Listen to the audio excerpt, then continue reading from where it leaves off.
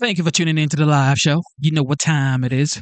It is your boy Genesis. It is currently 8:26 right now, and it is the 19th of May 2025. The year is running as fast as it can, and time is going really fast. So do not, I repeat, do not waste your time with anybody or anything that is not benefiting you or the people that you love. Okay? With that being said, welcome to the live show. Yes, yes, yes. The OG, the 45th, now the 47th President of the United States. Okay. He promised he was going to end the war between Russia and Ukraine. And guess what? I know it's been a couple of, maybe 120 days, but it takes a while to be able to end that kind of war. Of course, he said he was going to end it on day one. Yeah. But the circumstances he found himself in was really tight. But the fact is, he kept working on it. Now, today, he had a 2 hour conversation with Vladimir Putin, and Putin also confirmed it. Of course, the president put it on Truth Social that he is now mediating a peace talk between Ukraine and Russia, and that ceasefire should be commencing immediately. Hopefully, everything works out as planned, but anything can happen. But for the most part, we can say that promises made, promises kept. Here we go. President Trump is now responding after his lengthy 2 hour phone call with President Vladimir Putin today. In a post on social media, Trump says that ceasefire negotiations between Russia and Ukraine will begin immediately. Now, before the call with Putin, Trump spoke with Ukrainian President Volodymyr Zelensky, and we should note that delegations from both those countries already started speaking a few days ago, albeit at a lower level. Let's take you now live to Kyiv with CNN's Nick Payton Walsh. Nick, what are you hearing from officials there regarding this statement from Trump? Yeah, not a lot from the Ukrainian side yet. We may hear from the Ukrainian president soon, but it was the Russian president, Vladimir Putin, who was kind of first out the gate here after the phone call, speaking to state media, essentially saying that there could potentially be a ceasefire if documents, memorandums were worked on, suggesting there could be compromises on both sides in the future, and indeed saying that he noted that President Trump said Russia was in favor of peace, but importantly saying the key thing is addressing the root causes of the conflict. And through what Putin said, important to point out, no real substantive concession or practical move forward from the Russian president. Interesting to hear him say similar things that we heard in Istanbul from lower level officials, but no real change in his position and harking back to root causes. Well, that's talking about all sorts of things to do with the expansion of NATO and the often false Russian narrative about how we got here. President Trump emerging an hour or so later and putting out a lengthy post in which, to some degree,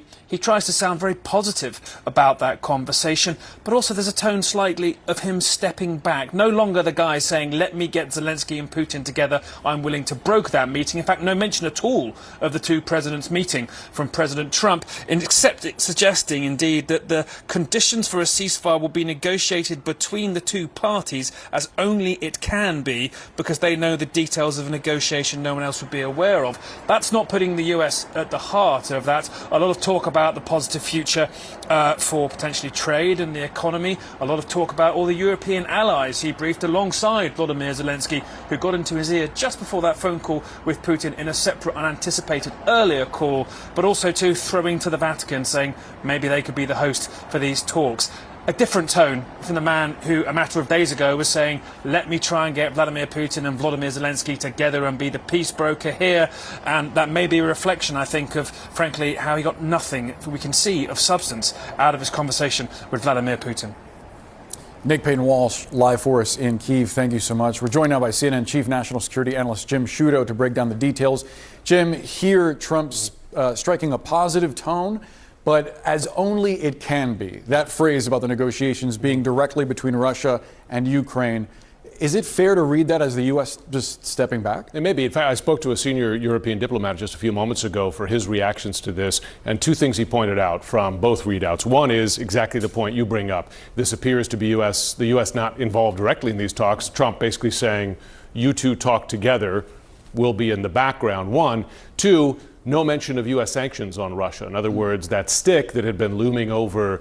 And now, listen, one might calculate that Trump heard enough positive in that phone call that he doesn't feel the need to deploy that now. But we should always remember the Trump administration quite quickly sanctioned Ukraine early on when the perception was from the White House it was not signing on to the ceasefire. The third thing I was going to mention, there is no mention of a commitment to a ceasefire here from either Trump or Putin.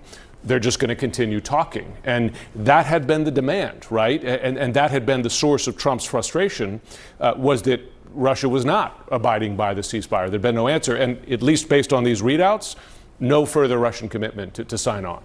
Yeah, only more bombing and drones and further military action. Jim Sciutto, thanks so much for the perspective. Jessica? All right, thanks, guys. And for more on all of this, let's bring in Michael Massaquoi. He's a former spokesperson for the Organization for Security and Cooperation in Europe, now a senior fellow at the Atlantic Council. Thanks so much for being here with us. My pleasure. So I just want to start by pointing out that Putin previously ignored this 30-day ceasefire proposal from Washington and Kyiv. He ignored that the 30-day ceasefire kind of threat from those European leaders. Why is this time different? Well, I think actually we're no further to peace than we were, say, a couple of weeks ago. There's a couple of pieces of bad news. One is that, as Nick pointed out, Mr. Putin said we need to examine the root causes of the conflict. It's exactly what he said, is that that's going to spin things out longer. He doesn't want to see Zelensky stay. He doesn't want to see Ukraine as part of NATO.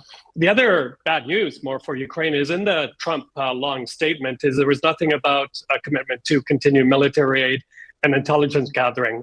The good news from my point of view is that it does look like, yes, the U.S. is stepping back.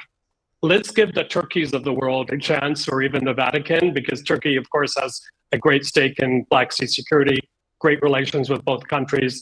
I think things could move faster that way. And how would you evaluate Putin at this moment in time? Do you think he's serious about trying to find an end to this war? No, absolutely not. The grand chess player dealing with the master of the art of the deal. And Putin wants to continue on grabbing more Ukrainian territory. He wants to continue destroying Ukraine with those massive drone and missile strikes. And he wants to get his way with Crimea, the 4 oblasts that they only partially control. And also they've also said they don't want to pay war reparations, which Ukraine is demanding and which could add up to about $1 trillion. Yeah. And we know that Zelensky spoke with President Trump today. That conversation actually coming before the president spoke with Vladimir Putin. Knowing that, seeing the readouts that we've gotten from Trump and also Putin and Russian state media, what does that suggest to you? How do you put all those pieces together? Yeah, I think that Trump spoke first to Zelensky was a good move. It was probably payback to Mr. Putin for making him wait 1 hour in their call in March. But I hope there was one thing that Mr. Zelensky pushed for, and that is unfreezing of about $300 billion in frozen Russian assets by the G7. That is somewhere where the U.S. could really put forward its influence and leverage that. That could be put, for example, into a Ukraine compensation fund, because again, Russia does not want to pay reparations. And Zelensky probably also said, please continue the U.S. military aid, intelligence sharing, because without that, it's going to be game over for Ukraine. And again, we did not, as far as I can see, we do not see that in the Trump statement. Could be a bit worrisome there. I do want to go back to something you mentioned, which was just Putin continuing to say this idea that he wants to eliminate the causes of the conflict, examine and get to the bottom of the causes of the conflict. Help people understand what he's getting at there.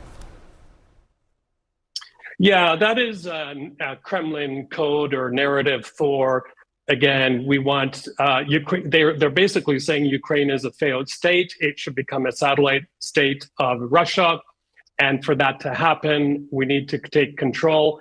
It's not a good thing that he's repeating that at this far along in the game. So, again, I'm hoping that the Turks, who have been involved in Ukraine negotiations way back to 2014. They ran the OSCE mission I was a part of, that they can have a bit more influence on Putin. Finally, I'm in Thailand right now, and it's one of the countries, along with the UAE and some African countries, that are helping Russia circumvent sanctions. That news needs to be tightened as quickly as possible. I think only then will Putin come to some sense and, be more fair at the negotiating table. Listen, that's what everyone continues to say again and again, is that there need to be more consequences to push him to that negotiating table. Michael Bosticue. Everybody talks. Everybody can talk. Well, we're going to have to push whatever you say. Okay. But here is a man who is actually moving forward. Okay. Moving forward with peace conversations. This were not a thing. Okay, this wasn't a thing like 2-3 years ago. All right, Putin was termed a war criminal. Now, there's a president in the Oval Office who actually wants peace around the world.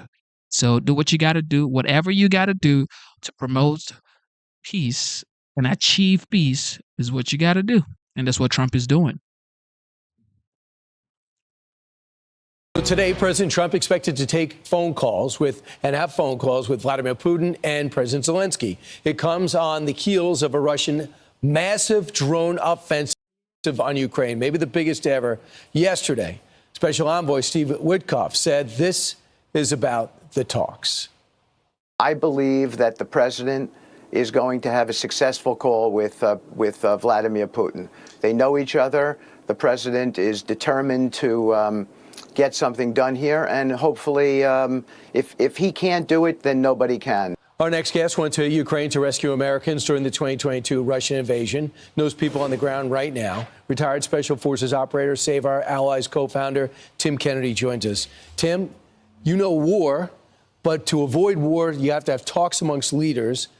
How does President Trump approach this meeting with Vladimir Putin today? Well, in a unique way. President Trump on the diplomatic side, he does things differently. He's talking about deals and trades. He's talking about infrastructure. If you want weapons, then how about you give us some minerals? If you want us to be investing in NATO, as we have been completely taken advantage of for the past 75 years, maybe in return, these are the things that we're going to expect economically. So sitting down with both Zelensky and Putin, he needs to fight for peace for both of them, obviously for the Russians don't want to stop. No, they don't. So what can you do to get them to stop? What's the leverage? The leverage is, as always, money. Russia always wants what's best for Russia, and they're going to play the long game. And this battle of attrition, killing Ukrainians, they can do this for forever. They're happy to fight this war for years. And they're dying too. Oh, yes, they are. They don't care. The Russians don't care that Russians are dying. No. And that portion of Ukraine, a lot of that population is Russian, identifies as Russian. And so from Russia's perspective, they're fighting to take back Russia. So there's pride and this nationalist pride about the war as well. But, Trump has a fight, but he has to do it from positions of strength, both economically and militarily. He's got to threaten to sanction the central bank and do it. He's got to threaten third-party sanctions, anyone who buys their oil, and go through it. That means India, and that means an ally, and that means China, not an ally. No. You got a great special. Patton may be the all-time greatest general we've ever had. It's called The General Patton and the Prayer That Changed History. Here's a clip. There were two enemies, the Germans and the weather. How do you stay alive in combat, but also how do you not freeze to death? Patton summoned his chief chaplain, Colonel James O'Neill, with an unusual request. Patton asked the chaplain to devise a prayer for good weather. To his knowledge, no one had ever been asked to devise a prayer for good weather during a battle or a war. And he got it. Did it work? Man, it was crazy. Had the Germans been successful, they had this push that was trying to divide the Americans after we made our invasion, climbing cliffs, storming beaches, Omaha, at Point du Hoc, St. Mary and Glees jumping in nothing has like warfare like we saw during D-Day. Germans, if they're able to divide us and separate us, they could prolong the war and maybe even, turn the tides. But then General Patton, this offensive of his, the Battle of the Bulge, we have to be successful. There's one thing in the way, weather. We don't have close air support. And December 1944, men are freezing to death in foxholes. And it comes down to faith. 75% of the military still relies on faith. You go back to 1944. This was a turning point in the war, and ultimately it was a prayer, a beautifully written prayer that turned the tides. And give credit to the chaplain. Oh, man. It's a beautiful prayer. Yes, absolutely. All right. It's all part of a Fox Nation special. He is so pumped up about it. He was pumped up in the green room about it. And General Patton, another aspect of his personality. He always thought he was a man of destiny. Yes. All right, Tim, I'll talk to you on radio, too, okay? Yes, sir. Great. So There we go.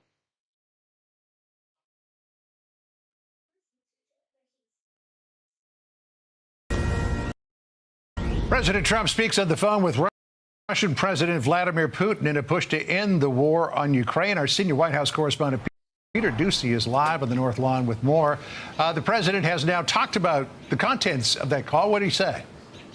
John, President Trump says the discussions about a ceasefire between Russia and Ukraine are underway now. He said they were starting immediately after the conclusion of the call, and he went on, part of a long post. The tone and spirit of the conversation were excellent. If it wasn't, I would say so now rather than later.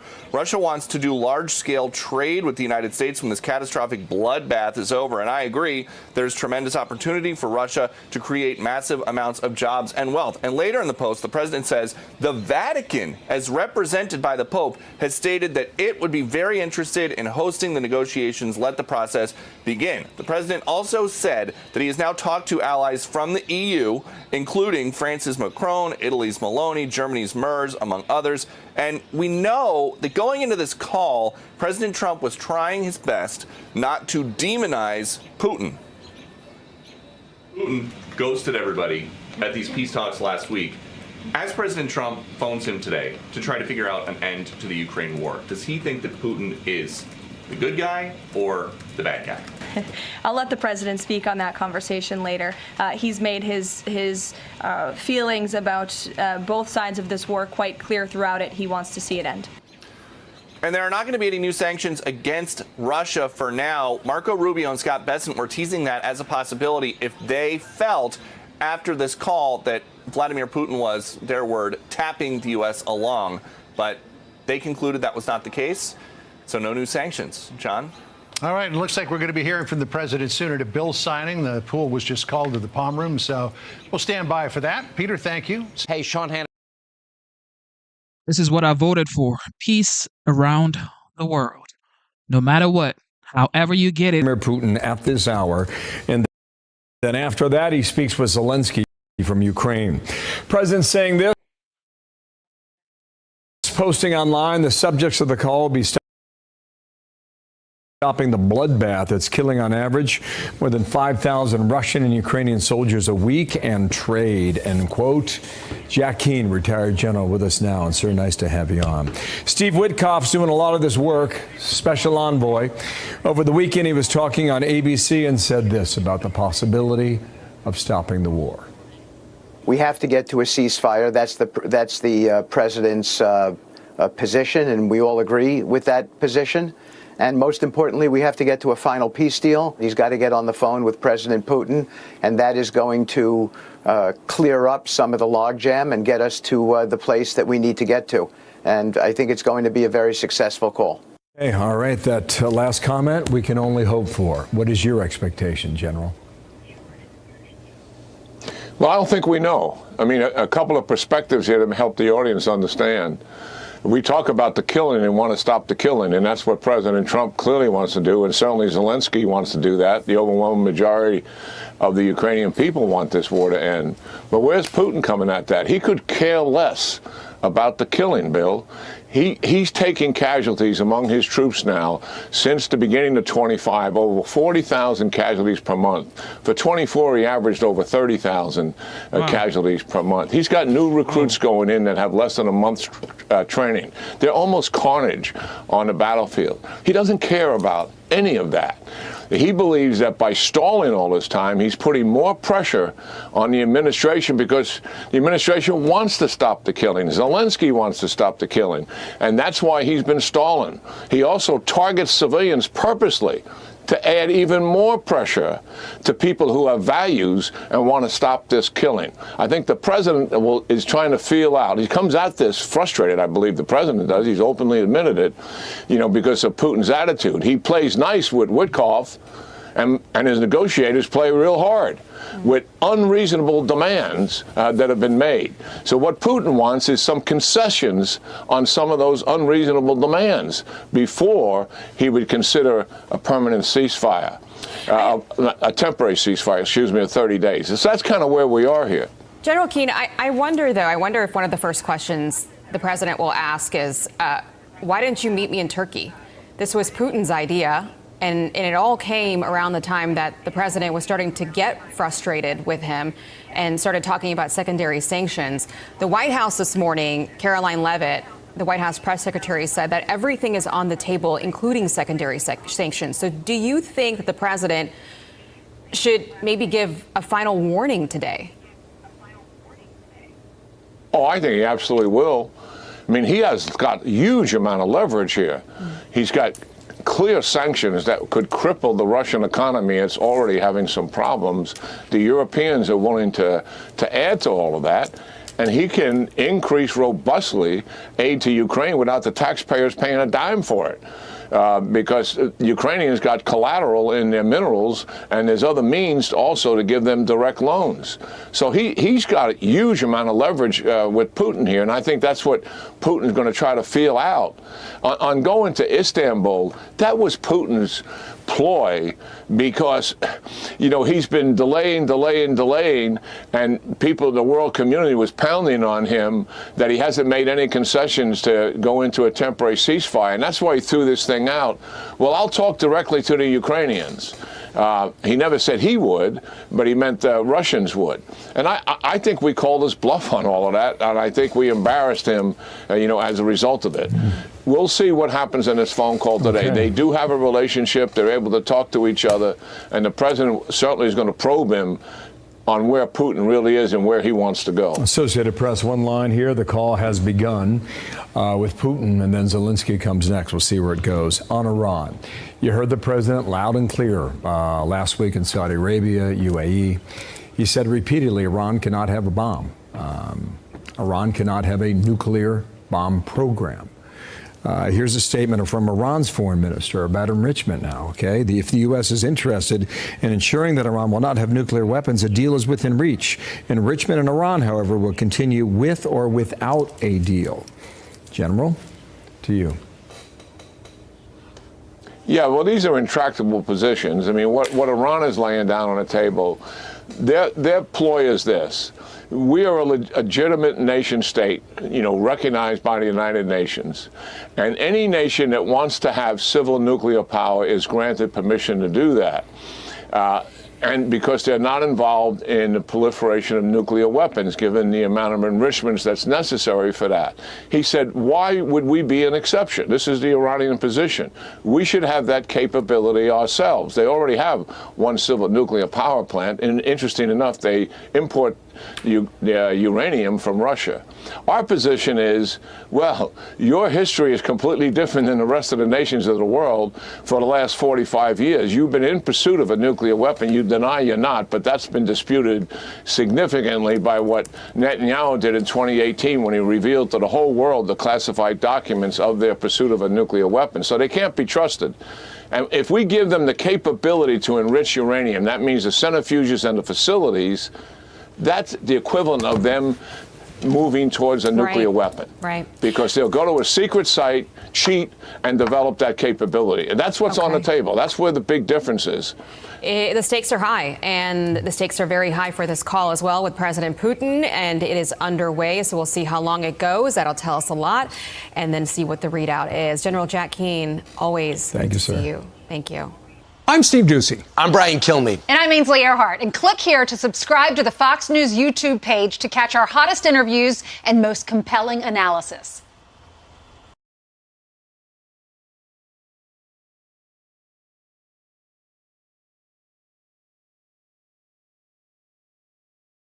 is fresh off a historic visit overseas where he joined President Trump to cement the administration's America First agenda. Secretary Hegseth speaking to U.S. troops in Qatar during that stop on a trip to assure them we've got your backs. What an absolute honor it is to be here amongst America's best alongside our allies. Under President Trump, we're seeing a renaissance of peace through strength. Our enemies know that we mean business, and our allies like Qatar here know that we will stand beside them. And joining me now is the Secretary of Defense, Pete Hegseth. Mr. Secretary.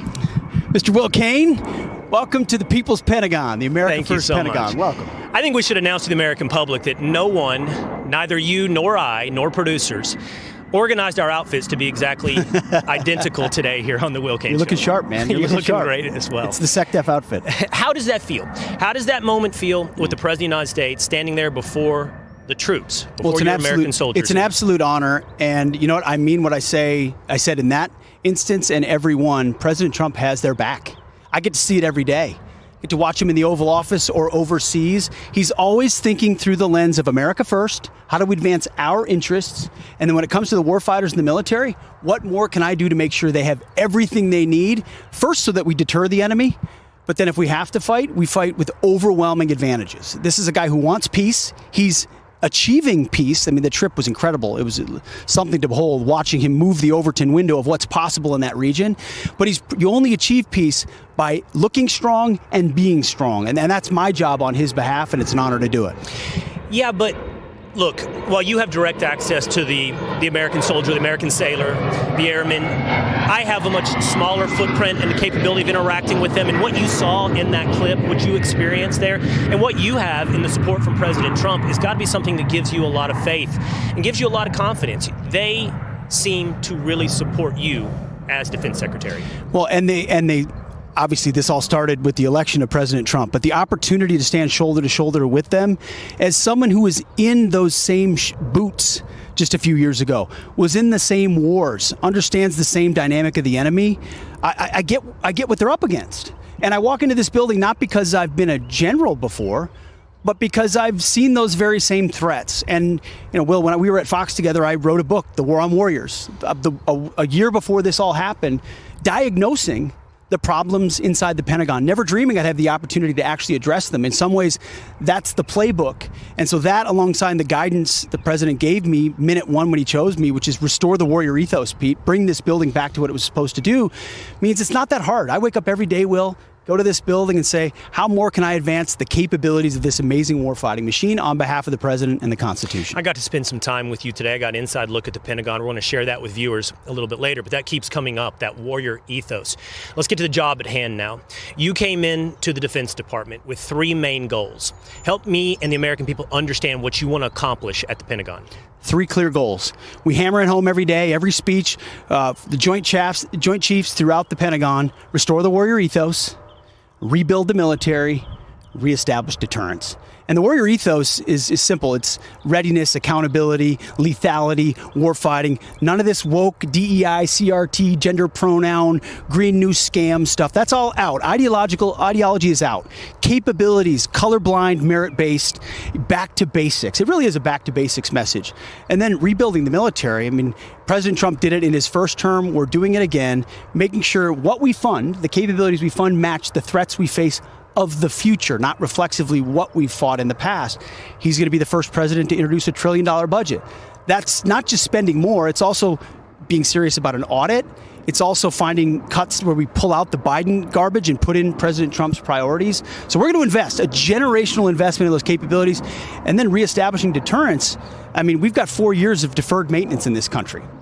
What Joe Biden did to America's reputation is terrible. From what happened in Afghanistan to what happened in Ukraine to what happened in Israel, with President Trump back on the scene, and we saw it on that world trip, American leadership is back. American strength is back. Our allies are investing in their militaries because they know they have to and they should.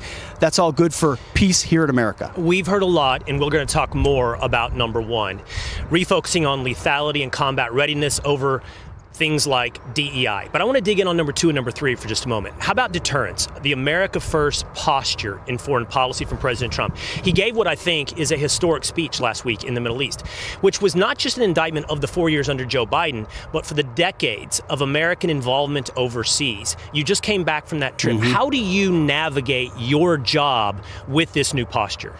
It's America First meets peace through strength, which means you understand the objectives, how they advance American interests. You're not utopian or globalist and naive in your views of remaking human nature or nation building.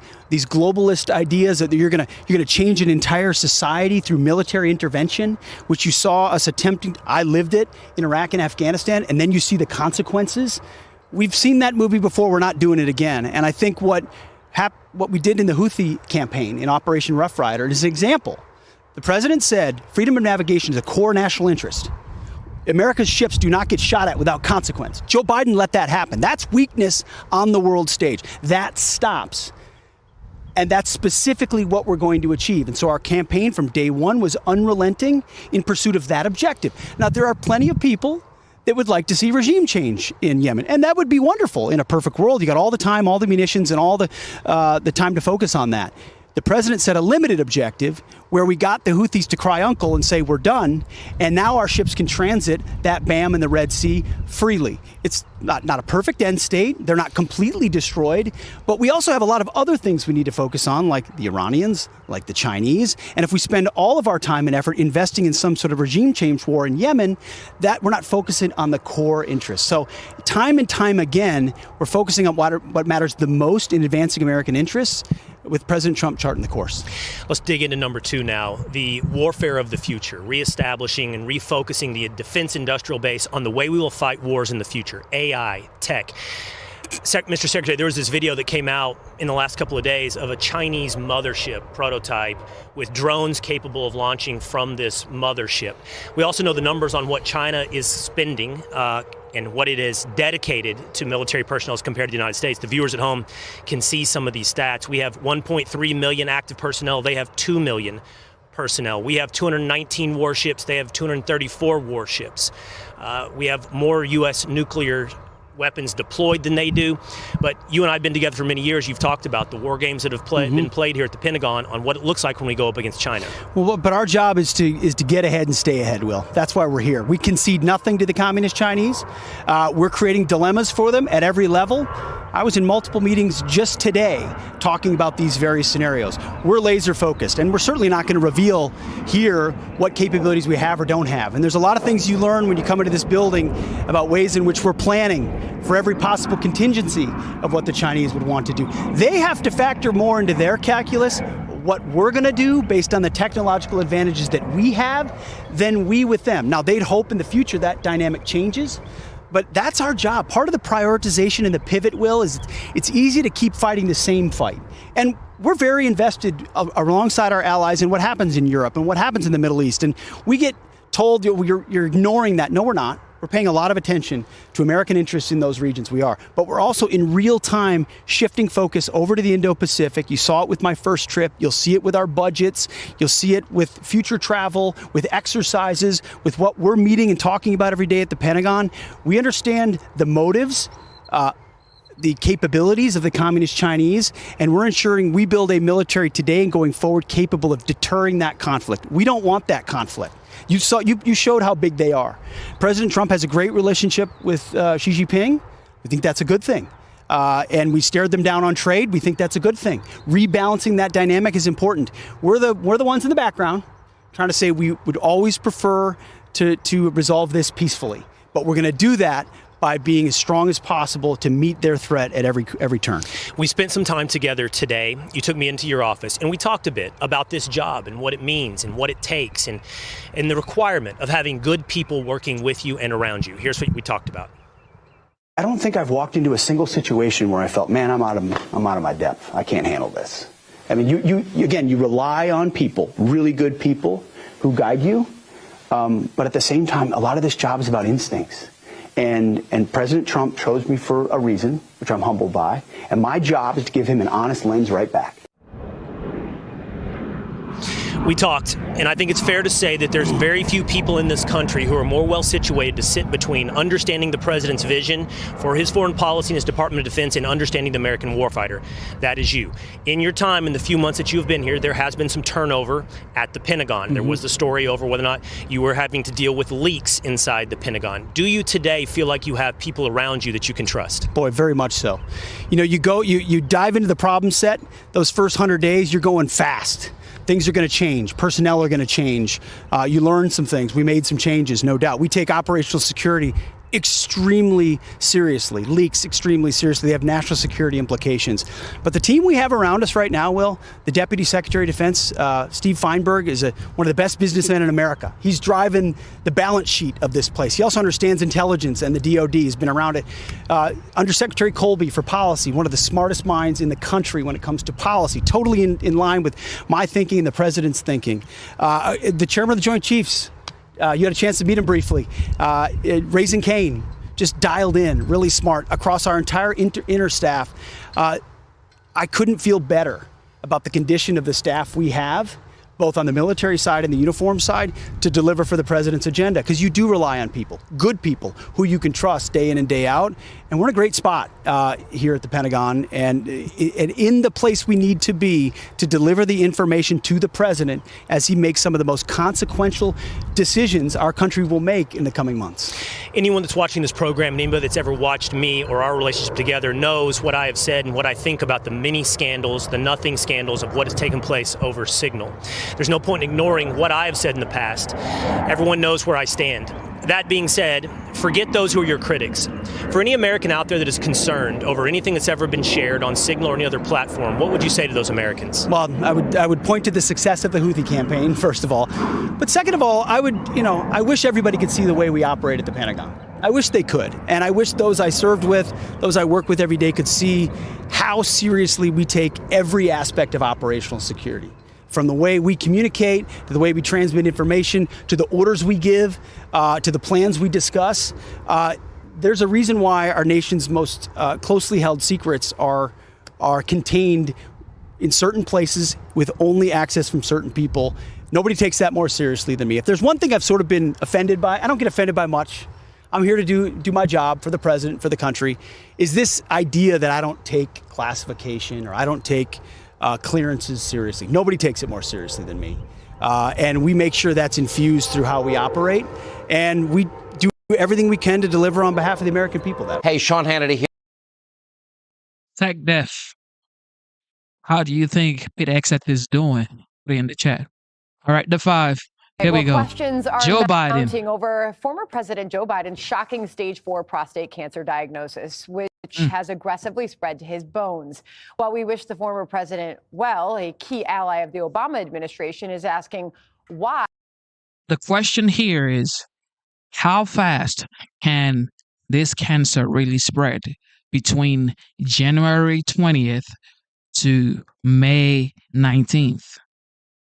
So Joe Biden, which I am praying that he gets better, okay? Politics aside, I hope he gets better.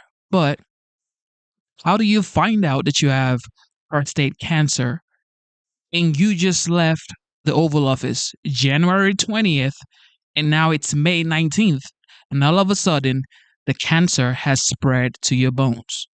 Okay. It wasn't caught sooner. He did not develop it in the last 100, 200 days. He had it while he was president. He probably had it at the start of his presidency in 2021.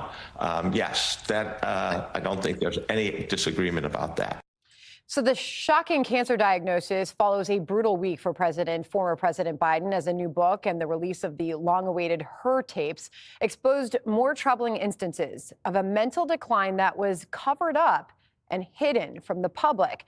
But some of the media are already suggesting the cancer diagnosis might earn the former president a little breathing room from all the scrutiny. Those conversations are going to happen, but they should be more muted and set aside for now as he's struggling through this. It seems to me, Jessica, this debate doesn't end at all, but it is briefly put on pause as a result of today's news. But the Her audio release continues to reverberate as Democrats and the media try to learn lessons from the cover-up. And that is a crime against this republic. And I think the Democrats are going to pay for a long time for being a part of what is now being revealed to be a massive cover-up. We need to apologize to the American people that we were part of something that wasn't on the up and up. But ultimately, in retrospect, you can't defend what the Democratic Party did because we are stuck with a madman, with a corrupt president in the Oval Office, and we should have given ourselves a better chance to win. Hindsight is 2020. Obviously, if we could redo this tape and play it over again, we would do things differently. It's hard to convince somebody to give up their car keys. Yeah, Jesse, we all wish the former president well. I mean, it's just absolutely awful for any family to learn this about their loved one. But there's a lot, it seems, that we are learning in the last 24 hours. A lot, it seems, that perhaps we didn't know along the way. What do you make of all this? Well, first, my heart goes out to the Bidens and the Biden family. Very unfortunate diagnosis, and we hope he beats it. But a lot of people are speculating whether this was medical malpractice or whether this was a medical cover-up. And we have every right to speculate because they have been caught in so many lies. Now, so the medical cover-up is not being said by Jesse Watters. It's being said all over the media by Democrats and by physicians. They're saying that this was caught possibly earlier and then nothing was released and then possibly exposed as a way to blunt the impact of the Her Report audio release and the book. Now, I don't think that's possible, but at this point, anything's possible. The other one is the medical malpractice. How are you not going to give a guy a PSA test? How are you not going to give someone a test and then not release the results? Did they not give this test to Joe Biden because they gave it to the last three presidents and then they released the PSA numbers? So who knows if he even got tested? He was supposed to have had a full test a year ago, and they said there was no cancer detected. Well, we need to know exactly what tests they did. And since 2000, Joe Biden has broken his foot. He's had skin cancer. He has had 2 horrible bouts with COVID-19. And then he was living as president with prostate cancer. And the entire media said he was healthy as an ox and that they said he was running circles around Binder. And so this doctor, O'Connor, was his personal physician. There's a funny axiom that says, having a personal physician 24/7 around the clock is a leading indicator of death. A lot of celebrities, a lot of wealthy individuals have these doctors on call and they kind of give you anything and they're just there to protect the brand, there to protect the status and the job. That happens with some people, but this guy O'Connor takes it to a next level. This guy was brought in from Delaware, and he was in business with the Biden family. And this is his oldest president in American history, probably the sickest sitting president of this century, and he never gave a press conference. In 4 years, O'Connor never came to the press and said, this is what the president is dealing with. He needs to be brought in, he needs to be subpoenaed, and he needs to answer some of these questions. I can't believe if he had won, Joe Biden would have died in office, and Kamala would have been president, and the doctors and the media would have been like, oops, sorry, we missed it. Wow. Wow. Well, Howard, there are multiple experts who have lined up in the wake of this news to say, it would be shocking that this kind of cancer wasn't noticed during recent checkups, that it had to have been developing for quite some time. Howard Foreman, Yale Medical School, it's inconceivable that this was not being followed before he left the presidency. Urologist David Shusterman says it's insanely unlikely someone who gets annual checkups would not have noticed this developing cancer.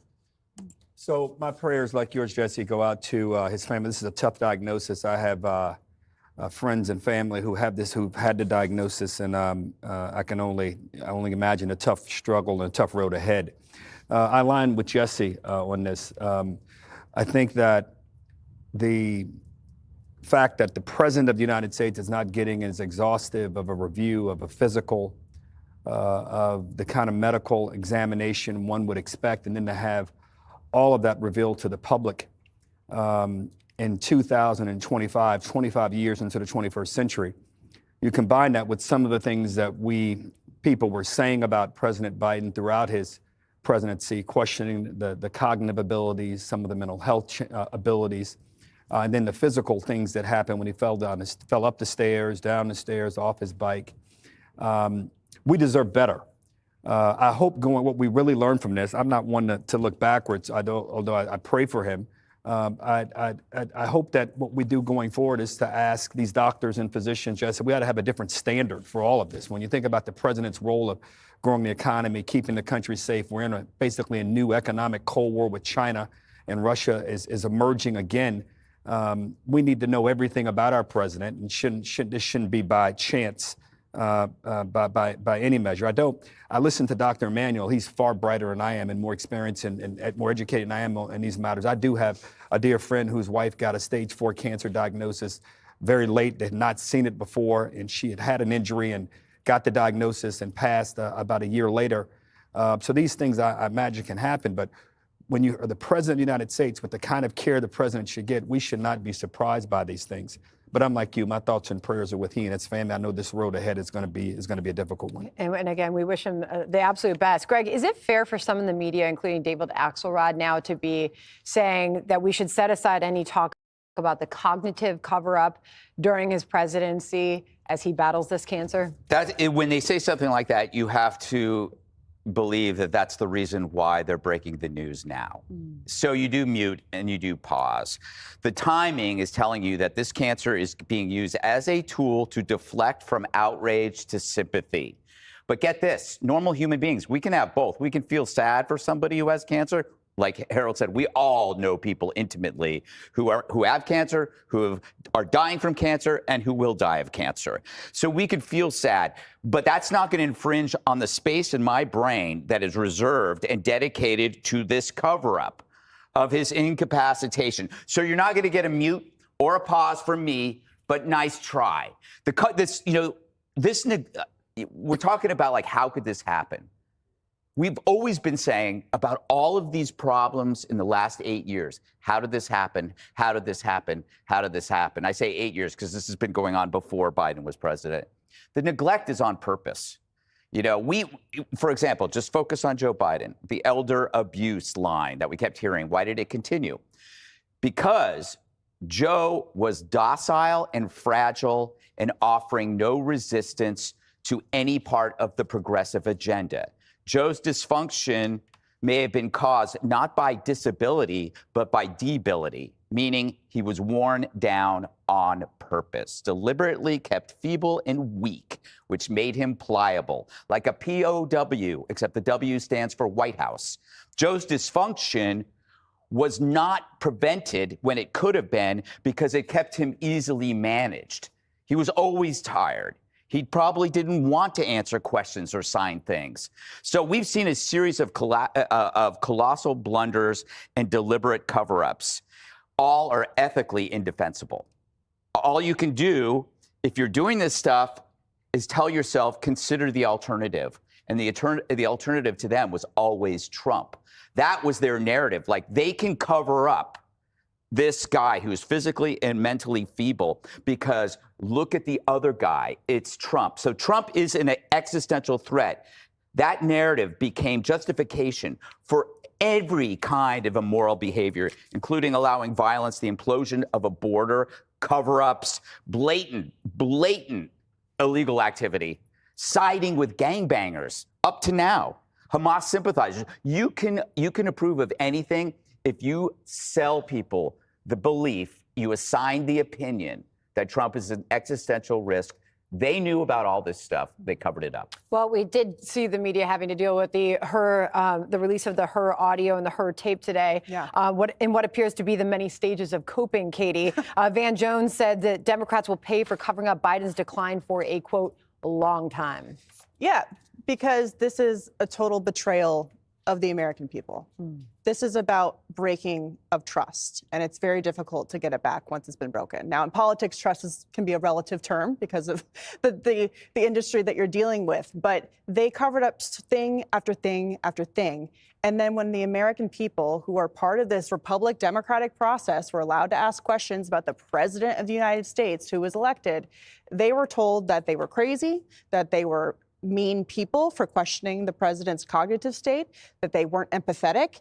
And now you're seeing that happening again with David Axelrod saying, well, we can't really talk about it anymore. And the implication there is that if you dare to ask questions about the betrayal from the Biden White House, from the Democrats as a whole, then you're just not an empathetic person. You don't understand when people get diagnosed with cancer, when it's really a bigger issue of what's been going on for the last couple of years. I don't know how they get out of this, because in order to regain the trust that they've lost, you have to be very transparent, overwhelmingly, and yet they're still doubling down on covering up and not talking about it. So politically, for them, it's very difficult for them to go out and say, you can trust us and believe us when we're talking about things that we'll do for you, when they can't even come to terms with the fact that this was obvious for years. The White House doctor not coming out to give press conferences, not answering any questions. I went back through all of the letters that the White House doctor put out, not a single mention of this. And also, it's kind of a betrayal to the president. I mean, how did you not, if this is what they weren't doing, give someone of that age, the president of the United States, that kind of physical test? I mean, how could you not give the test? Those questions will be asked for a long time. Many people watching right now go out and get those tests on a regular basis. Katie, thank you for that. Up next, Hillary Clinton and Tim Walz taking aim at President Trump.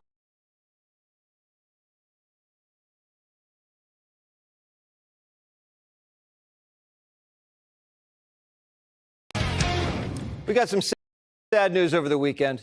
Former President Joe Biden revealed he was diagnosed with aggressive prostate cancer that spread to his bones, stage 4. President Biden said, cancer touches all of us. Like so many of you, Jill and I have learned that we are strongest in the broken places. Thank you for lifting us up with love and support. President Trump wished Biden a fast and successful recovery. We here hope President Biden's getting proper care and keeps fighting. This was a shocking diagnosis. How did the best medical team in the country let the world's most powerful man's cancer go undetected until now? Biden was the one who caught it himself. He had urinary issues, went to the doctor, and they found a nodule. That's not how prostate cancer is detected these days. Doctors usually find it way earlier through blood tests. But Biden wasn't given a cancer screening at his last medical checkup about a year ago. It is interesting to note that President Trump's, President Obama's, and President Bush II, in their most recent physicals, in their terms of office, obviously 2025 for President Trump, did comment on their PSA levels. And so they got screened while in office, and they commented on it. There is not a report of a PSA test on the most recent physical that was read out for President Biden's last year in office.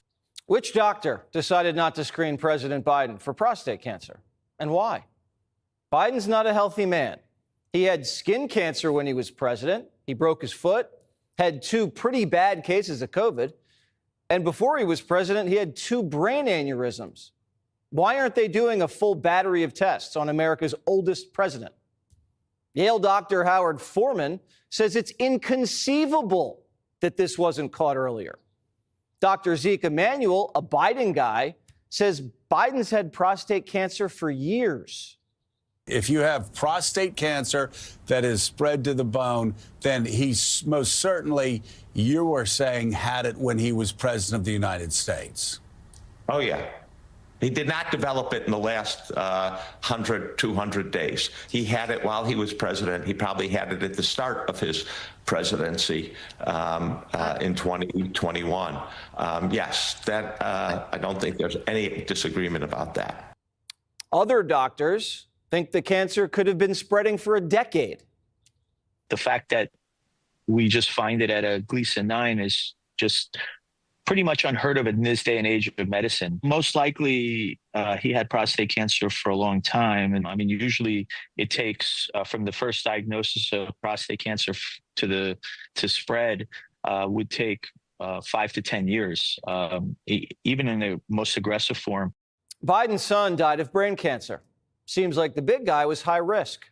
Why not run a test? We know they never ran a cognitive test, and now they don't run a test for cancer. Biden had more COVID tests than cancer tests. Gutfeld speculated Biden's people may have been motivated by power. Joe's dysfunction may have been caused not by disability, but by debility, meaning he was worn down on purpose, deliberately kept feeble and weak, which made him pliable, like a POW, except the W stands for White House. Joe's dysfunction was not prevented when it could have been because it kept him easily managed. It's fair to speculate that Biden's doctors aren't telling the truth. It could have been medical malpractice, it could have been a fluke, or it could have been a medical cover-up.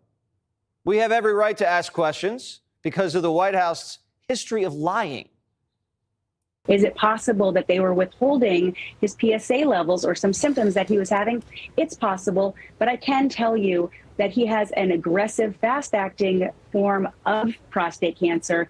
It could have formed in the last 6 months. It could have started forming 6 years ago.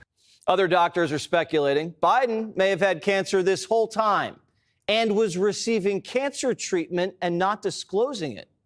Do you feel like that's an accurate or a reasonable analysis of the situation, that he's known for quite some time and he was undergoing treatment for prostate cancer? There's a high probability. The fact that they're now looking at terminal disease, this is terminal. He's gonna be gone in 2 or 3 years. Although to be fair, prostate cancer research is moving so fast, they might come up with something that could extend it out 5 or 7 years where he might die of something else first. But he has a terminal condition. At presentation, somebody who's getting regular medical management, it doesn't present as metastatic disease. It's just not how it works. So somebody is known for quite a while. A doctor on CNN is suggesting that alleged secret cancer treatments could explain Biden's cognitive decline. One of the biggest side effects that I see in my patients that get these hormone treatments could be cognitive changes. So you have to kind of balance that. People can also get issues with fatigue and weight loss. But when he has stuff in his bones, he's also at higher risk for fractures. So it is a very sensitive conversation. Dr. Siegel says it's highly unlikely Biden didn't already know he had cancer, and it's time to come clean. I think they should be public at exactly when this was diagnosed. Brian, we were talking last week about when were the cognitive issues diagnosed. I want to know when this was found exactly. I want to know why. I want to know exactly when this was found. Trump's former White House doctor, Ronnie Jackson, who treated Biden when he was VP, says Biden's doctor was distracted. Quote, care at the White House should be second to none. Unbelievable this was missed. But the truth is, his physician was more concerned about assisting with the political cover-up than providing world-class medical care. Dr. Kevin O'Connor has some explaining to do. He's not just your average doctor. He was involved in the Biden family business. Biden brought him in because he trusted him and knew he could keep secrets. Click here to subscribe. Whoa. Hopefully it gets better soon. But this right here, wild. Well, the losers of Democrats' past refuse to go quietly. Hillary Clinton and Tim Walz are back, not with solutions for the country or their party, but with a full-blown case of TDS. Kamala's failed veto kicking things off using a college graduation speech to smear ICE agents with a truly despicable comparison.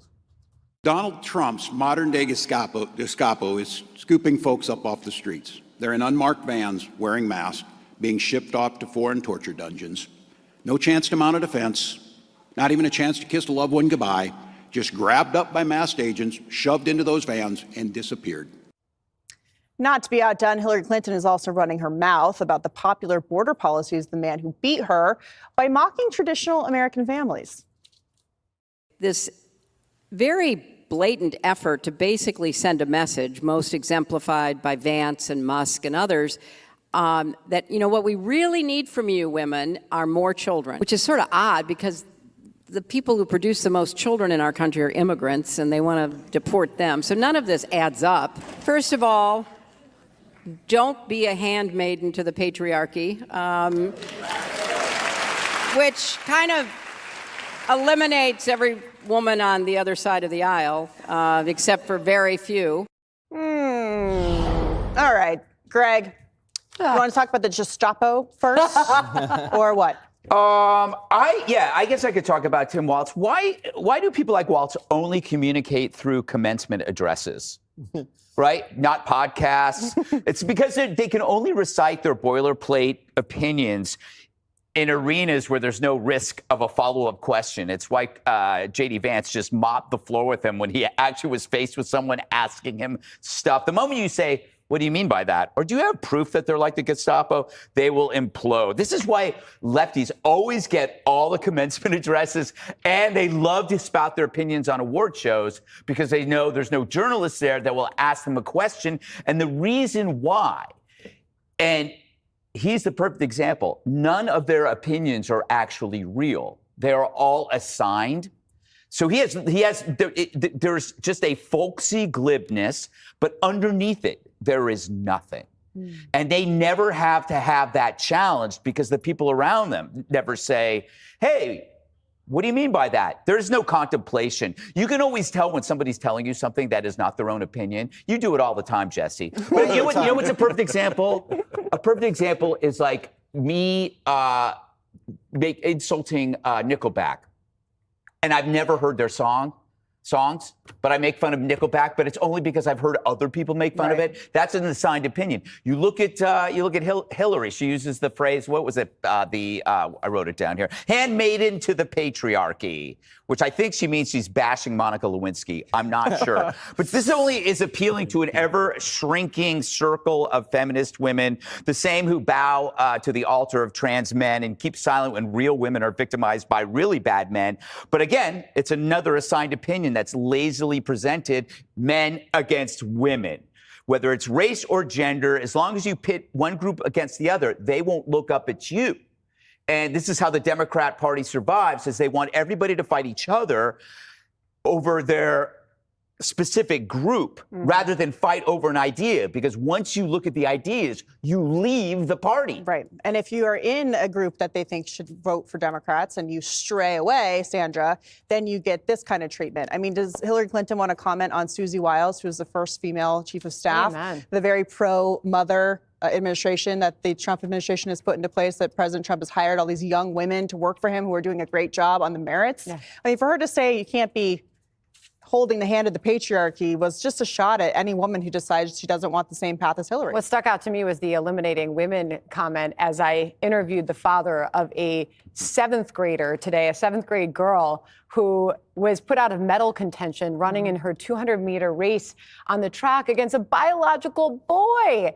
And it took this suburban father to take to the national airwaves to bring attention to the matter, because people like Hillary Clinton are not. As far as Tim Walz is concerned, he's got a captive audience when it comes to the graduation speeches. I mean, if we're up to him, I think we'd see him all over the place. I think Democrats might be holding back on him.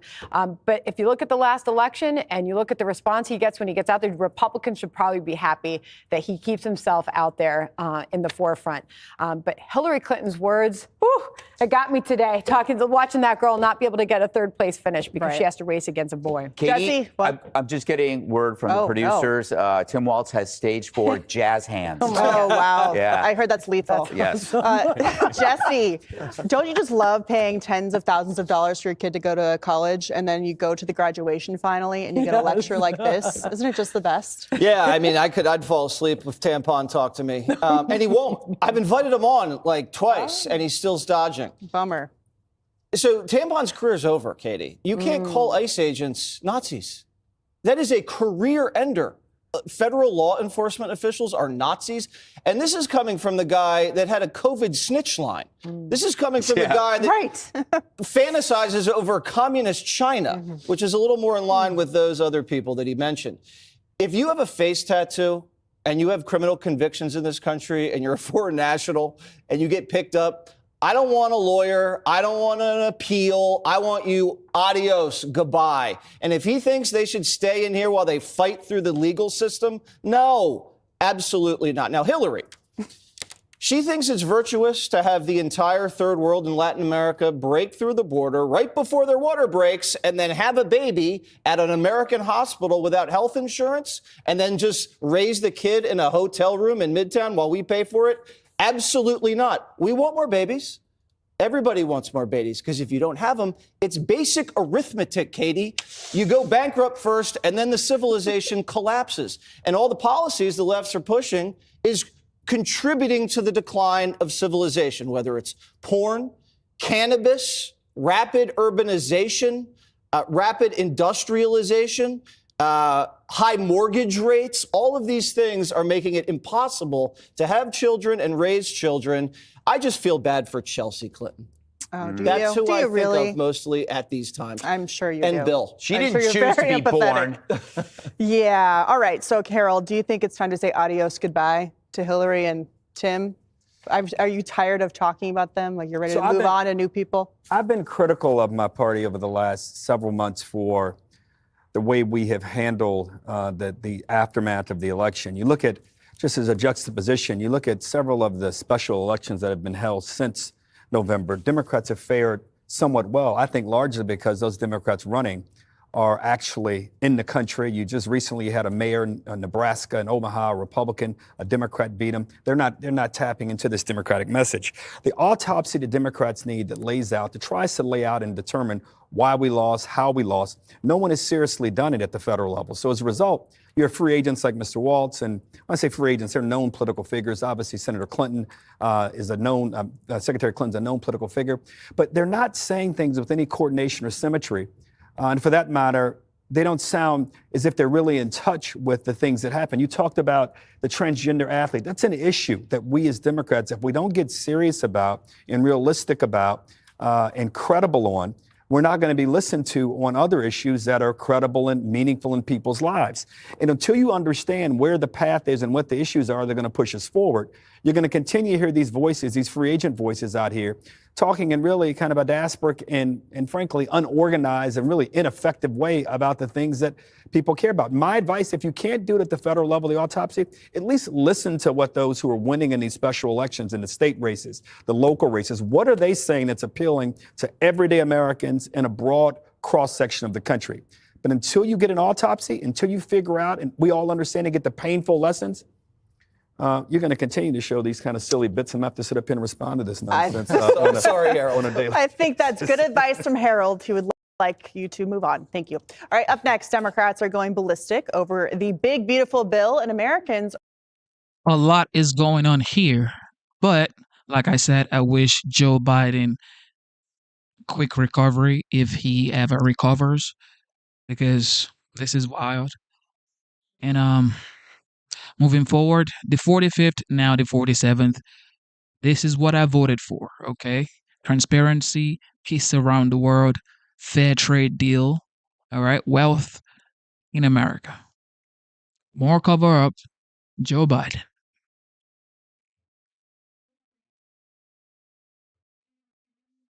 To explain this as acceptable mess. Axios has gotten and now released excerpts of the audio tape from special counsel Hur's interview with President Biden. Remember, Robert Hur's initial report about the former president was that he was an elderly man with a poor memory. Oh my goodness, the audio is so much worse than that description. And so in these photos, when the file cabinet was here at Chambers Road, what kinds of things were in it? Everything, I believe, everything from, empty files to I just had files piled up if I needed a file, to, I don't know what else was in there. I don't know. I don't remember. I didn't. Okay. Do you have any idea where this material would have been before it got moved into the garage? Well, if it was 2013, when did I stop being vice president? 2017. So I was vice president. So it must have come from vice president stuff. That's all I can think of. Well, this is adding even more fodder to accusations of a wide-ranging cover-up involving Biden's inner circle, Democrats, and the liberal media.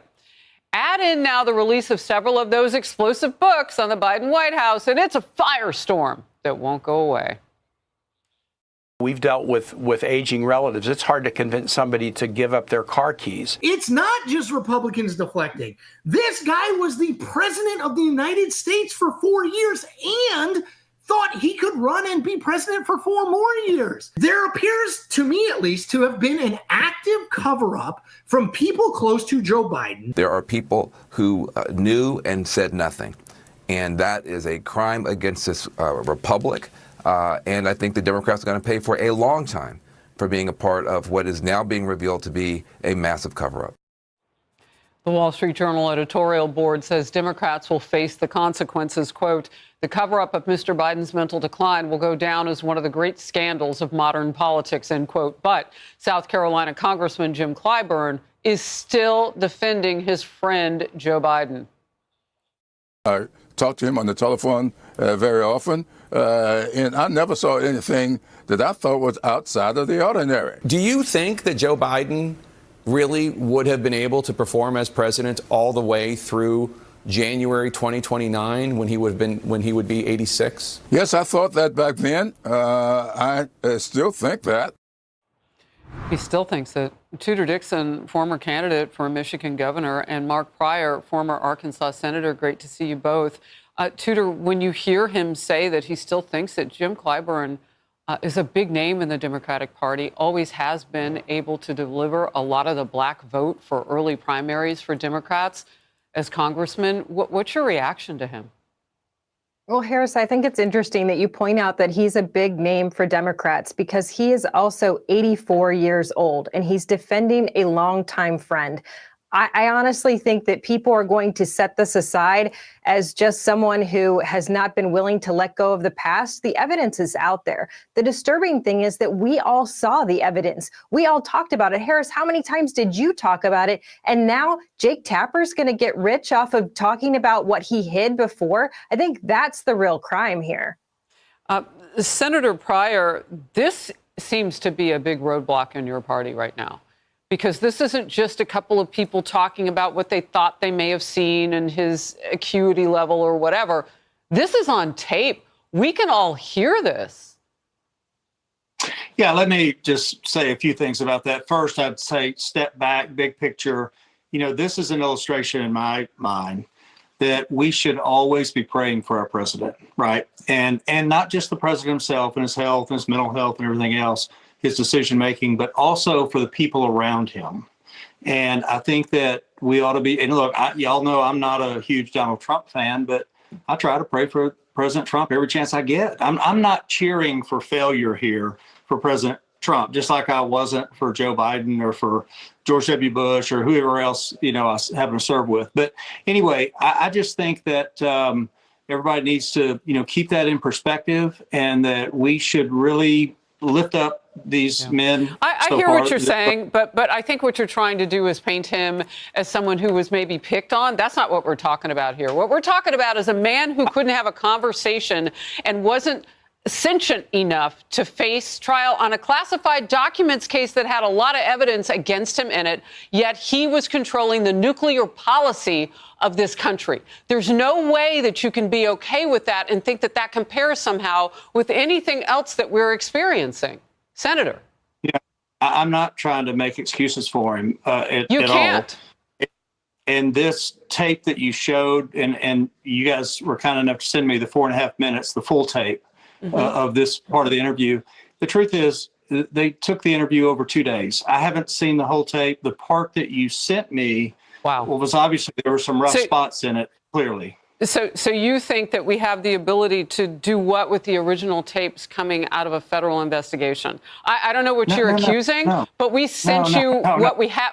I'm confused by that, but let's get to this. Back in February of last year, then Vice President Kamala Harris was going after Robert Hur's report. Now, this is rich. Watch. What I saw of that report last night, I believe is, as a former prosecutor, the comments that were made by that prosecutor, gratuitous, inaccurate, and inappropriate. So the way that the president's demeanor in that report was characterized could not be more wrong on the facts and clearly politically motivated, gratuitous. Robert Hur was trying to tell us the truth. He could have gone further. Tudor. I mean, this should have been disqualifying for her back then, but to think that the Democrat Party is still talking about her as a front runner for 2028, this is a complete crisis for them. Every single one of them came out and said ridiculous things like that while we stood by and watched the decline. We watched him. He couldn't debate, but it went beyond that. He never did an interview. He couldn't actually sit down with people. Remember when he walked off in the middle of the interview, right off of the TV stage? I mean, it was obvious to all of us, and every one of these people covered it up, from Gavin Newsom to Kamala Harris. Every one of them is disqualified. They are a party in crisis. They have nobody, and praying for them? Come on, give me a break. This is total evil. These are people who wanted control. They wanted power, and this is not a time for prayer. This is a time for investigation. This is not a poor man being picked on, as you said, Harris. These are people who deceived the entire country. They took control and they seized control. Senator, we will give you last word next time. We have to scoot, but I thank you both. Great conversation. He said, we will give you last words next time because you got nothing to say. Okay, we have a Fox News alert. Messages of support are rolling in from around the country after former President Biden announced he's been diagnosed with prostate cancer. Our senior White House correspondent, Peter Doocy, is here with the latest. Peter?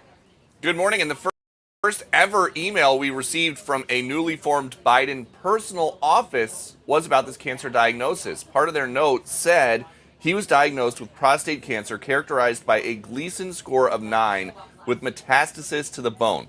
While this represents a more aggressive form of the disease, the cancer appears to be hormone sensitive, which allows for effective management. President Trump's reaction to that: Melania and I are saddened to hear about Joe Biden's recent medical diagnosis. We extend our warmest and best wishes to Jill and the family, and we wish Joe a fast and successful recovery. The Secretary of State, Marco Rubio, says Jeanette and I are united in prayer for the Biden family during this difficult time. Kamala Harris says Joe is a fighter, and I know he will face this challenge with the same strength, resilience, and optimism that have always defined his life and leadership. We are hopeful for a fast and speedy recovery. And then Barack Obama says nobody's done more to find breakthrough treatments for cancer in all its forms than Joe. I'm certain he will fight this challenge with his trademark resolve and grace. There was, of course, a ton of focus on President Biden's health while he was in office, but most of it focused on cognitive abilities and whether or not the Parkinson's specialist who kept getting cleared into the White House was treating the president. There were a lot fewer questions about cancer screenings, especially after July 21st of last year when he said he was not going to seek a second term. Friday, we all heard that Robert Hur audio come out, and the Biden office was quiet about it. Now we know Friday is also the day they got news from the doctor about this diagnosis. Back to you. All right, well, our thoughts and prayers are with his family. We definitely don't wish this on anyone. Thank you so much. Thanks, Peter. Sure. All right, let's bring in Fox News senior medical analyst, Dr. Mark Siegel, to respond to this. Dr. Siegel, we got word about this yesterday. Your reaction to how advanced it seems. Really, really surprising that it's this advanced at the time of diagnosis. Now, you can miss prostate cancer, but most of the time regular screening picks it up. A sitting president, I would expect to have advanced screening.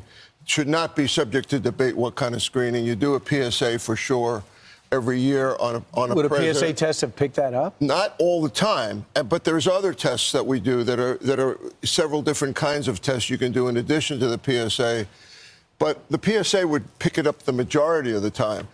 If he's diagnosed by somebody feeling a nodule, that's not these days the way we do it most of the time. Also, most of the time prostate cancer is diagnosed without symptoms. It has to get really pretty far advanced usually before you could have urinary symptoms leading towards urinary retention. Thank God they found it. He's a fighter. He's been through a tremendous amount in his life, not politically, we're talking, with his son, with his wife, with his daughter. 2 aneurysms. 2 aneurysms, atrial fibrillation. He's been through a lot health-wise, but I am absolutely shocked that they didn't find this earlier. Dr. Siegel, now that we know it's metastasized, it's in his bone, how long has this cancer been in his body? Well, it's aggressive, Ainsley, which means that it's moving pretty fast. But I can't tell you for sure, but he didn't just get this overnight. He's had this for months and months, even if it is aggressive. It's a Gleason 9, which means under the microscope, group 5, under the microscope, it's quite aggressive. They find that it's responsive to anti-testosterone type therapy. We have that. We have it in oral form now. We have it in an injectable form. So he will probably get that treatment. He should get personalized treatment, too. There's a lot of debate about whether you should do surgery, whether you should do radiation, what you should do to that bone metastasis. The fact that there's only one is better than if there was more than that. That's good. He has to be monitored very, very closely. Again, he needs a personalized approach. So what do you do about the spreading to the bone? Well, usually you would just give the anti-hormone therapy, hope it shrinks. Maybe you would radiate that lesion to the bone. We now have the most focused radiation. Over the last 5 years, the entire treatment for prostate cancer has changed. But still, his 5-year survival rate might be under 50%, even with all of that. But the key here, Charlie, is early response. Will he have early response? They're going to see in the first 6 months how he does with this initial therapy. But again, I can't emphasize enough 2 things. Personalized approach. I might say hormone therapy. They might be saying hormone therapy, but with a former president, they might do a smattering of things. And 2, early diagnosis is key. For everyone out there, every male out there over the age of 45, get your prostate checked. And I personally don't say a certain age is too old. I say keep going. Would you, what's the prognosis here? Is he going to have to do chemo? You mentioned radiation, have the prostate removed. What would you recommend if this were your relative? Well, I would recommend all of those options being on the table. Right now, these days, we do a team approach. Radiation oncology is really strong, by the way, at NYU. That's a huge possible approach. The hormone therapy, because again, if it's dependent on testosterone, you can block testosterone production in the body. That's a big part of the approach. A lot of surgeons would take out this prostate. You can do it robotically now, you know, like literally with a tiny incision and almost no blood loss. Dr. Tiwari over at Mount Sinai, one of the best in the country, the father-in-law of Vivek Ramaswamy, one of the best in the country. We have great prostate surgeons at NYU around the country that could take this out, maybe as part of the treatment. Right. Like hormone therapy for sure. Do you think they should be public what his treatment is? I think they should be public at exactly when this was diagnosed. Brian, we were talking last week about when were the cognitive issues diagnosed. I want to know when this was found exactly. We know how many visits Dr. Connors made to the White House over and over again, correct? I want to know why. I want to know exactly when this was found. I'm believing them it was just found, but then it's found advanced.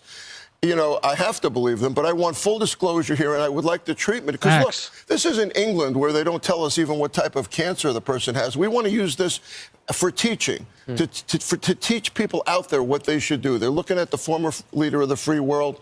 President Trump was really kind about saying he's saddened, Melania's saddened, we're all saddened, but now we need to learn from it so that we can use it to teach our own patients. Is he in any pain?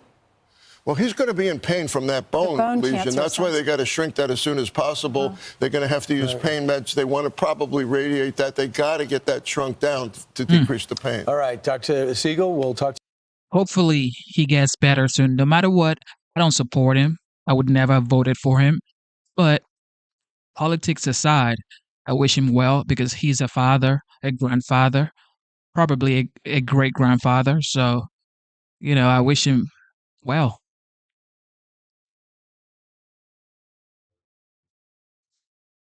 The fastest, most impactful monologue in America. And the theme this week, the cognitive collapse in a vacant White House. You know, this has been a week of international accomplishment for President Trump. Think about it. He shows America first is not America alone. Reshaping our relationship with the Middle East in real time with dynamic stops and trillion-dollar deals. First stop was Saudi Arabia, then to Qatar. We're dealing with really good people that have been abandoned in a way by our country and by the United States. And we're not going to abandon. We have very good friends in Saudi Arabia and in Qatar. Yep. And the United Arab Emirates investing $1.4 trillion in the United States. It's going to help all of us, but not in oil, in the military and in AI. We've been investing in the United States for decades, but now we're taking it one step further, not only in terms of size, but in terms of trust. And we're grateful for President Trump for that. And they're grateful for the respect and the relationships, and I think it's going to pay off. You know, with strong job numbers that you're looking at, surprisingly high, surprised everybody, including the experts. Inflation in retreat, you see that. Production increasing. The economy is beginning to roll almost. You see the contrast between Biden and Trump. Here is a man who is traveling around the world, standing for hours, shaking hands, being a diplomat, trying to end wars like he promised, bringing back manufacturing to the United States, renegotiating trade deals, portraying the United States strong to the whole world. Isn't this what you want as an American? If you believe the United States is the greatest nation in the world, isn't this what you want your leader doing? This is what I voted for. As strongly as President Trump's foreign policy, which makes me think, what's missing? Oh yeah, the Democrats. How are they, dare I say, moving on or joining in with the Republican momentum? Put simply, they've been disheveled, disgruntled, and disgraceful. Yes, the party known for its discipline is cracking wide open in all directions before our very eyes. And although they'd love to blame President Trump, as usual, this time it won't fly. You can honestly say he wasn't even home during their collapse. Their plan of attack is just to attack, and it's nothing short of offensive. So yes, you do support an exemption on tariffs for products that are essential for families for their babies. Exemptions on E4 items, which I'm sorry, I have to reclaim my time. I'm reclaiming my time. I am, Mr. Chair, I am reclaiming my time. Give me my time back. You believe this? You have the Treasury Secretary there and you just yell at him. The question for Democrats is, what are you doing? You going after Kristi Noem for rounding up, locking up, and sending out criminal illegals? What steps have you taken to return Mr. Abrego Garcia pursuant to this court order? It's got to be extremely discouraging to be one of your constituents. To see you fight for a terrorist like this and not fight for them is extremely alarming to me. The letters MS and the number 13 in Times Roman numeral font, that they are doctored on this photo, right? Congressman Abrego Garcia. No, I'm just asking about this photo. Madam Secretary, I have a 7-year-old, a 6-year-old, and a 3-year-old. I have a bull detector. I'm just asking you, is this doctored or not doctored? Yeah, it's funny. His BS detector, not good to find out what Fang Fang was really up to, right? Why are you talking to her like that? She is leading one of the most substantial illegal immigrant crackdowns ever that has produced a 97% reduction in border crossings. Of course, Tom Homan leading the way, and sent Border Patrol recruiting soaring. That's how you talk to her? Then these political geniuses decide to also, I have another focus. They say, why don't we just storm an ICE facility in Newark, New Jersey?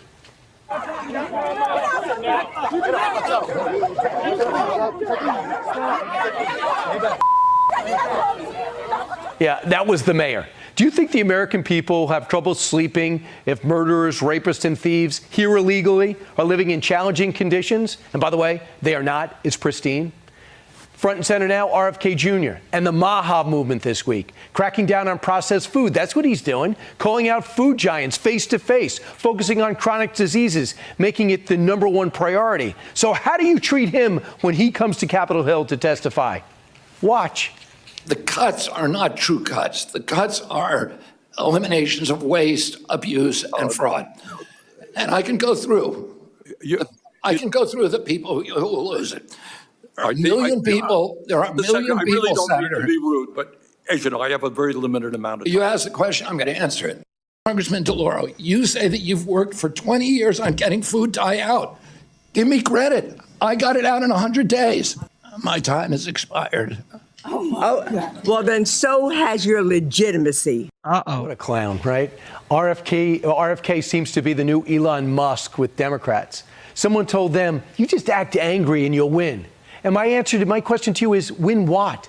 They have to fundamentally figure out what they stand for and, what's even more important, what the country needs. Some are making a legitimate effort to figure it out. Use the word equity, use equality to your little heart's desire. This is another really stupid word, oligarch. Who the knows what an oligarch is? Exactly. That's the tour that's getting a lot of people, by the way, 2 socialists out there running about. The worst part of the week, the full unmasking of the biggest lie to date, Joe Biden, and the fact that they were telling us that he was running the country. We knew he wasn't. Now they know we know. They lied about Biden's cognitive decline. Now they're acting surprised, even though it's fully exposed now that Joe's been deposed. We should just be honest as a party that we made a mistake. Yeah. We should have been stronger in calling for him to run. I mean, there were a lot. Are you kidding? Run! You should have pulled him out. He wasn't doing anything. This week we saw the release of a third book by a left-wing author exposing the fact that Joe Biden was not running the country, wasn't capable of running a meeting, wasn't up to formulating or executing a policy. There's actually an excerpt in the book where it says he forgot your name in December 2022. He called you Steve a couple of times. Did that happen? I do not recall that ever happening, and I will tell you, Joe Biden knows my name. Right. That's pretty good. When your national security advisor defends you by saying he knows my name, Steve or Jake, whatever. We suffered, and now they'd like us not to forgive, but to buy their book. Please don't. There was a cognitive collapse. It was a vacant White House. We were all in jeopardy because of it. They locked out Biden's cabinet, and everyone but his family was not allowed near him. Here's a horrifying thought, and I think it's true. Jill and Hunter were actually running the country, and the results were nothing short of catastrophic. Oh, and now man. it's the blame game on steroids. What sort of man is this? Well, I don't want to say man, I want to say precedent, because your son was caught on video taking hard drugs. Okay, let's say he's an addict and now he's better. All right, we pray for him to get better. This man, the entire thing is just out of this world. Your son in shambles. The whole presidency in shambles. You heed the entire thing for 4 years. Yeah, it's over for the Leaps. The leaders of the Democratic Party, the staff of the White House, and I have to say, I find everybody now talking to these authors, get out of here. Go home. You're part of the problem. Now you tell us? The White House was lying, not only to the press, not only to the public, but they were lying to members of their own cabinet. I didn't, I was busy working. So you didn't see signs of decline? To that directly. So you didn't see any? I didn't see the president frequently. Yeah, now no one ever saw the president, right? Now there are others who want to move on. Would you want Biden to campaign for House Democrats? We're not looking backward, we're looking forward. We're just looking forward. We're looking Of course forward. you're looking I'm forward. interested in going forward. Oh, for real? I'm not. I am not moving on. More importantly, the American people are not moving on. They're not going to forget. They have yet to come clean in their 4-year debacle, and I'm fed up with it, and it angers me they're trying to make money off it. All right, James Comey, all right, former FBI director, wrote on the beach with stones 8647. All right, everybody knows what 86 means. If you just have a dictionary or Google it, or just ask Meta AI or Siri, what does 86 mean? It will tell you. But a former FBI director says, I don't know what 86 means. 8647. Here we go.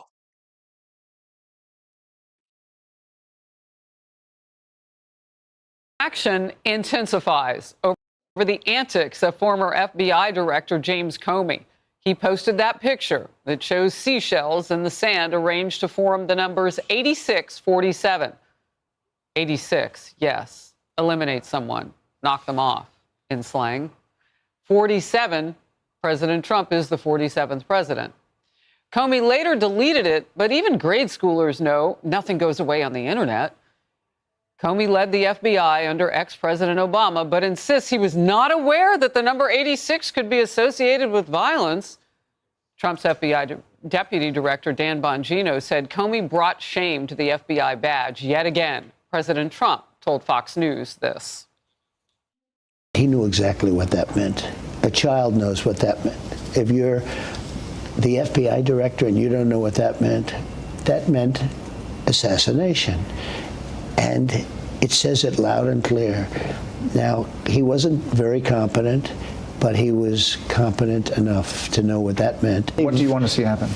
I don't want to take a position on it because that's going to be up to Pam and all of the great people. I'm not going to get involved. Attorney General Pam Bondi has not said if there will be consequences for James Comey. Here's a headline. Trump world has tough case with Comey over assassination message. And then it quotes, Prosecutors have to balance the content of the alleged threat with other First Amendment protections that could be an uphill battle, given the broader meaning surrounding 86ing someone. The term originated in the hospitality industry, used to indicate a client should not be served or that a restaurant was out of a particular item, end quote. In focus, Charles Marino, now former Secret Service agent and former Homeland Security Department advisor. Thanks for being with me today. All right, let's just start with the former FBI director not knowing a full meaning of 86. Your reaction? Well, it's a national embarrassment, specifically to the FBI.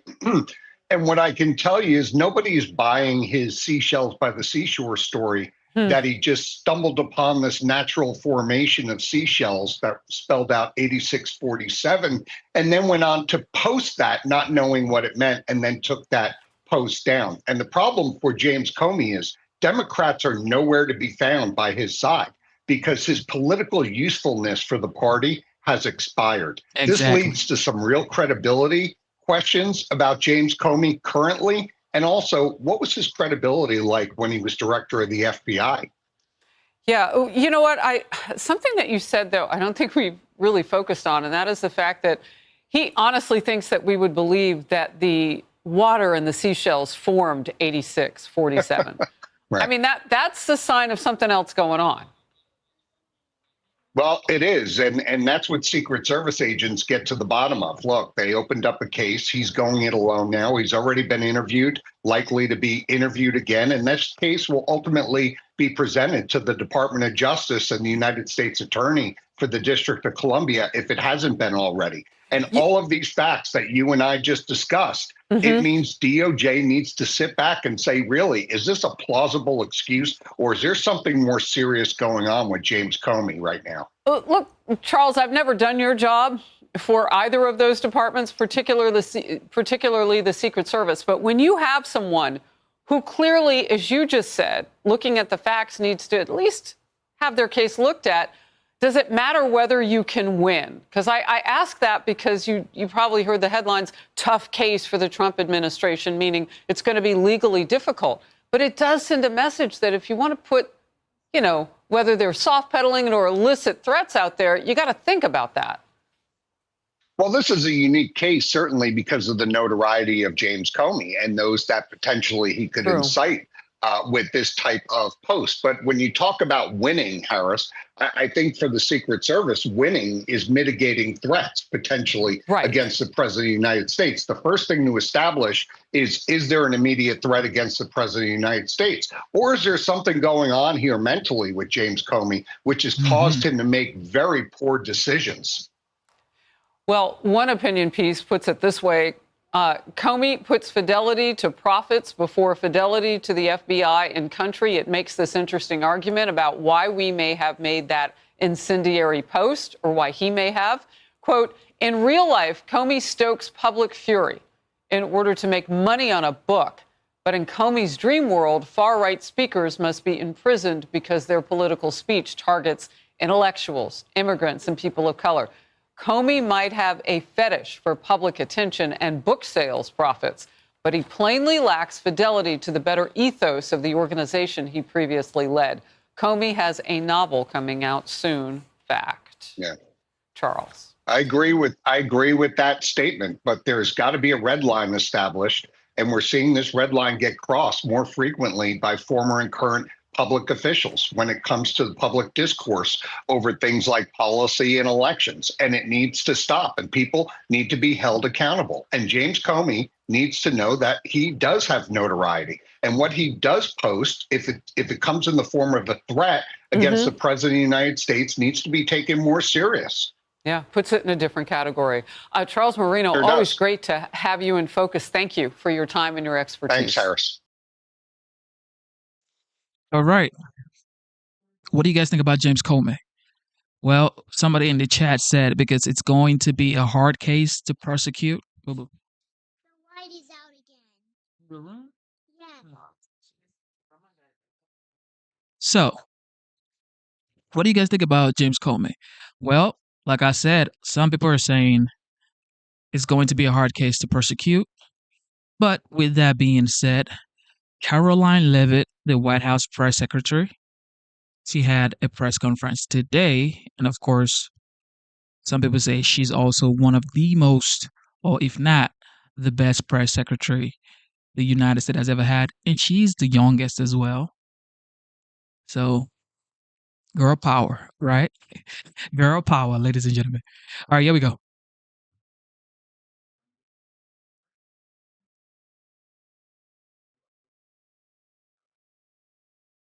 Good morning, everybody. Thank you for joining us early today. We have a very busy day, so we wanted to kick off the week right this morning after a great trip last week. It's good to see all of you back in Washington. This afternoon in the Rose Garden, President Trump, alongside First Lady Melania Trump, will sign the Take It Down Act into law. First Lady Melania Trump was instrumental in getting this important legislation passed. The Take It Down Act will protect victims of digital exploitation, hold internet platforms accountable by requiring them to remove such imagery from their platforms, and provide justice for victims by allowing prosecutors to go after those who publish non-consensual explicit images online. The First Lady met with members in the House and the Senate, survivors and their families, and advocates throughout the process to get this bill across the finish line. We are grateful for the First Lady's hard work and dedication to this issue. And moving forward, she will continue to champion the well-being of our nation's children through her Be Best agenda. I know the President looks forward to signing that bill into law later this afternoon, and we will see you all there. In other news, the One Big Beautiful Bill passed the House Budget Committee last night, bringing it one step closer to final passage. The One Big Beautiful Bill is perfectly named because it represents a once-in-a-generation opportunity to deliver on the Make America Great Again agenda responsible for President Trump's landslide victory on November 5th. The America First policies in this bill are the reason why Republicans currently have the majority in Congress right now. Passing this bill is what voters sent Republicans to Washington to accomplish. And that's why it's essential that every Republican in the House and the Senate unites behind President Trump and passes this popular and essential legislative package. This bill will be the single most pro-small business, pro-family, and pro-American worker legislation ever. This bill will give Americans the largest tax cuts in our nation's history. When Republicans pass the bill, Americans will be keeping more of their hard-earned money and taking home much bigger paychecks. The One Big Beautiful Bill will deliver some of President Trump's central campaign promises. No tax on tips for our hardworking waiters, waitresses, and service workers. No tax on overtime for our law enforcement officers, our firefighters, and all those Americans who are putting in extra hours to make ends meet. And a large tax deduction on interest payments for Americans who purchase American-made cars. Despite desperate Democrat lies, the biggest beneficiary of this tax cut will be working-class Americans and their families.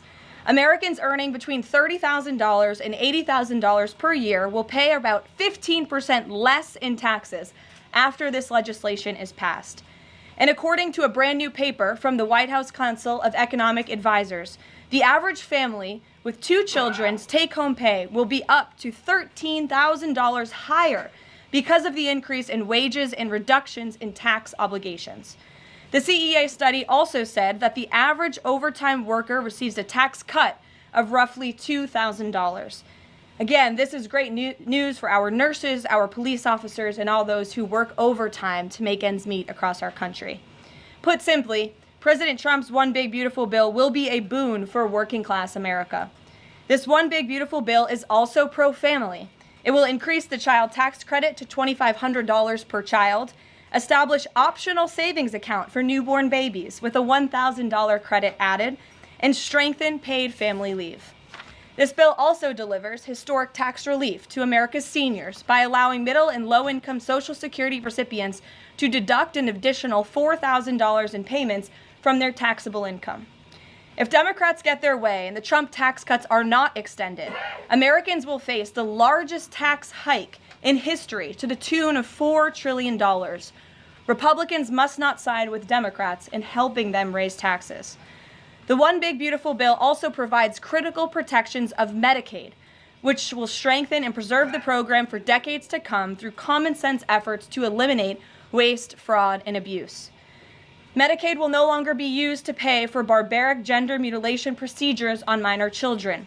And the 1.4 million illegal aliens who are currently improperly receiving Medicaid benefits will be kicked off the program to preserve it for hardworking American citizens who need it. President Trump and Republicans are protecting Medicaid benefits for pregnant women, children, disabled individuals, low-income seniors and families, and the most vulnerable Americans in our society. And that's what Democrats are so angry about.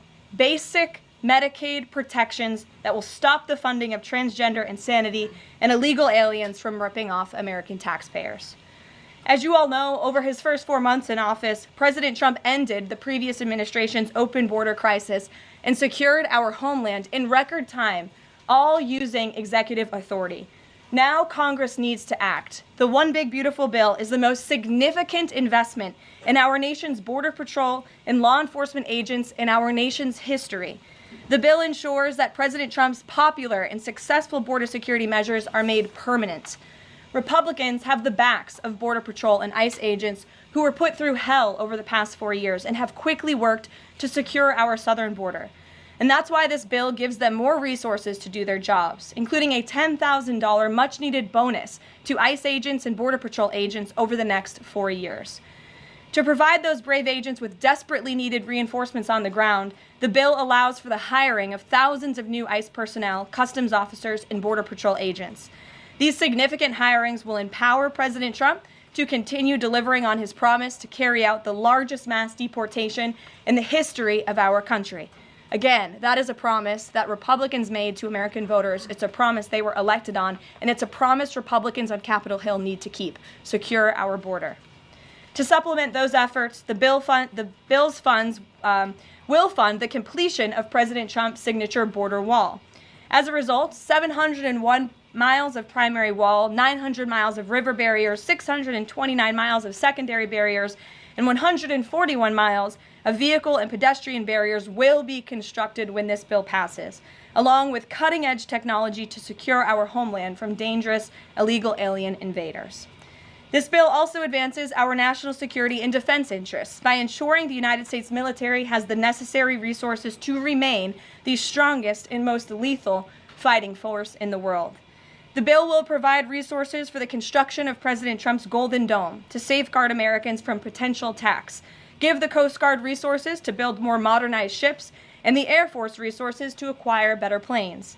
If all of those incredible things were not enough, the Big Beautiful Bill also finally modernizes air traffic control in America, a bipartisan issue. The bill will allow President Trump to deliver on his promise to overhaul and update our air traffic control systems to keep Americans flying as safe and efficiently as possible. The previous administration failed to act and do this themselves, despite repeated warnings from the GAO, which has resulted in unacceptable delays at major airports like Newark that the Trump administration is working hard to address. When the One Big Beautiful Bill passes, we will replace the current antiquated system, the FAA will enhance safety in our skies, reduce delays, and power the future of air travel in the United States. That's just some of what this historic legislation will accomplish. It is absolutely essential that Republicans unite behind the One Big Beautiful Bill and deliver on President Trump's agenda. There is no time to waste. Americans gave Republicans a once-in-a-generation opportunity to course-correct our country over many wrongs over the past 4 years. And Americans are counting on Republicans to work as hard as President Trump is in this White House every day on Capitol Hill. Send this legislation to his desk as soon as possible for his signature. Here in our new media seat today, we have Liam Cosgrove, the White House correspondent for Zero Hedge. With that, Liam, please kick us off. Thank you, Caroline. So my first question is on foreign policy. Sure. The president has made several moves towards peace in multiple fronts: India, Pakistan with the Houthis, talking with Iran and talking with Putin. Biden didn't even talk to Putin for the entire span of the war, which is crazy considering two nuclear powers were engaged in a proxy war. So I do admire these moves by the current president, I'll be honest. However, as of today, we are still funding both Israel's and Ukraine's wars. So can Americans expect to finally be done financing foreign wars at some point? Do you consider that one of the president's goals? Well, I think I can summarize the president's foreign policy agenda with 2 words: America first. And that means putting the American people and the American taxpayer first. And that's why the president is moving as quickly as he possibly can and working overtime to end these conflicts in both Israel and in Gaza, and also the Russia-Ukraine war. As you all know, the president will be speaking with Putin at 10 o'clock. He plans to call President Zelensky when that call concludes. I spoke to the president about that call at 10 o'clock. I don't want to get ahead of those very important conversations, but of course you will hear directly from the president or me after those calls conclude today. So you can expect that. As for Israel and Gaza, the president continues to not only himself, but his national security team engage in talks on both sides of this conflict. The president made it very clear to Hamas that he wanted to see all hostages released. And last week, when we were flying out of town, there was great news on that front with the return of Eden Alexander, who is the last remaining hostage in Gaza. So to answer your question, the president is always thinking about the American people, the American taxpayer first. He wants these conflicts to end, not just to save money, but most importantly, to save lives. Thank you. And my only other question for you is, so over the weekend, President Trump posted Truth Social a video highlighting what most people call the Clinton body count, which is the strange number of suicides that seem to happen in Clinton circles. I have a headline here from the Washington Post that said, Trump peddles false conspiracy theories tying the Clintons to several deaths. So I just wanted to highlight real quick, this wasn't in Trump's video, but this is from the Arkansas Times, and it's the death of Mark Middleton, who was a former Clinton White House aide, who was found dead on a Clinton Foundation property. And I'll just quote from the Arkansas Times. Middleton apparently shot himself in the chest with a shotgun and also hung himself from a tree with an extension cord. So I have no idea how somebody commits suicide that way, but if the Washington Post is here, maybe you can enlighten us as to how that was actually a suicide. So anyways, that's just a lead into my question about the most famous Clinton-related suicide, which is that of Jeffrey Epstein. There's still a lot of questions around that case. You've released phase 1 of the Epstein files. What was missing from that is any connection to his ties to intelligence agencies, and that's really the whole story, that not just trafficking young girls, but doing it on behalf of intelligence agencies, and even potentially as part of a blackmail ring with potential ties to the Israeli government. So for phase 2, when can we expect it? Will it have information pertaining to those aspects of the Epstein case? I know the Attorney General has committed to releasing those files. I would defer you to the Department of Justice on her timeline, but when she has made a promise in the past, she has kept it, and I'm certain that she will in this case as well. Rachel. Thanks so much, Caroline.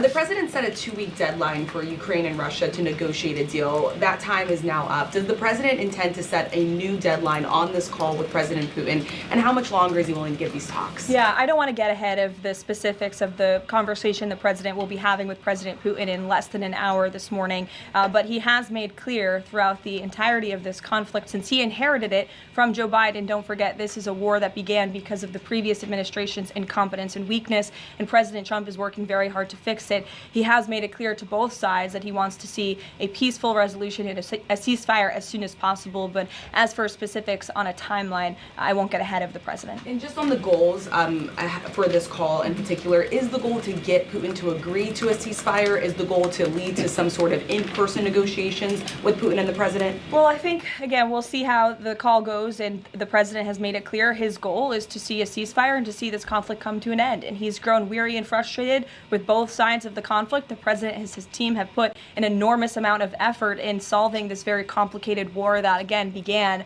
because of the last administration's weakness. Does he still want to meet Putin personally? I think the president would certainly be open to that, but let's see how this call goes today. What's the status of the secondary sanctions package? The president's been talking about that. You haven't imposed them yet, but is that still on the table? I think everything's on the table, yes. And again, I won't get ahead of the president in any commitments or decisions, but certainly it's something he's been looking at and discussing.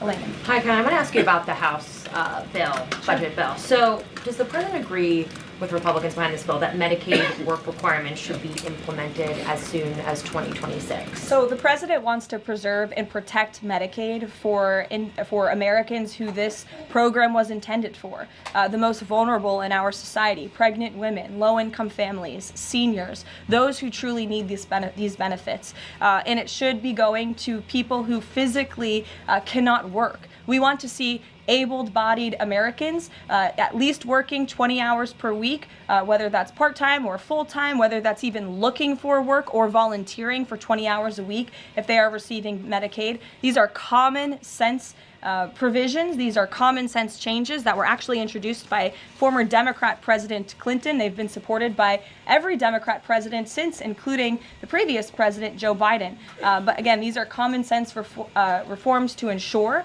that those that this program was intended for receive those benefits. And then just a quick follow-up. Is the president okay with this bill adding to the deficit?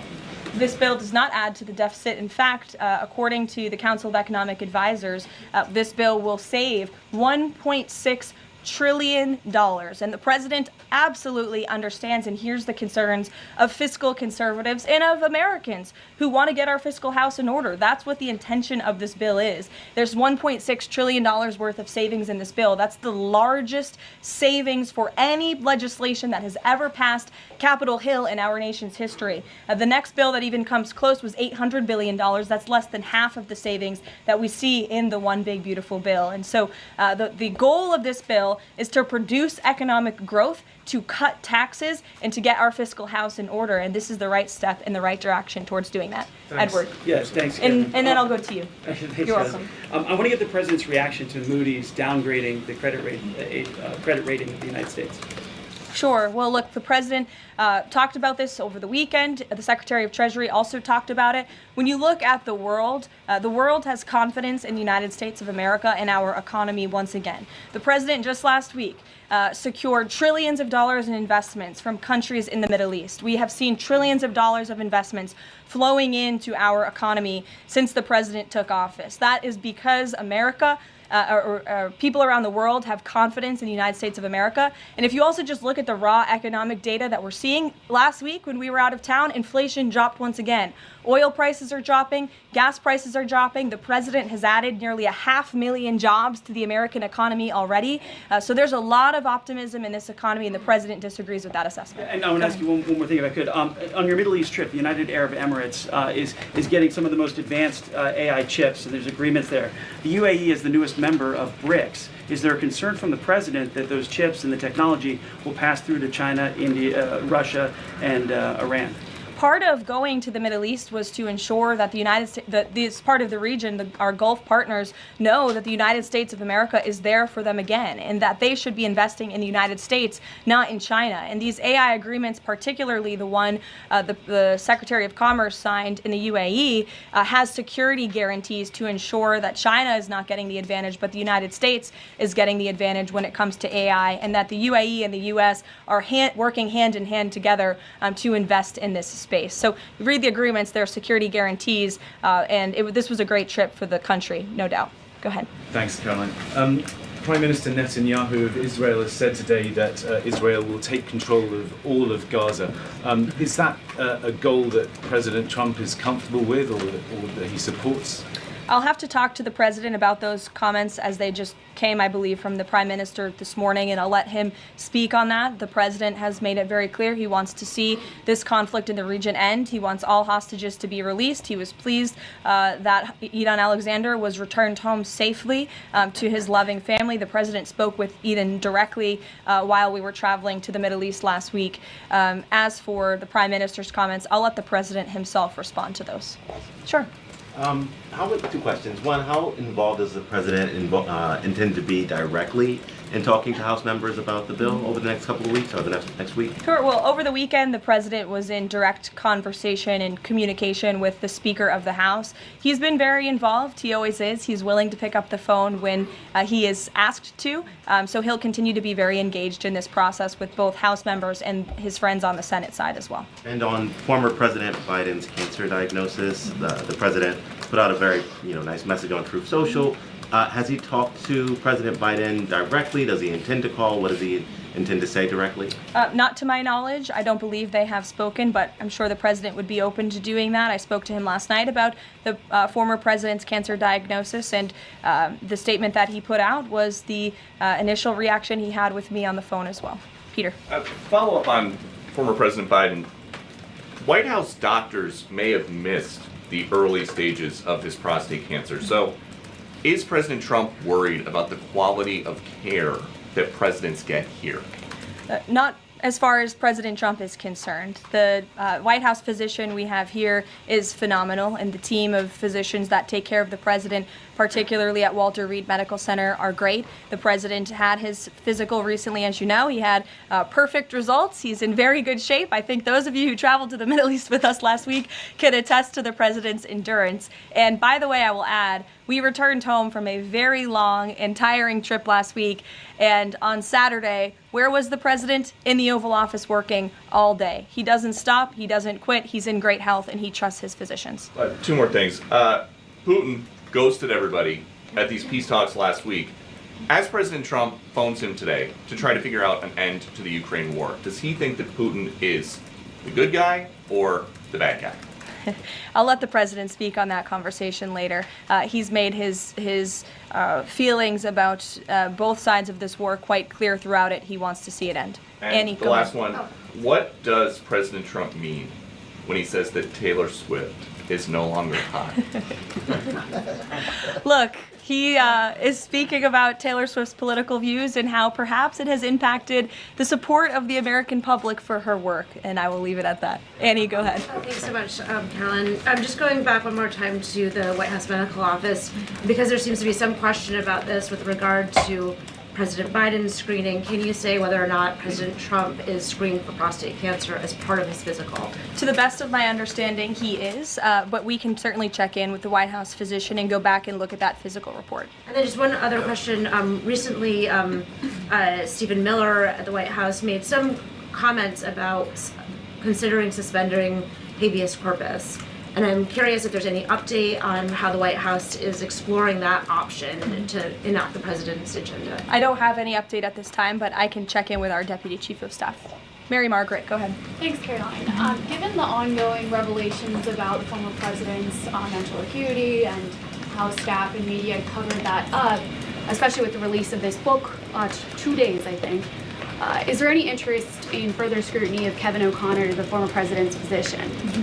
I'll let the president speak on that. I spoke to the president again about the former president's health diagnosis last night, and he wanted to extend his warmest wishes to the former president and his family. But as for any further action, I'll let the president speak on that first. Michelle. Vice President Vance's meeting with Zelensky. Can you share any more information on that?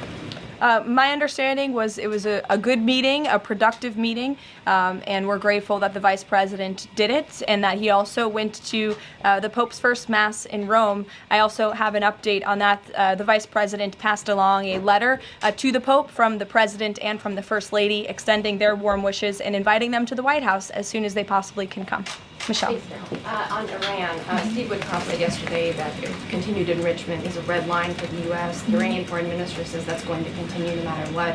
How committed is the U.S. to that red line, and what's the next step for the next round of talks? We are 100% committed to that red line. The President, Special Envoy Witkoff, Secretary Rubio have made that incredibly clear, not just to the American public, but also in those discussions that Special Envoy Witkoff has had directly with the Iranians. And the next round of talks? I don't have an update for you, but we can get one. To the back row. Go ahead. Thank you, Caroline. You're welcome. South Africa's president says he's going to come to the White House to meet with President Trump on Wednesday. What are the president's expectations for that trip? And South Africa's president recently said he believes the folks that have been resettled here recently are cowards running away from problems in South Africa. Does the White House have a response to that? So I did see the South African president put out that statement. I want to confirm on our end with our Secretary of State and National Security Advisor, and we'll get back to you on that. Monica. Thanks, Caroline. You mentioned the President and the First Lady are signing the historic Take It Down Act this afternoon.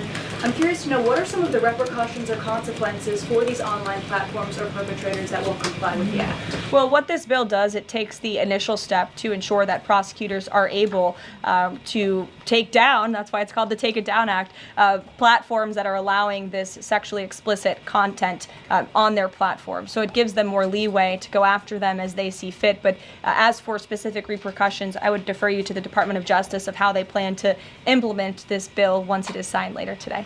Brian. Yes, thank you. You said in your opening statement you talked about this MAGA baby savings account. Exactly how would that work? Who would be eligible for it? I'm assuming women. would be eligible for that? Yes. So one of the provisions in the One Big Beautiful Bill, as I said, this is a very pro-family piece of legislation. Not only does it increase the child tax credit, but it also includes MAGA baby savings accounts for children that are born before January 1st, 2024, under 8 years old, U.S. citizens, and have at least one parent with a valid Social Security number. And when this tax provision becomes law, the child, if the parents seek to do this, will be set up with a savings account. Essentially, it's a 401k for a newborn baby. And child's relatives, their parents, can contribute up to $5,000 per year of after-tax dollars annually to that account. And then later in the baby's life, at age 25, savings account holders can withdraw up to the full balance of the account. Upon reaching 30, the account holders can access the full balance of the account for any purpose desired. So it's a great initiative for new parents, new mothers who want to set up this savings account for their children. Weijia. Thank you, Caroline. President Trump and his top economic aides have repeatedly said that Americans will not pay the cost of tariffs. In fact, last week, Lutnick said people have to drop the, quote, silly arguments that consumers would pay the cost. But over the weekend, as you know, the president posted that Walmart should eat the tariffs and not charge the value customer anything. I'll be watching, and so will your customers. So does he acknowledge that if companies don't absorb the full cost, Americans will have to pay? Well, first of all, the CEO of Walmart made those comments about the tariffs on an earnings call where CEOs, I believe, are legally obligated to give the most dire warnings and forecasts to their investors and stakeholders. The reality is the president has always maintained, Chinese producers will be absorbing the cost of these tariffs. And that is why China was so quick to hustle to the negotiating table with the United States of America. They need our markets, they need our consumers. And I would again point you to the inflation report that came out last week showing that inflation is declining in large part because energy prices are dropping across the board in this country because of the president's robust energy agenda that he has taken since January 20th. So the president is committed to ensuring that prices remain low for American consumers, and he maintains the position that foreign countries will absorb these tariffs. What does he mean by "I'll be watching" to Walmart? He'll be watching, seeing what they're doing. Jennifer. On the gift plane from Qatar, 3 things. Is there a timeline for the U.S. receiving that plane? Do you know how long it will take to retrofit the plane to presidential standards? And thirdly, has the intelligence community, security folks, have they weighed in on whether that plane can actually be secured to presidential standards?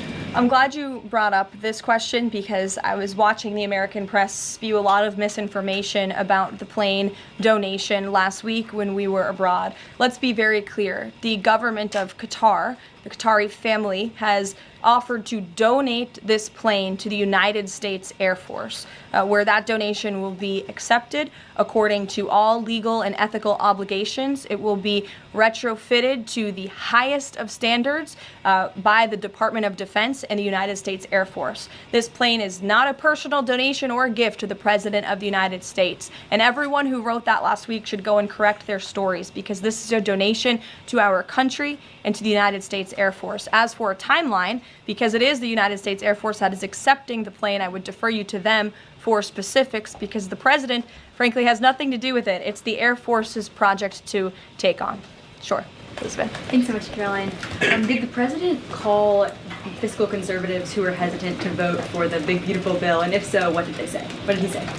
I don't reveal the president's private discussions unless he gives me the liberty to, but he has been engaged in this process. He spoke to the Speaker of the House, and he will continue to make those phone calls if it's necessary for him. Sure. Thank you, Caroline. I'll go to both of you. Go ahead. Thank you. Any updates on Greenland? Will the president be making any trips, and do we have any details you can share with us? I don't have any future foreign trips to read out for you. We just returned home from one. But the president maintains the reasoning for Greenland's strategic purposes in the Arctic, and he continues to remain committed to the idea of obtaining Greenland in whatever means we can to advance our national security interests in the region. Sure. Thank you, Caroline. I have a question. Was Lebanon part of the discussions during the Middle East tour, and did you meet with any Lebanese representatives? To my knowledge, the president did not meet with any representatives from Lebanon, although he did talk about the election that they recently had there and how he hopes that Lebanon can come to a more peaceful place in their country and that we drive out Hezbollah, Iranian-backed Hezbollah proxies in Lebanon to ensure peace and prosperity in that country and also for the greater Middle Eastern region. And I would just add to that before I wrap up, because the president's call will begin in a few minutes. The president's historic tour to the Middle East last week truly reset our foreign policy agenda in that region. I think actually, in fact, the Washington Post had a headline, President Trump remakes U.S. foreign policy in the Middle East. And that's absolutely true. He took a courageous and bold step to lift sanctions on Syria. He strengthened our ties with our Gulf partners, and he put Iran into a very difficult position because the United States of America is back. And I will summarize the president's trip with an anecdote that I heard directly from a member of one of the foreign delegations. I asked him how hopeful their country was when they learned President Trump won the election. And he told me when President Trump won the election, it was like the lights turned on in a dark room. For the past 4 years to the rest of the world, America was dark. We were unresponsive. We did not pick up the phone. We did not return calls.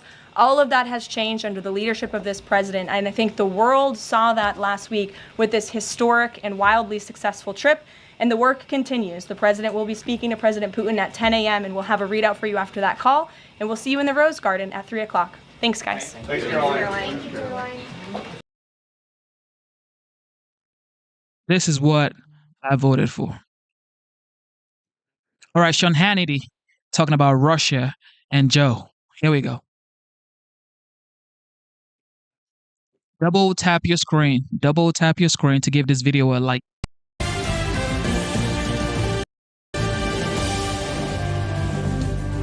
And welcome to Hannity. And tonight, fired former FBI Director Jim Comey. He is at it again after posting seashells seemingly calling for Donald Trump to be murdered, or 8647 on Instagram. Gee, he never thought what that might mean. Anyway, Mr. Higher honored James Comey, the coward that he is, ran to his favorite network, MSDNC, to declare his righteousness, his innocence, and there were no heartfelt apologies, no well wishes for the president, who was shot on stage only a few months ago. Instead, Comey was full of excuses, and he actually tried to make the case that it's not Donald Trump. No, he's the victim here. Take a look. And we saw in the sand someone had arranged shells with numbers. And Patrice, my wife, said, why would someone put an address in the sand? And I said, I don't know. And we stood over it and I said, I think it's some kind of like political message. And she said, 86 when I was a server, she did a lot of work in restaurants, meant to remove an item from the menu when you ran out of ingredients. And I said, well, to me, as a kid, it always meant to leave a place, to ditch a place. It's hard to have regret about something that even in hindsight looks to me to be totally innocent. Sounds a little... Oh, my goodness. This is a former FBI director. Oh, God. Too cute by half, doesn't it? The head of the FBI, he knows what 86 means, to be 86. James Comey to me is a liar who, from day one, has tried to get Donald Trump one way or another. He used Hillary's phony, dirty Russian disinformation dossier, you might recall, to obtain secret FISA warrants against the Trump campaign and spy on that and his transition team and the White House. He personally signed 3 out of 4 of them. He perpetuated the Russia hoax, even when he knew it was a smear campaign orchestrated by Democrats. And according to reports, he was warned in 2016, in August to be specific, not to use the political research, which now has totally been debunked. As a matter of fact, it was only years later, under questioning from Senator Lindsey Graham, that he finally admitted that, knowing what he knows now, he never would have ever signed the warrants. Wow, we knew it then. He knew it then, too. Take a look. Knowing then what you know now about all the things that we've come to find, would you have still signed the warrant application against Carter Page in October, January, and April? No, I would want a much more complete understanding of what we were. Thank you very much. No, he wouldn't have. And by the way, that Carter Page, that was a backdoor to all things Trump world. Actually, it's what he knew then That's what matters. Under his repulsive so-called leadership of the FBI, he transformed what was the world's premier law enforcement agency into nothing more than an arm of the Democratic Party and became from day one the leader of the Trump derangement syndrome deep state. And now he wants to sell a book, wants to get rich, while casually calling for what? Putting out an Instagram post, 8647. That sounds like somebody wanting the assassination of a sitting U.S. president. And then act like I have no idea what that means. I think it's political in nature. Oh, let's act dumb. It's time for Comey to be held accountable. Now, we'll have much more on this straight ahead tonight. But first, we do begin with terrible news. Joe Biden, the former president, has now been diagnosed with stage 4 prostate cancer. Sadly, this has metastasized to his bones. Of course, everybody should pray for him, wish him well. Cancer is a horrific disease, and no one deserves to go through this. Unfortunately, Biden's cancer is aggressive, with a Gleason score of 9, which is almost unheard of, according to close friends, medical doctors that I know. And according to most physicians, this type of prostate cancer, it takes years to get to this point. Even over at MSDNC, one-time Biden ally oncologist Ezekiel Emanuel stated with quite confidence that the former president likely had prostate cancer for up to 10 years, including all 4 years that he was in the White House. Take a look. Doesn't it take some time for prostate cancer to develop to a point where it would spread to the bones? Oh, he's had this for many years, maybe even a decade, growing there and spreading. That's right. This is not speculation. If you have prostate cancer that is spread to the bone, then he's most certainly, you were saying, had it when he was president of the United States. Oh, yeah. He did not develop it in the last 100, 200 days. He had it while he was president. He probably had it at the start of his presidency. Now, keep in mind, this is generally a slow-moving cancer. As a matter of fact, most men will die with some prostate cancer, but they won't die from prostate cancer. Now, it's one of the most detectable cancers that does exist. In fact, detection is very simple. A standard blood test, they call it a PSA test. And for the last 4 years, the president has enjoyed world-class medical care as president with rigorous testing, or what should have been rigorous testing. So the question tonight, what happened? Why are we learning about this stage 4 cancer diagnosis now? It has sadly metastasized to his bones. That has now put his life in jeopardy. Of course, this comes in the shadow of a very real cover-up conducted by Joe Biden's family, his staffers, the state-run legacy media mob surrounding the former president's obvious cognitive decline, or as Van Jones put it, very truthfully, a crime against our republic. Take a look. I was shocked to see his condition when he came out, and so was the world. And that wasn't the first time he was in that condition. The book makes it very, very clear. There are people who knew and said nothing. And that is a crime against this republic. And I think the Democrats are going to pay for a long time for being a part of what is now being revealed to be a massive cover-up. Now, every week since at least 2019, right here on this program, we sounded the alarm about Joe Biden's mental difficulties and his cognitive decline. Now, at the time, we were ridiculed, we were mocked, we were called conspiracy theorists, but every night we brought the tape to you, our viewers, very real, not cheap fake videos of Joe Biden struggling to function. They didn't do any of this on fake news, CNN or MSDNC or the 3 major networks. That would include, by the way, the Washington Post, New York Times. They lied to their readers. They lied to their viewers. They did it day after day. They did it night after night. And they lapped up whatever garbage the White House was feeding them about Joe Biden's. Oh, this has to do with the fact that he stutters, or, it's hard for us to keep up with him, even though we're only, 30 years old. Now, fake Jake Tapper, he's poised to make a lot of money pretending that he and other journalists were a victim of a White House cover-up. Jake, if you have eyes to see and ears to hear, Did you really think it was strange that Joe was taking every weekend off while never doing any unscripted pressers, getting his questions ahead of time from your fellow journalists? Or what about falling again and again and wandering off stage and getting lost and never holding cabinet meetings? What about the Hur report? The special counsel declined to recommend charges in Biden's classified documents probe, not from a lack of evidence, but because they determined that Joe Biden wasn't fit to stand trial, or, as Hur himself put it, the president was an elderly man with a very poor memory. The Biden White House fought tooth and nail to prevent the audio of that interview from being released, and for good reason. Take a listen. What was happening, though, when Bo died, May 30th, 2018. 2015 he died? May 2015. I think it's 2015. I'm not sure the months are, but I think that was. Yeah. That's right, Mr. President. And what's happened in the meantime is that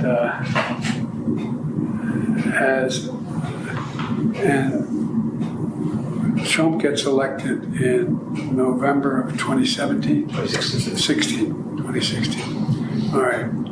So, why did I have 2017 here?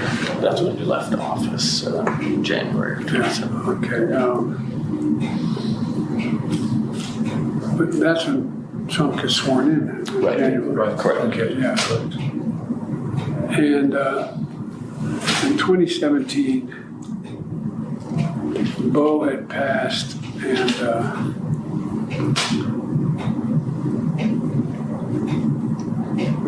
this is personal. He didn't know the year that his son passed. He didn't know the year that Donald Trump was elected. Now, my father died in late March of 1997. I remember it well. The meandering interview was really bad. There were points during the interview where Biden didn't make any sense at all. Take a listen. You know, I went to Mongolia and great pictures. I unfortunately embarrassed the hell out of the leader of Mongolia. They were doing what they would do at the time of the invasion of the Mongols into Europe in the 800s. And so we're out in the middle of nowhere, and you're looking up on the hill and you see this tiny line. You know, it's a 20-mile horse race with all these kids under the age of 16 on bareback racing to come down. And, you know, they're sumo wrestlers and doing everything they do. And so they walked over and they had a target, big bales of hay 100 yards away. And these guerrillas were, you know, taking shots. And I think, I don't know if it's embarrassed me or to make a point, but they handed the bow and arrow. Well, I'm not a bad archer. But the only problem they were if I could pull it back, so and pure luck, I hit the target. No, I really did.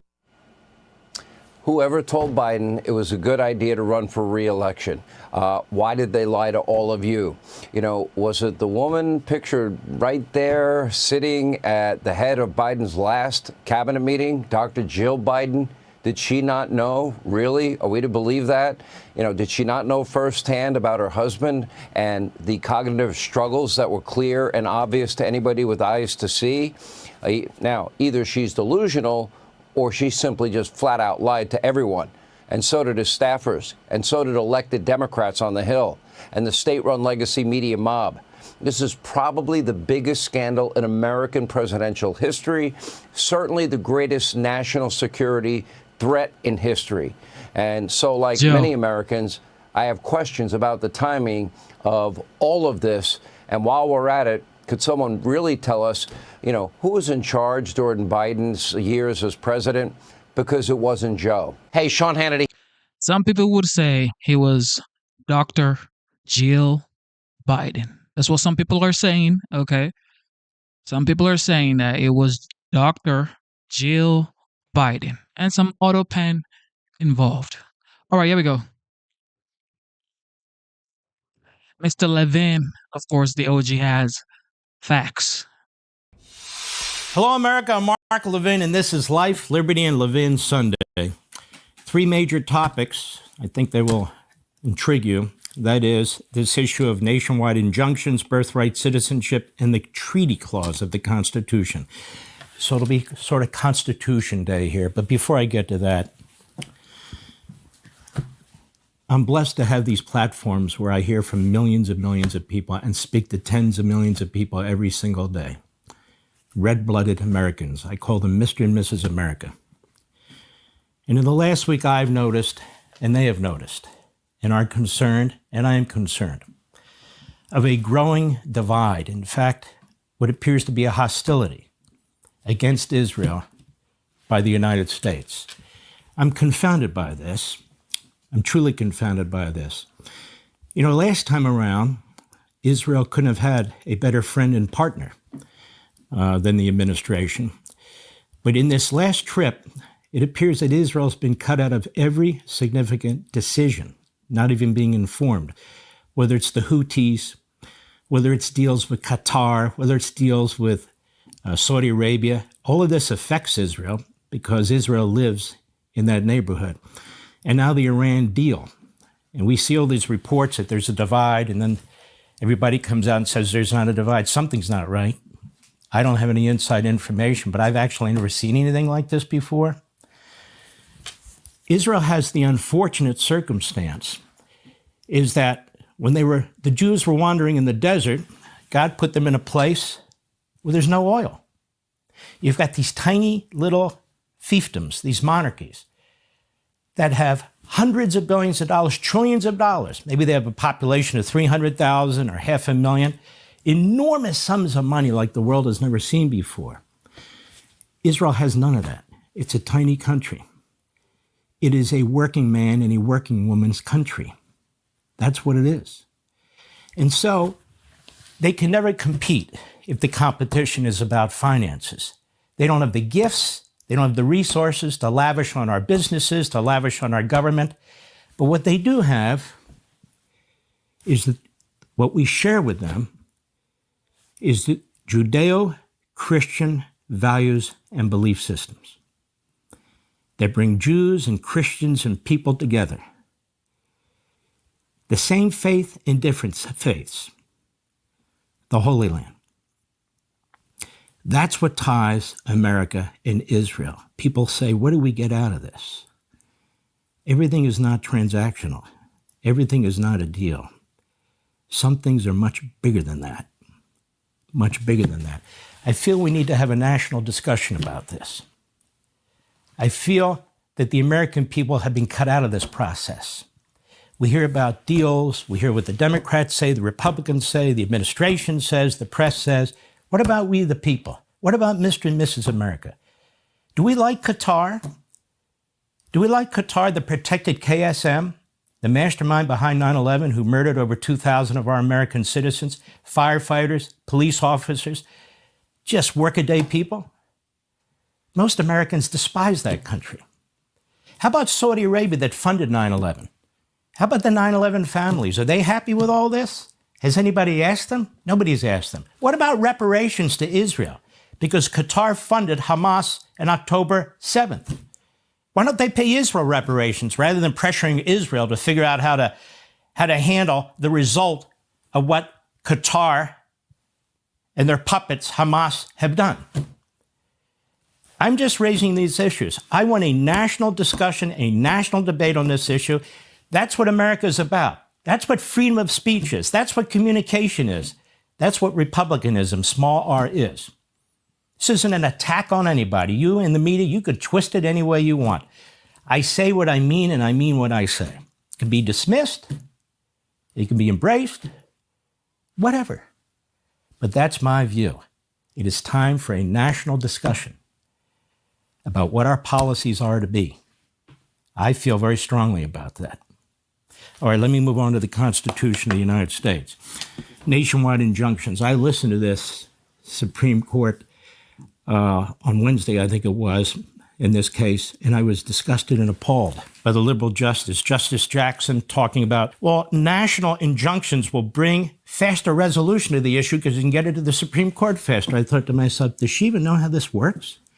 If I bring a case in a federal district court, over and over again. It's called a federal district court, not a federal national court. I can appeal it to a circuit court. The circuit court can make a decision, and then I can appeal it to the Supreme Court. The Supreme Court, 4 justices decide if they'll take up a case. So how would it be faster if one of these rogue district court judges puts in a national injunction, it's appealed, and then goes to the Supreme Court, than if that rogue federal district judge actually ruled in the district, then it's appealed, the Supreme Court makes the decision, somebody can bring an emergency appeal. So I felt to myself, the hell is she even talking about? So that didn't make any sense. Then Justice Barrett goes off, and the Solicitor General, who's really good, she gets off on this issue about, well, now what in the Second Circuit, if the circuit court rules against you, aren't you obliged to comply with it? And the Solicitor General says, overwhelmingly, yes, but there are rare circumstances. Rare circumstances? She was upset.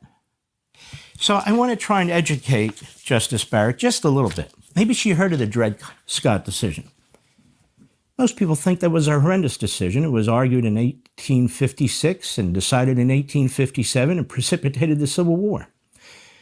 The Supreme Court majority ruled that basically slavery is here to stay and there's not a damn thing anyone can do about it, including Congress. Where do you go to fix that? That's the Supreme Court. So I would ask Justice Barrett, should that decision have been honored? Is that okay with you? You see, the courts aren't always right. In fact, the Supreme Court's often wrong.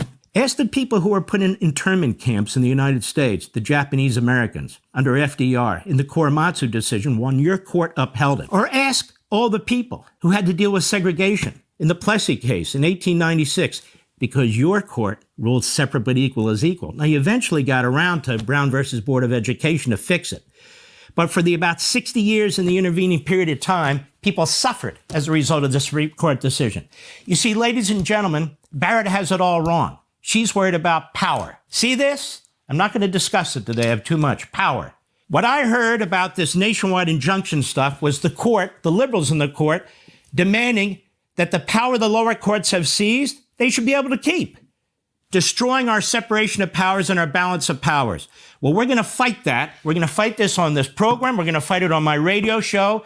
There should be no national injunctions. One judge, one lawyer in a black robe who you don't know anything about. That's not the consent of the government. That's not representative government. You know, up until 1963, you didn't have national injunctions. Now they're coming out of our ears because Donald Trump's president and they're trying to cripple his presidency. We know what they're doing. These are left-wing judges with left-wing litigants cherry-picking these courts and getting the decisions they want. Is that what the court wants? Well, the court might want it, but the rest of us don't. Now let's get to birthright citizenship. Where's the phrase birthright citizenship in the Constitution? It doesn't exist. Birthright citizenship. They take the 14th Amendment, and that's the amendment through which they try to drive their agenda, whether it's trying to keep Trump off the ballot, whether it's trying to spend endlessly without any kind of caps on the debt, whatever it is. The 13th, 14th Amendments were simple. They said black people have rights too. The Civil War is over. They are free.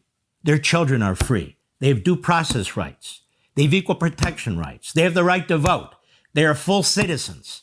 That's what those amendments were basically about. Oh, and their children, the children they have now and the children they have in the future, they're citizens too. Now, why did they do that? Because you still had some states that were saying, no, they're not. And so we amended the Constitution that said, oh, yes, they are. And when you amend the Constitution, you need what? 3/4 of the states to sign off. So the overwhelming majority of the states agreed. The word immigrant or foreigner came up once in the 1866 Civil Rights Act. That was passed by the Republicans that essentially did what the 14th Amendment did. But they had a problem.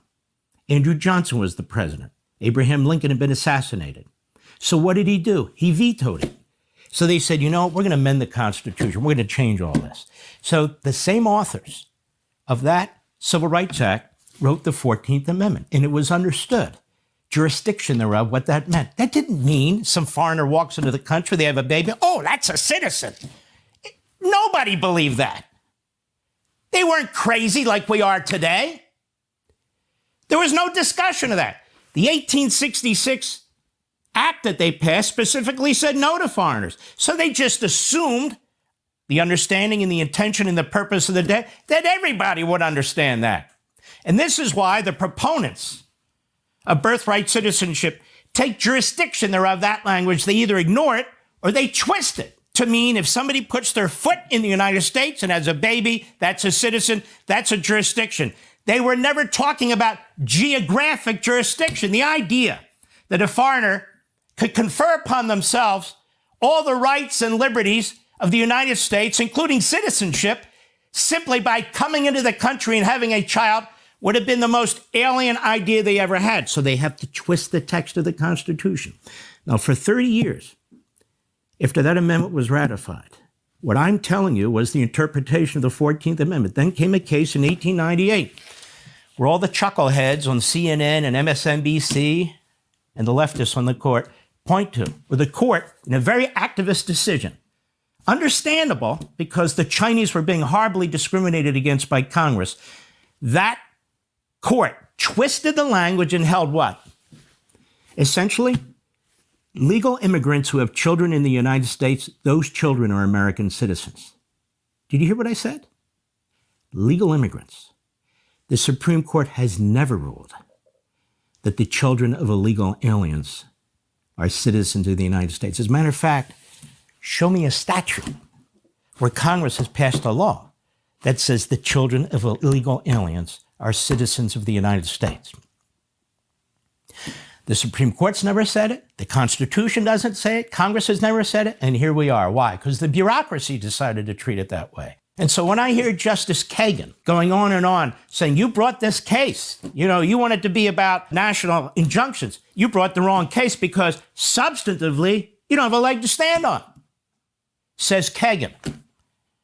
So this decision about birthright citizenship really is going to have nothing to do with the Constitution. It's going to have nothing to do with the law. It's going to have nothing to do with our history. It's going to be a political/policy decision by the U.S. Supreme Court. And they're going to say, I pray not, but I think so, that the jurisdiction language either means for everybody who's born here, other than tourists, other than diplomats, I guess they'll have to figure out how that works, but they'll come up with some phony language. They're going to have to do that, or I suppose they'll also say in one way or another, look, this has been the practice of the United States for decades and decades and decades. We're really not in a position to reverse it. All the tumult it would create and so forth and so on.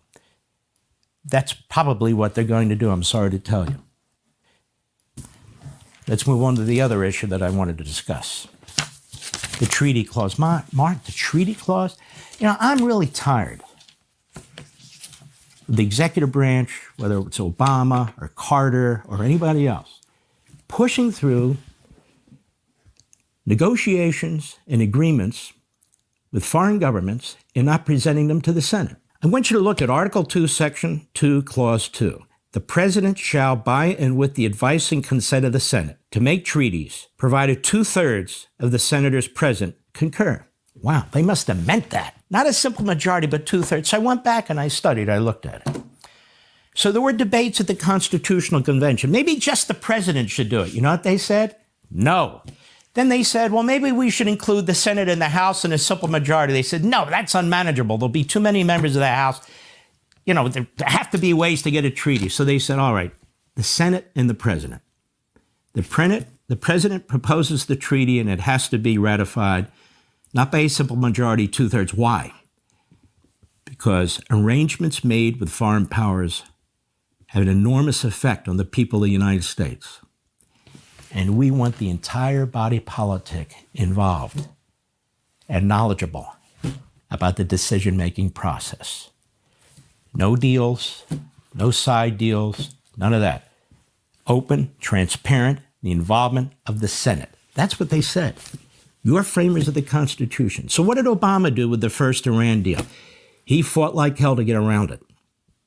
The Republicans fought like hell and said, it's a treaty. You present it to us. It's a treaty. The vast majority of Rand Paul, always sort of an outlier, he demanded it's a treaty. The warmongers, treaty. The rhinos, treaty. The Reaganites, treaty. All the Republicans, except a few like Bob Corker, no longer in the Senate, from Tennessee. So they cut a deal with Obama, sort of a screwy statutory deal that the Senate would only step in if they disagreed with a decision related to the nuclear deal with Iran and so forth and so on. I objected strongly. I was on Fox, I objected. I objected on radio. I wrote about it, that this is outrageous. When you're dealing with a hostile nation and nuclear weapons, that should be treated as a treaty. Now, there's a lot of gobbledygook on this. We've had presidents that use executive agreements, no question about it. You're a commander-in-chief, sometimes you got to go ahead and make a decision and make these agreements. That's understandable. We've had other agreements, climate agreements, so forth and so on. But when the Constitution used to work, and when we had public officials who wanted it to work, this is the process that was used. I can remember during Reagan, there were a couple attempts to get legislation or treaties passed and the Senate rejected. I can remember when the other side would propose the same thing. Law of the Sea was one of them that comes to mind, and it was rejected, mostly by Republicans in the Senate. So we should embrace representative government. We should embrace transparency. We won't always have the presidency. There will be future Obamas and so forth and so on. So what am I saying? I want to urge and encourage the president, whatever this deal is with Iran, to present it to the Senate as a treaty, or at least to present it to the Senate for some kind of a statutory approval and involvement. So elected representatives beyond the executive branch, and we, the people, can hear the debates. We can see what's taking place. We know all the intricacies of the deal. There's a lot of debates about spinning centrifuges. I talked about it last night. I don't think Iran should have any centrifuges, because any centrifuges means that they'll have the capacity for a nuclear weapon. I don't care how much of existing nuclear material is removed, how many inspectors you have. I'm not worried about us. I'm worried about them. They lie, they cheat, they kill. Why? Because they're terrorists. That's who they are. I know Qatar sort of is a character representative for Iran, which is pretty hilarious, but nonetheless, I don't care what Qatar thinks. It's more important to know what the American people think and what our United States Senate thinks than what Qatar thinks, Saudi Arabia thinks, or anybody else thinks.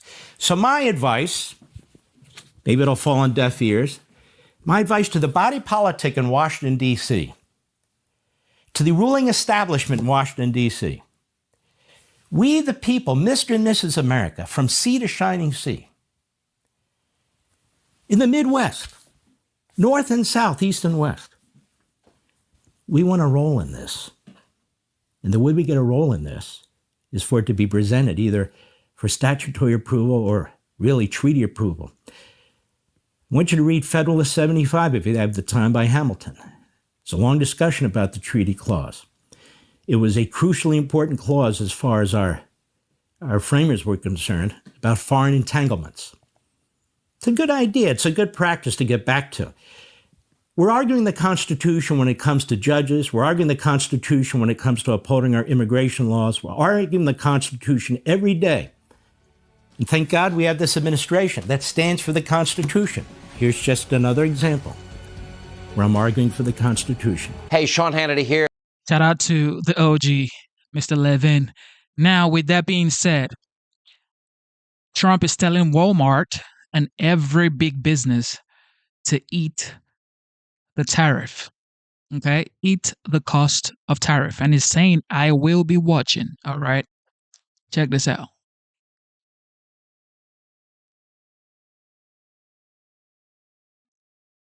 Largest bank warning of extraordinary complacency, saying that Trump's tariffs right now are extreme.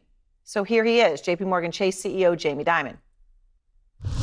Even if these are low levels, they stay where they are today, that's pretty extreme tariffs. My own view is where people feel pretty good because you haven't seen an effect of tariffs.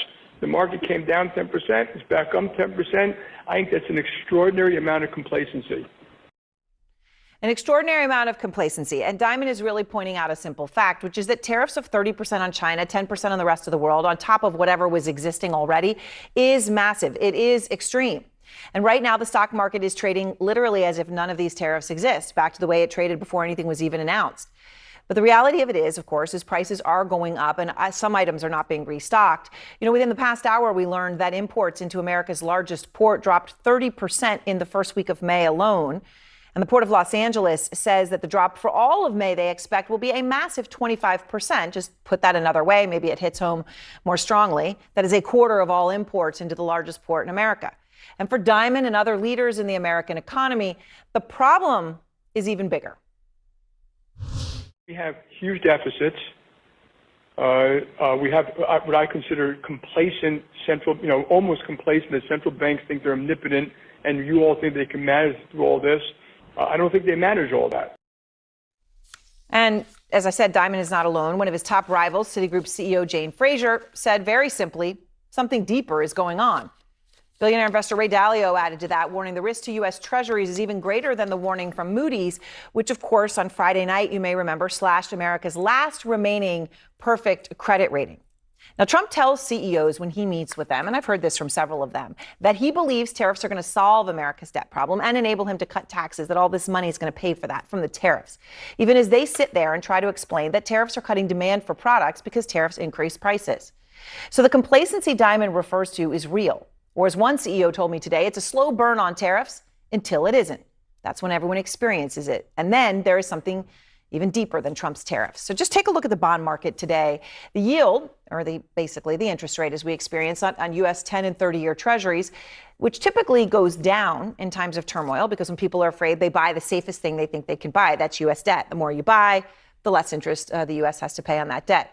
But right now, those interest rates are going up. The 30-year at one point traded above 5 percentage points, so 5% on a 30-year. The 10-year topped 4.5% during the day. And the debt that Americans pay on mortgages, on car loans, on credit cards, all of that is pegged off of those 30-year rates. So the rising interest rates there does trickle down to all of us. And Team Trump is now blaming Biden for America's debt problem and the Moody's downgrade of U.S. debt. We didn't get here in the past 100 days. It's the Biden administration and the spending that we have seen over the past 4 years. Now, Scott Bessent is a really smart man, and he knows that is not true. Fiscal mismanagement and spending money that America does not have, spending it like drunken sailors, is, well, that's a bipartisan problem. But it really, if you're going to look at the 4 years of Biden, is much more of a Trump problem. In fact, Trump is the biggest driver of America's spending problem. When you look at presidential 4-year terms, Trump added $8.4 trillion to the debt in his first 4 years. That is nearly double what Biden added, and Scott Bessent is well aware of that. $4.7 trillion for Biden. Again, drunken sailors may all be bad actors, but blaming this on Biden is wrong, and it is important to state the facts. Because Trump is right now trying to add more debt, pushing Republicans to pass what would add more to the national debt. The one big beautiful bill, as we call it. But we're talking about the great big beautiful bill. I said, why don't we just call it the great big beautiful bill? Our big beautiful bill, as I call it, our big beautiful bill. Well, the bill is big. As for beautiful, it could add between $3 and $5 trillion to the U.S. debt, according to the estimates. So the debt is a problem. That would be another massive increase. And when it comes to Trump's trade war, Americans will soon feel the impact coming from every direction. So as rates possibly go up, you now see the impact of prices and tariffs. Just today, Subaru in America announcing it's about to raise the price on several of its models, a hike that could range between $750 per vehicle to more than $2,000 per vehicle. Trump will soon be unable to strong-arm or threaten companies from telling consumers why prices are going up if you start having them across the board like that. So far, he's publicly berated Walmart after the nation's largest retailer announced it would be forced to raise some prices. Trump posted on his social media website, "Eat the tariffs," posting that to Walmart. And after a report that Amazon was going to show the price of an item and then break out the tariffs so that consumers could see why prices are going up and by how much, the White House responded with this. This is a hostile and political act by Amazon. And then Trump got on the phone. He called Amazon founder Jeff Bezos and, well, Bezos caved. Amazon caved for now. No longer any transparency about what Trump's tariffs are costing their customers. Maybe that's some of the reason for the complacency, the delayed reaction for consumers and the markets. Torsten, I know you have been doing the analysis on this, an extensive analysis of the housing market and the implications here. When Jamie Dimon warns of complacency on tariffs, he's basically saying to the market, maybe you guys haven't seen or realized what's really about to happen, but you're not looking into the future. And this is a problem, right? He's also warning of a debt crisis. And you hear Jane Fraser from Citigroup, you hear Ray Dalio. Yeah, I think the challenge here is that tariffs, of course, when they were implemented, implies that someone needs to pay the tariff when a container arrives in Los Angeles. And that cost, given the tariffs are so elevated, in particular on China, but also, of course, on 90 other countries, is going to be paid by someone. And the fear in the market at the moment is very little that this is coming. But I think if you do begin to quantify what are the implications, you do get some fairly significant numbers. For example, the Yale Budget Lab is quantifying that the impact on GDP as a result of this level of tariffs we have at the moment is going to drag GDP down by 0.7%. So not a recession, but a slowdown in economic growth, and therefore also a hit to earnings over the coming quarters. And you see it at regular America. You can think of big ticket items that people need to buy, right?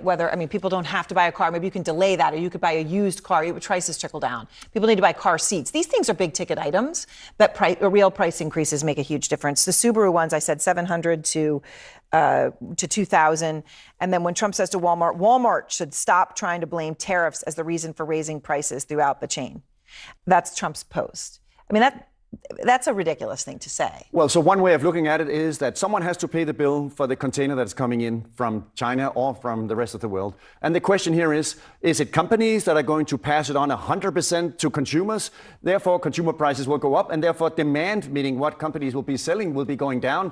That would be a negative hit to earnings for corporate America. Or it could also be corporate America could say, we completely eat the tariffs ourselves, and therefore we do not pass anything on to consumers. But that would certainly also be a negative hit to earnings. So either way, no matter if companies pass on 100% or 50% or zero, someone has to pay the bill, and either it goes through earnings in companies going down directly if they pass on nothing, or if they pass on 100%, it will go through consumers simply buying less, buying fewer cars, buying fewer washers, dryers, durable goods, and of course, in Walmart's case, buying things that they have on the shelf, which is now more expensive. Right. And the point is, even if you if you were to pass it along in full, on an item, any given item, who knows what tariffs were underlying on it or whatever, let's just be simple, 30% increase in your suit. But it could be more than that. Or even if you're still paying 15% more. Well, I mean, that's going to affect people's buying decisions. And that absolutely is why this is creating this unfortunate cocktail of not only will earnings be lower for corporate America, so that's why Jamie Dimon is right to point out that the E in the PE ratio is going to take a hit. Yes. But we will also see that prices are going up. So not only are earnings going down, but inflation is also going up. And that's a definition of stagflation. That is a definition where you both have GDP growth slowing, meaning earnings and the economy slowing down. Yep. And you at the same time also have prices going up on the CPI index, meaning consumer prices. And so that's the kind of the immediate thing that we're staring at. And that's frightening for people. That will come over the next several quarters for sure. And so that is frightening. And then you have the macro problem of too much debt and too much borrowing, which Trump thinks tariffs are going to help alleviate. But you had done some analysis, Torsten, that I just wanted to put up here because we were talking about why interest rates on treasuries are going up. And they're going up and up and the impacts that have. But you were actually looking at how much U.S. treasuries are owned by foreigners. And you have a number here of $9 trillion. Okay, out of about a total of what, 32 trillion? Exactly. Okay, so this is foreign ownership. So we'll just put foreign. Okay, I'll put it up here. Right, and then total treasuries are 32 trillion. Okay, all right. This 9 trillion number, about 10% of it is China. That's so what are you seeing? I mean, everyone's been saying, well, what's happening in these every day in these auctions? What are you seeing? You're seeing something. Yeah, one way of looking at that is several things to look at. You can look at some of the auction metrics. Whenever the U.S. Treasury does an auction and they sell government debt, there's a number of statistics that come out together with that. And a number of these statistics, including indirect bidding, meaning how much comes from including foreigners, also allotments when it goes to who it is exactly is the buyer. Those things have been suggesting that foreigners have less demand for buying treasuries. But perhaps most importantly, the dollar speaks for itself because the dollar tells you that foreigners are selling U.S. assets. And that's, of course, the risk and the fear you can have, namely that if the dollar goes down, that means that foreigners are selling U.S. assets and ultimately, therefore, beginning to think about what is our holdings and what should be our right holdings of assets, not only, of course, of treasuries, but also of U.S. equities. President Trump says that Walmart and China should eat the cost of tariffs instead of passing them on to consumers. This was President Trump responding after Walmart announced that it would have to increase prices because of Trump's trade war. In a Truth Social post, the president writing, quote, Walmart should stop trying to blame tariffs as a reason for raising prices. He then suggests that Walmart and China eat the tariffs and that he and consumers will be watching. Let's discuss with Gerald Storch. He's a former CEO of Toys R Us and the former vice chairman of Target. Gerald, thanks so much for being with us. Is it realistic for retailers to simply eat the cost of tariffs without passing some of it off to consumers? Well, I give President Trump credit for using the bully pulpit. I mean, that's a normal thing to do. And maybe on the margin, it'll make people pause about how much they increase prices. But what we're really looking at here is a situation where costs are going to go up. So eventually prices have to follow. If Mattel raises the price of Barbie to take into account the fact that they're made in China and tariffs are, they were triple digits a while ago. Now they're still at least 30% or more. So that's too much for a retailer not to pass some of it on. I think what bothered President Trump probably was all the headlines coming out of Walmart's earnings release, where the headlines kind of didn't take into account the fact that it's not prices going up on everything Walmart sells. In fact, I'd say 3/4 of what Walmart sells isn't even sourced by countries that have tariffs. Most of it's domestic, things like food and, et cetera. But for certain products, there's absolutely no doubt that the costs are going to go up. And if Walmart doesn't pass the prices on, that means that it's trying to gain sort of market share, which Walmart does. Is that going to be a good thing? Because you have a few big retailers, Walmart, Costco, TJX, and Amazon, that are eating up all the market share in retail anyway. And if they use their market clout now not to take price increases, where does that put the mom and pop retailer down the street? Puts them out of business. Yeah, it would have a huge impact. There is part of the public, though, that sides with Trump's view of this, in part because they feel that corporations have elevated prices for profit, especially during the pandemic or via other avenues, say like shrinkflation, where they offer less product for more money. What do you say to folks who are fearful of price gouging? Well, I don't think we're going to see that. I do believe that the free market works. I think that most people believe that the best thing government can do is set the rules, whatever those rules are, however strict they are, antitrust rules, regulations, taxes, tariffs, and then get out of the way. Keep them the same for a long period of time so there's not uncertainty, and let people play the game. If you do that, you're going to see prices as low as possible, and there can't be price gouging because other retailers would simply undercut their prices. So that's not a viable long-term strategy to try to gouge consumers. And so I think, part of what's going on here is that in the first Trump presidency, there were tariff increases on China and other places.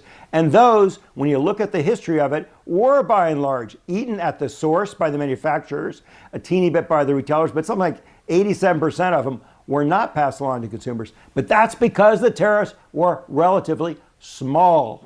When you're dealing with 15 to 20%, that's a reasonable possibility. When you're dealing with tariffs we're talking about now, these reciprocal tariffs, these very high numbers, there's no way that can happen without them being passed on to consumers. Certainly over the long term, it's got to happen. It will happen on the products that are affected. Again, it's not everything, but in the products with the heavy tariffs where there aren't substitutes, prices will go up. Do you foresee the major retailers reconsidering their sourcing decisions for some of these products? Do you think that these tariffs might have some of the aspirational intent that the administration has put on them, that they will refocus manufacturing, resurge manufacturing domestically in the United States? Absolutely. I think that it will. But the issue is, it isn't, I'm not going to get into was it a good idea or not to have tariffs? The issue is how it was executed. When you talk to people, even people who are big supporters of President Trump, on this one they think, even if they agree, the concept is, okay, that we don't want everything made in China, we need to have domestic manufacturing. The magnitude of these tariffs is simply too high, and the execution was totally botched. Let's be honest here. The timing of this, you couldn't possibly move all that manufacturing back to the U.S. instantly, just like that. And the breadth across every country in the world, and across all these product groups, you can't move that fast.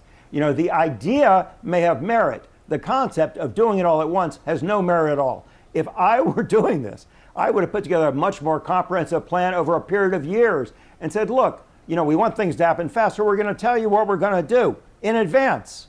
We're going to raise taxes, not right now, but in 6 months it'll start, in a year it'll be heavier, a year from that it'll go up, unless we see the kind of progress that we want to see. That would give people time to adapt. Right now, for a lot of these products, take the Barbie doll example. Mattel can't move that manufacturing to the U.S. There's nowhere to make the dolls. So it can't happen for a number of years. And with the kind of Toys R Us have been in the process closing since like 2018. So a former Toys R Us vice chairman or former CEO, Toys R Us, talking about, look, Toys R Us, they've had a history of not probably, in my opinion,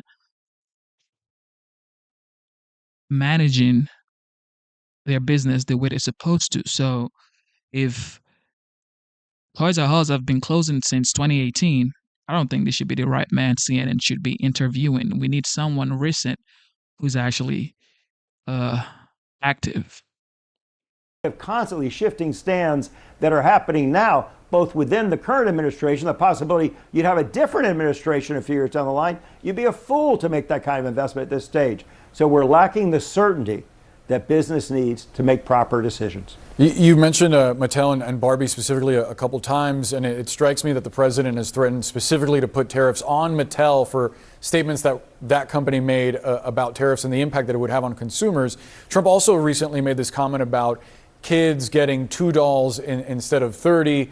I had mentioned your experience leading Toys R Us. I wonder how you see the toy industry being impacted by all of this, in part because right now is when retailers are getting ready to make those orders for Christmas time, right? For Christmas shopping. So I wonder, are our kids going to see fewer toys? Are our parents going to see fewer toys on the shelves?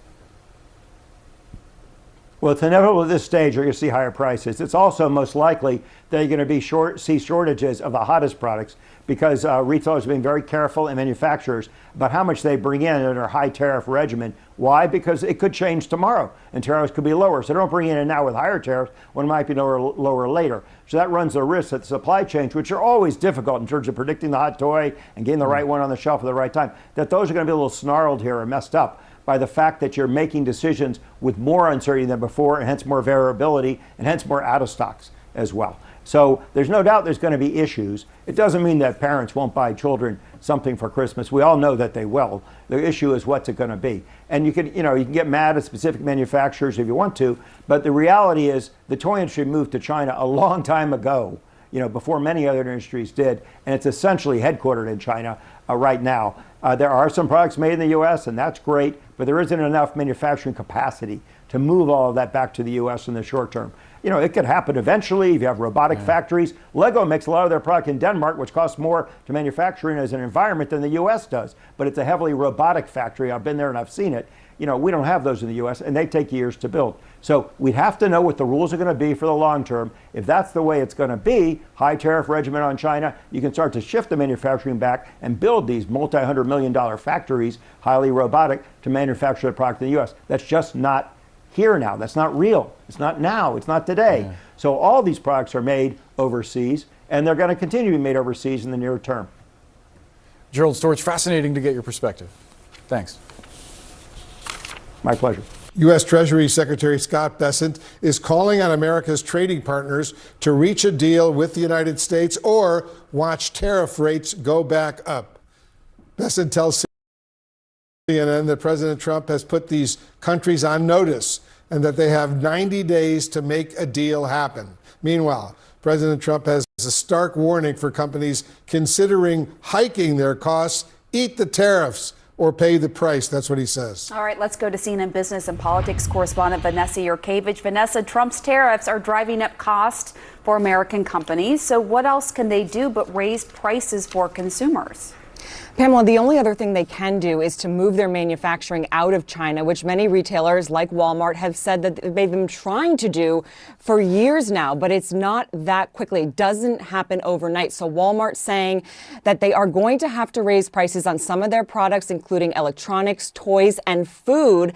But to that, President Trump writing this weekend on Truth Social saying that Walmart made billions of dollars last year, far more than expected. Between Walmart and China, they should, as is said, eat the tariffs and not charge valued customers anything. He says, I'll be watching. This is not the first company that has said that they have to raise prices. Mattel, the maker of Barbie and Polly Pocket, saying that they're going to have to raise prices because of the products that they import from China. The company also saying that they can't produce toys here in America. The president responding saying that he's going to put 100% tariff on the toys that Mattel imports from China. That, of course, though, would just raise prices even more.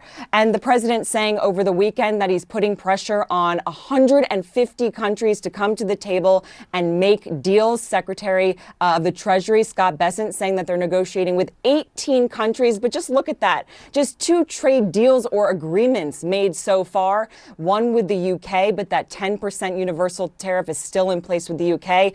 And then, of course, with China, that sort of agreement or deal, a 30% tariff now on Chinese exports instead of 145%. But that ticking clock, guys, that July 9th deadline, that's when that 90-day pause is over for those higher reciprocal tariffs. The administration putting pressure on other countries to come to the table with deals or risk higher tariffs. Pamela, Wolf? Vanessa Yurkevich, thank you very, very much.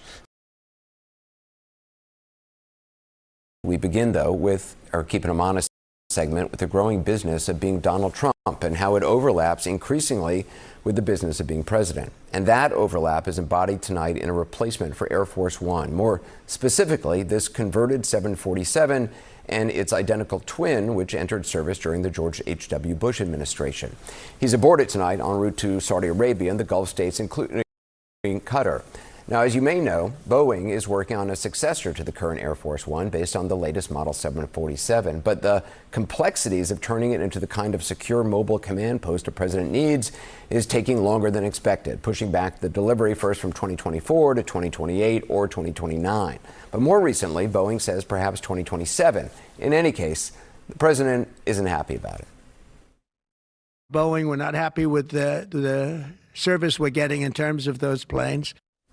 So that was February 12th. A few days later, on the 18th, enter this 747, which happened to be at the West Palm Beach Airport near Mar-a-Lago, and which the president just happened to take a tour of, as one does. The White House at the time said it was so he could get a better idea of what the updated Air Force Ones might be like. The plane belongs to the Qatari royal family. Last night, the president confirmed the news, first reported by ABC, that the plane would be, in his words, all caps, a gift, free of charge, of the royal family.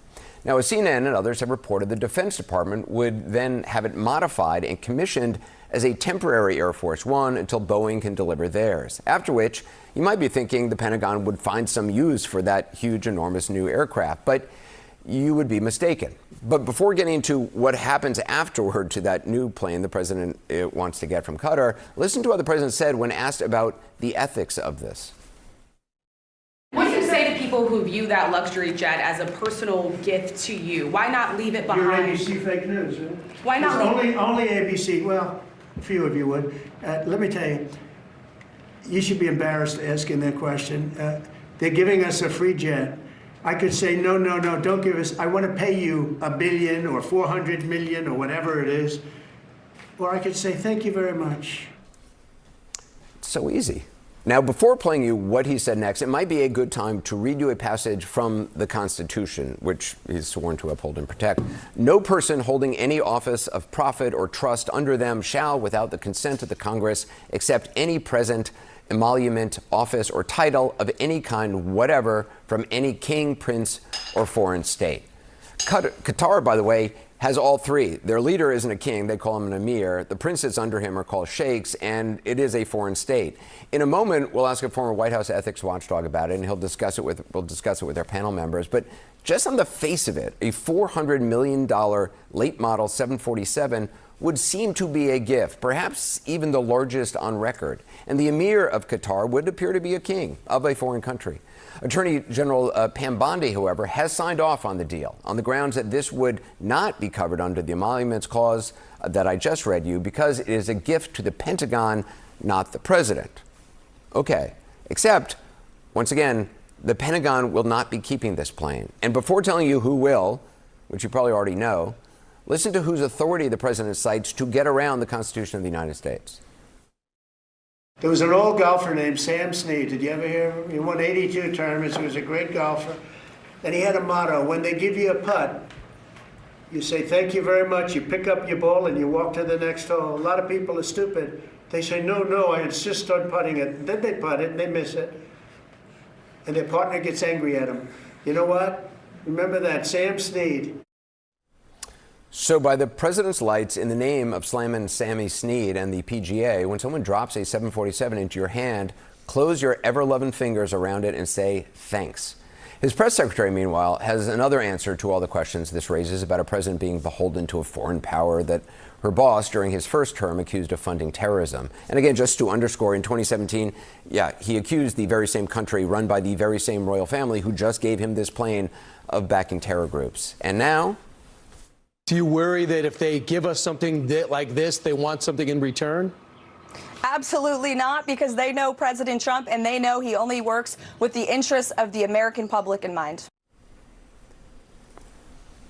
Only works with the interests of the American public in mind. There's no way they would have any other interests other just the kindness of their hearts. So that explains the meme coin he issued the day before taking office, which millions of Americans have invested in, 764,000 of whom lost money, but only an estimated few dozens have made millions from, and for which the president is hosting a dinner 10 days from now for the top 220 investors. That's the best interest of everybody. Or perhaps it's the Trump-connected crypto exchange World Liberty Financial, which recently closed a $2 billion deal with an investment firm in Abu Dhabi. Will that benefit the American public? If not, there's always his son's new crypto company, American Bitcoin, which announced just today that it's going public. They're all part of a growing Trump family business, none of which is meant to be in the public interest, none of which is in a blind trust, some or all of which could send or already is sending money Donald Trump's way from almost anyone, anywhere. And then there's Qatar, not the plane, though the golf resort. Less than 2 weeks ago, Eric Trump was there on behalf of the Trump Organization, closing a deal on it, part of a project worth an estimated $5.5 billion. But getting back to the $400 million used 747, here's the promised kicker.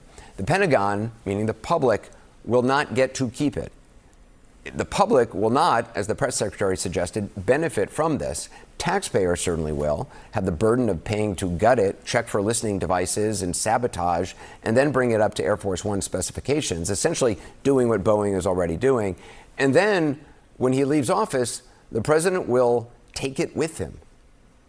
He will take it with him. He says it will go to his presidential library, which has not been built. And yeah, there is an old Air Force One right now.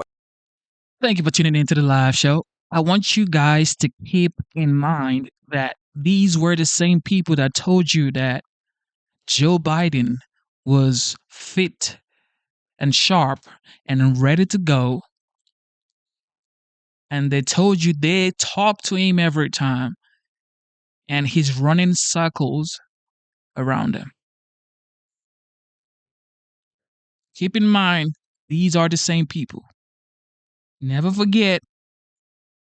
Now they're telling you that this man who has had his own plane for years, decades, basically, multiple planes, okay, doesn't take his own salary twice now, okay?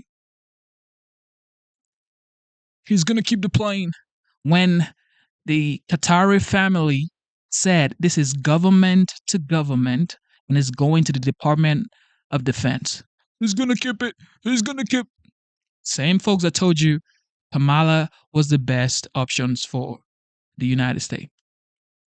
The Reagan Library, so it's not an outlandish thing to say, but it's a far, far smaller narrow-body 707, not a wide-body 747, or even the smaller narrow-bodied aging two-engine 757 the president flew while out of office. Kind of makes it an appealing trade-off opportunity, no? With a source familiar with the situation tells CNN that's what it will be. He won't park it, this source tells us. He'll fly in it. but not to worry. Do you plan to use the plane after you leave office? No, I don't. No, it would go directly to the library after I leave office. I wouldn't be using it. He says that he won't after office fly in the gift from the country he once accused of funding terrorism. And his attorney general, who was once a lobbyist and once lobbied for Qatar, says it's ethically fine. And his press secretary, who says he only acts in the public interest, says Qatar won't ask for anything in return because he only acts in the public interest. Multiple Trump business deals, including in Qatar, notwithstanding. It's a lot to take on faith. Late today, 2 Republican senators expressed their doubts. Josh Hawley of Missouri saying it would be better if Air Force One were a, quote, big, beautiful jet made in the United States of America. And Florida's Rick Scott saying of the arrangement, I mean, that seems pretty nice, but they support Hamas. So I don't know. I just don't know how to make it safe. I don't want the president of the United States flying on an unsafe plane. CNN Chief White House correspondent Caitlin Collins starts us off tonight from Riyadh, Saudi Arabia. She hosts The Source at the top of the hour. The Rick Scott quote is incredible. So, Caitlin, the president says he'd be stupid to not accept what he's calling a free gift, but he's not saying who'll get stuck paying for all these security and communication upgrades to the plane, namely the taxpayers, all of us, by way of the Defense Department. And the only thing more remarkable than that is the idea that when he leaves office, the plane is going to be gifted to his presidential library, which won't be built for quite some time, and seems highly unlikely he's not going to be using it. How fully baked is this plan? That's what he said, Anderson. Obviously, our understanding before all of this came under scrutiny, when we were reporting initially about this deal and how this was set to happen over the weekend, was that he would be able to use it after he left office, and that would be the point of donating it to the presidential library. That had raised questions because there was an older model that was donated to the Reagan Library, for example, but he never used it. It was just on display. And so it raised questions about whether or not he would continue using it in just a matter of a few years from now once he is out of office. He's telling reporters definitively today that he will not be using it, that it'll go to the library. But obviously it's raised questions in terms of what this is going to look like in the immediate future, because initially what we had heard was that Qatar had offered up this plane. The president had been very frustrated by the delays in Boeing building the new Air Force Ones. They were going to be projected to not be ready until after he was out of office, despite being commissioned years ago. And he had even put Elon Musk in charge of it at one point. And there was some questions of whether or not they could just donate it to the library now, or whether or not it needed to go to the administration immediately. And the understanding was that it needed to go within the administration to where it would not violate the emoluments clause in the Constitution. For people who hear that word and think, what is that? It essentially violates public office holders in the United States from accepting gifts from a foreign government. And so I spoke to some Qataris over the weekend on my way here, actually, about how this would work. And our reporting was that it would essentially go in a transaction from the Qatari Ministry of Defense to the Pentagon. And then, as you noted, it would be the Pentagon who is in charge of modifying it and making it usable for the president, making all the safeguards and modifications there. And obviously that would come at the cost of the taxpayer dollar. And so that was really the settlement there. The president confirmed that today, that it would be going straight to the Pentagon, but then eventually to his presidential library. And so it has raised a lot of questions. And we're even seeing some Republican Senate pushback on Capitol Hill, Anderson, which, as you know, is pretty rare these days of a lot of the moves that the president makes. Rand Paul just a few moments ago was saying he doesn't think this is a good idea. And so I do think that's a question going forward of whether or not that changes how where this plane goes going forward. The Qataris over the weekend were essentially saying that this was still being worked out, this agreement.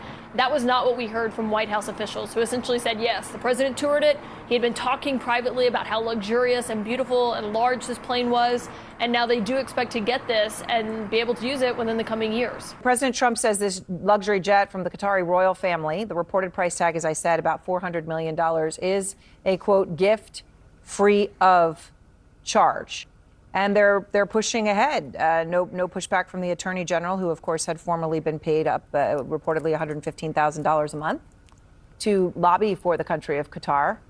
So are there any strings attached to this? Well, undoubtedly there are, but it doesn't make any difference because the Constitution forbids the president from accepting any present emolument, office, or title of any kind, whatever, the Constitution says, from a king, prince, or foreign state without the consent of Congress. So he's got to come to Congress first. I've been getting a barrage of emails from right-wingers today saying, well, what about the Statue of Liberty? We took the Statue of Liberty, after there was a joint congressional resolution directing President. Shout out to, of course, the GOAT, Luke. Thank you for the super chat. Thank you. Luke, the GOAT, as always. I appreciate you. And we appreciate you. On his last day in office, and that it ended up President Cleveland taking it, and it was embodied in statute. You got to go to Congress in order to accept a gift from a foreign government, which is what this is. And obviously, there's all kinds of national security complications because it's a government giving us this airplane, and there's all kinds of foreign policy implications. So Congress has got to debate it. So let me ask you, I want to talk to you about that part, whether you have the votes. But first, when you mentioned the national security concerns, Jeff Zeleny just mentioned the 171 miles of wiring and the implication that, I'll just use the analogy, the Trojan horse analogy, right? To make sure that there aren't who knows what kinds of bugs in the era we live in, that it would have to essentially be completely taken apart and reassembled. So your total cost of the plane would be what? Could be $1 billion. What are the national security risks that you are most specifically worried about? Well, apparently the Secret Service was very worried about, bugs and espionage and surveillance, naturally. Obviously, Qatar is very close to Saudi Arabia, and there's no reason Saudi Arabia wouldn't love to have a window into everything going on that airplane. So that's been raised by the government itself. But, of course, the concern of the framers was that you would get a president like Donald Trump. Donald Trump doesn't know a lot about the founding, but the founders knew a lot about him and his type, and they were afraid that you'd get someone as president who'd be willing essentially to sell the interests of the country out to specific foreign governments who would do business with him. And so there are a million foreign policy questions where we could be compromised by this. Yeah, well, I mean, it would seem it's not something that should come from anyone, friend or foe, but obviously Ben Shapiro making the point, right? Qatar sits in the middle, right? Iran, Hamas, the Taliban, of course, all of that, it also close to Qatar. So I'm curious, though, when you get to what the Congress can do as a whole, okay, and where right now Senate Democrats, they're trying to force a vote, but when you say it has to go to Congress, let's just say it did, would it fail? I mean, this seems to be a case of right and wrong, but that's not necessarily what we're going to get from Republicans. Well, see, and that's the whole thing. The way that Article 1, Section 9 is designed is that it goes to Congress because there's just a multiplicity of foreign policy questions and domestic policy and public integrity questions folded into it. And we've got to look at all that stuff. We shouldn't just be debating on TV. We should be investigating it in Congress. How much will it cost to retrofit the plane? What are the kinds of bugs that could be put onto that plane? What's the history of Qatar's involvement with other people in the Trump administration and so on? We've got to look at that. Can we do it? Sure. All we need is another 3 or 4 Republicans to come with the Democrats to say, let's do our constitutional duty. We cannot let them get away with just trampling the emoluments clause, because it's not just these airplanes. We have to look at the whole crypto question, too. The Trump family has been making more than $1 billion a month since the new administration started. And that's like the Trump Hotel on steroids. The money is just being funneled in through the presidential meme coin. All right. Thank you very much, Congressman. I always appreciate your time. I'll note one of those crypto deals, of course, the New York Times is reporting worth $2 billion. That was in Dubai. Steve Witkoff's son also part of that. So also on the list of countries the president's visiting this week. Ryan Goodman is with us now, Outfront legal analyst, and Ben Smith, Semafor editor-in-chief, host of the Mixed Signals podcast. So, Ben, you've got extensive reporting on this luxury jet from the Qatari royal family that, we understand could be worth $400 million, maybe more, could be $500 million. You've been looking at images. So what's inside this? Yeah, the Swiss firm that was selling it had a listing up. They've taken it offline, but some of the details are still up there. And it was one of those things they don't put the price on. It would be sort of indiscreet. But it's beautiful. It has a private office with 4 chairs. There's a number of large screen televisions, a bedroom, kind of beautiful cream colored furniture, wood tables. You could paint it gold if you wanted. You could paint it gold. I mean, you know, I do think, I mean, it is, among other things, a huge black eye to Boeing, which has been on the hook for many years to build a new Air Force One, and among its many struggles hasn't been able to deliver one. And, you know, I think if you view this, I think, you know, there's a lot of conspiracy theories from our end, but if you view it from the perspective of these Gulf countries, all of them American allies, you know, Qatar is a huge American military base right now. The largest, yeah. You know, the President of the United States, like other leaders, like Erdogan, signals that he wants stuff from smaller countries that want to be friends of the United States. Of course, they're going to get into a bidding war. They're three rivalrous countries to give the U.S. what it is asking for. I think that's. Right. I think this is a question of more demand than a demand side rather than a supply side. I think you have a fair point. I also think that the giving gifts for expected reciprocity or intangible reciprocity is the way many countries work, and in that region, it is not considered corrupt. It's considered the way royal families operate. Yeah, it goes so without saying. If you're going to play in the rules they play by, they're happy to play. Yes. It's what they do. The rules Ryan, many countries play. Right. Yeah. And Ryan, I mean, there are people out there saying that Senator Bob Menendez, former Senator Bob Menendez, got 11 years in prison for this, right? He was charged with accepting bribes, gold bars, and a Mercedes to benefit specifically the governments of Egypt and Qatar. Is that just people are rushing to, oh, there's the word Qatar, so I'm going to say these two things are analogous, or is there a real legal link? So there are a lot of similarities. If one brings a bribery case under criminal law, you have to prove there was an actual quid pro quo and that the bribe was done in exchange for some official act or conduct. That's what makes it very difficult. So it's quite narrow, and it's been narrowed by the Supreme Court. But the analogy to Senator Menendez is quite close.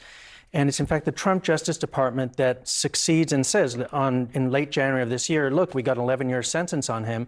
And part of what they in fact broadcast is because he, in exchange for gold bars, made public statements in favor of Qatar.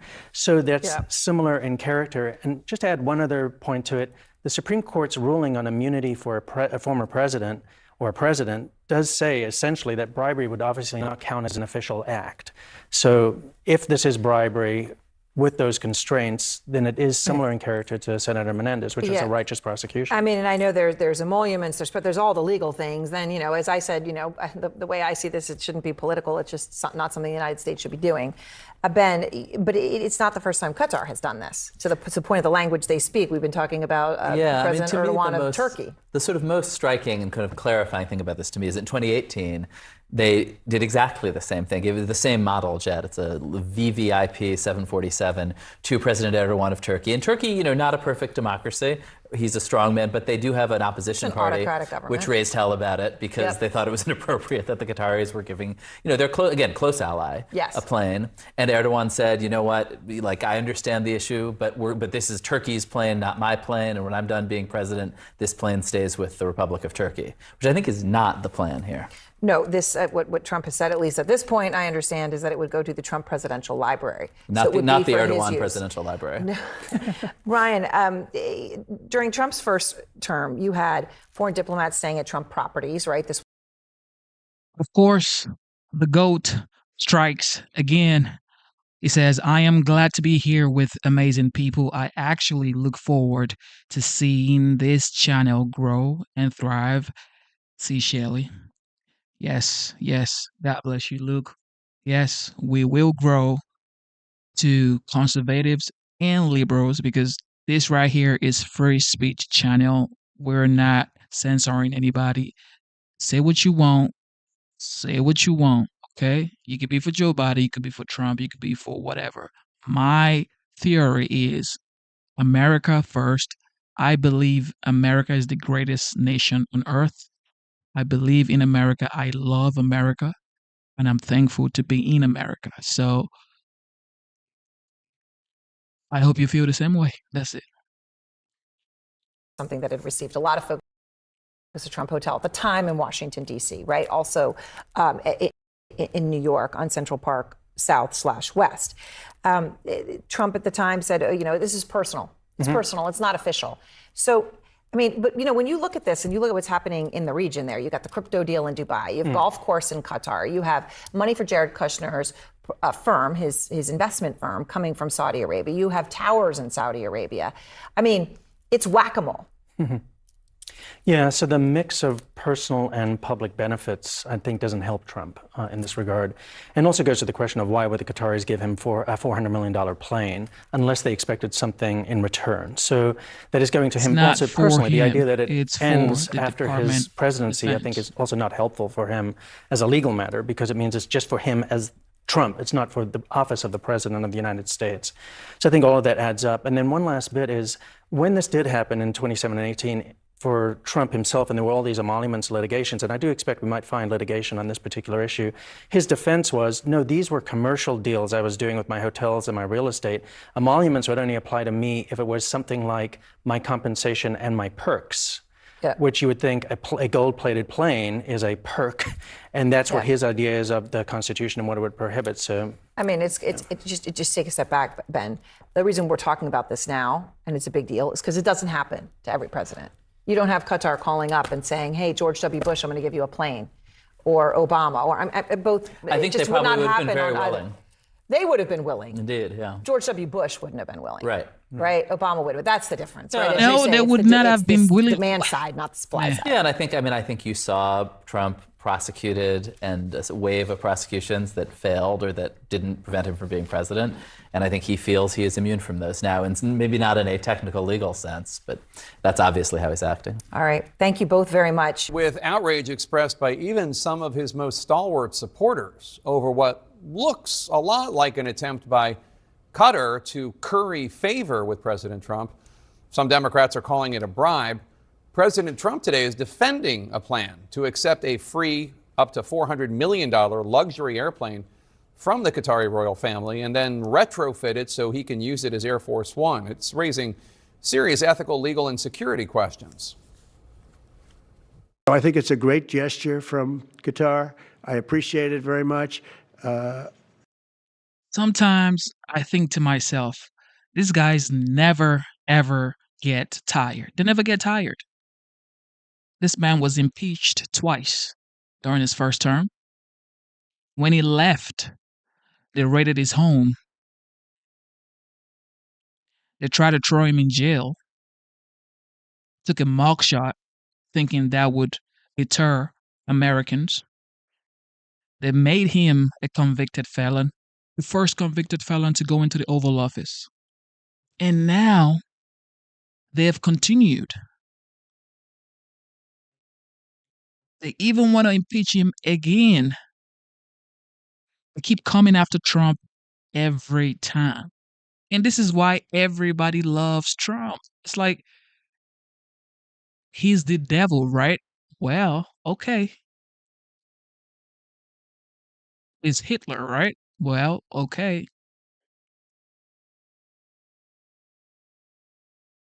Remember when he had his rally in Madison Square Garden?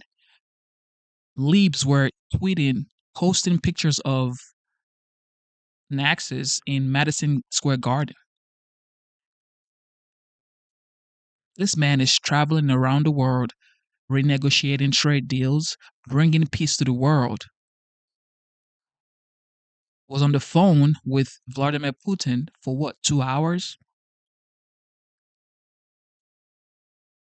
When Joe Biden said, well, Putin is a war criminal, there's no way I would talk to him. So how are you going to end a war if you don't talk to the people fighting the war? Or we're just going to send ammunition to Ukraine. They keep coming after Trump every single time. And this is what he always says, never back down, never give up, fight, fight, fight. He is an inspiration. No matter what you say, nobody has been attacked like this guy. Nobody. I would never be one to turn down that kind of an offer. The White House notes that Attorney General Pam Bondi has signed off on this gift, though they failed to mention that Bondi, from 2019 to 2020, lobbied Congress on behalf of the government of Qatar, which we should also note supports Hamas and spreads propaganda via Al Jazeera. CNN's Tom Foreman has more on this plan. plane, which Trump says the would go. The possibility of a $400 million gift jet from Qatar to serve as President Trump's new Air Force One is drawing lightning strikes of criticism. Trump's latest grift. Shout out to the GOAT one more time. He says, whatever their name is, maybe Dems should buy Trump. They can't. Exactly, Luke. Exactly, Luke. Paul is you can buy him no matter what. Trump is for sale. Okay, if he's for sale, why don't you just buy Trump? If Trump is for sale, okay, liberals, buy him. Buy Trump. No, you can't, because he doesn't even need your money. If this guy was for sale, why would he be telling Walmart, Apple, eat the cost of tariff? These are mega companies that have unlimited funding. It's telling these big companies, eat the cost of tariff, and I will be watching in case you don't kiss the ring. This is the greatest president ever. Libs, Mr. Busky has buckets for you, okay? Mr. Busky, please put the buckets in the chat for the Libs, all right?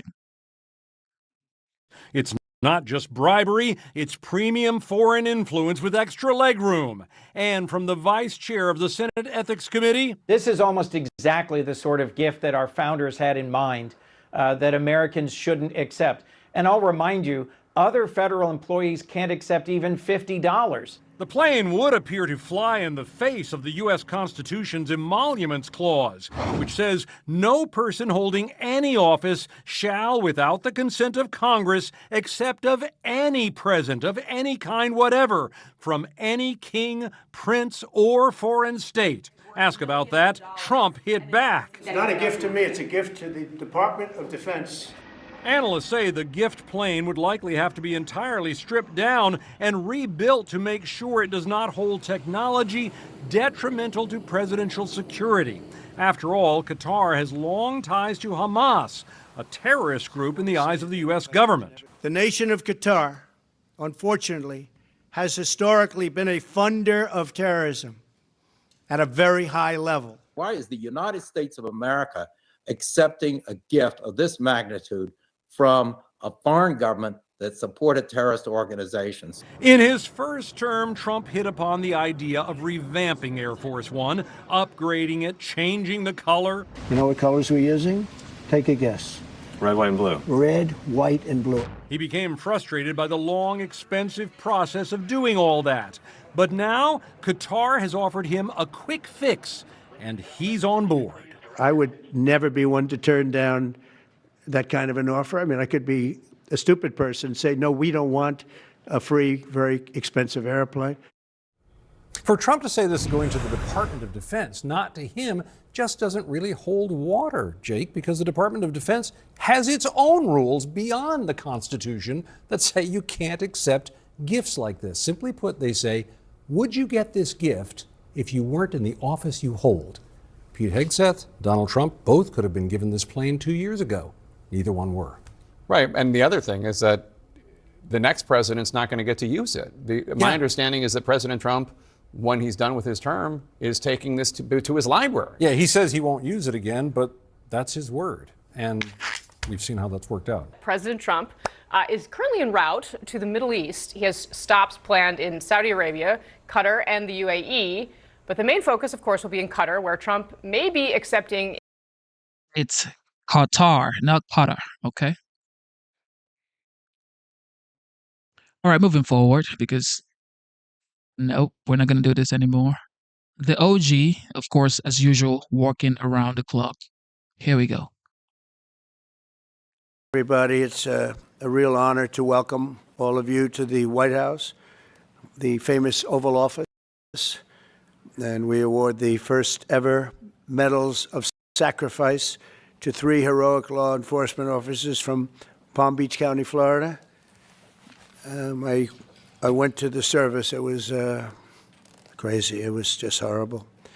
Earlier today, Congressman Brian Mast, who's right here, introduced a bill to ensure this new medal will be awarded to any law enforcement officer or first responder who gives his or her life in the line of duty. I also want to recognize Laura and Eric Trump for their work to make this medal reality. Thank you, Laura, and thank you, Eric. Appreciate it very much. Thanks as well to Attorney General Pam Bondi, who's with us. Pam, thank you very much. I appreciate it. So busy. She's so busy, but you wouldn't miss it. Secret Service Director Sean Curran. Sean, wherever you may be. Hi, Sean. Congressman Byron Donalds, State Representative Meg Weinberger, and Dan Newland. Thank you. Thank you, Dan. Thank you, everybody. Thank you, Byron. Thank you, everyone. Really great that you're here. I also want to express our gratitude to Major Paul Vercoda. Where is Paul? Paul. Thank you, Paul. Captain Ryan Mugridge. Thank you, Captain. Lieutenant Shandon Hood. Thank you, Shandon. Sergeant Scott Yoder. Thank you very much, Sergeant. Deputy Sheriff Christopher Farron. Thank you very much, Christopher. And Deputy Sheriff Chris Cameron. Thank you very much. Thank you. And all of the Palm Beach Sheriff's Office. We have many people here representing that incredible office. I know it very well. Very special thanks as well to Alexander Arnault, who's a tremendous person with his father, who they own Tiffany, and they really devoted a tremendous time and effort to helping us design this beautiful medal. And thank you very much, Alexander. I appreciate that you came all the way from France, and the incredible team at Tiffany and Company. And Tiffany is doing great.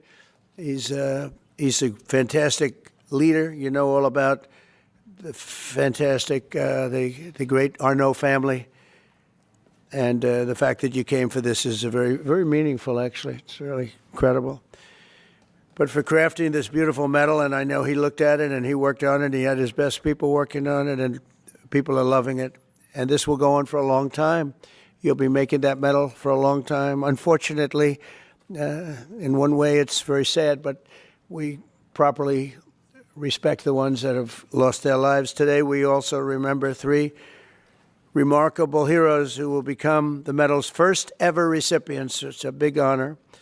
Corporal Luis Piez Jr., Deputy Sheriff Ralph Butch Waller Jr., and Deputy Sheriff Ignacio Dan Diaz.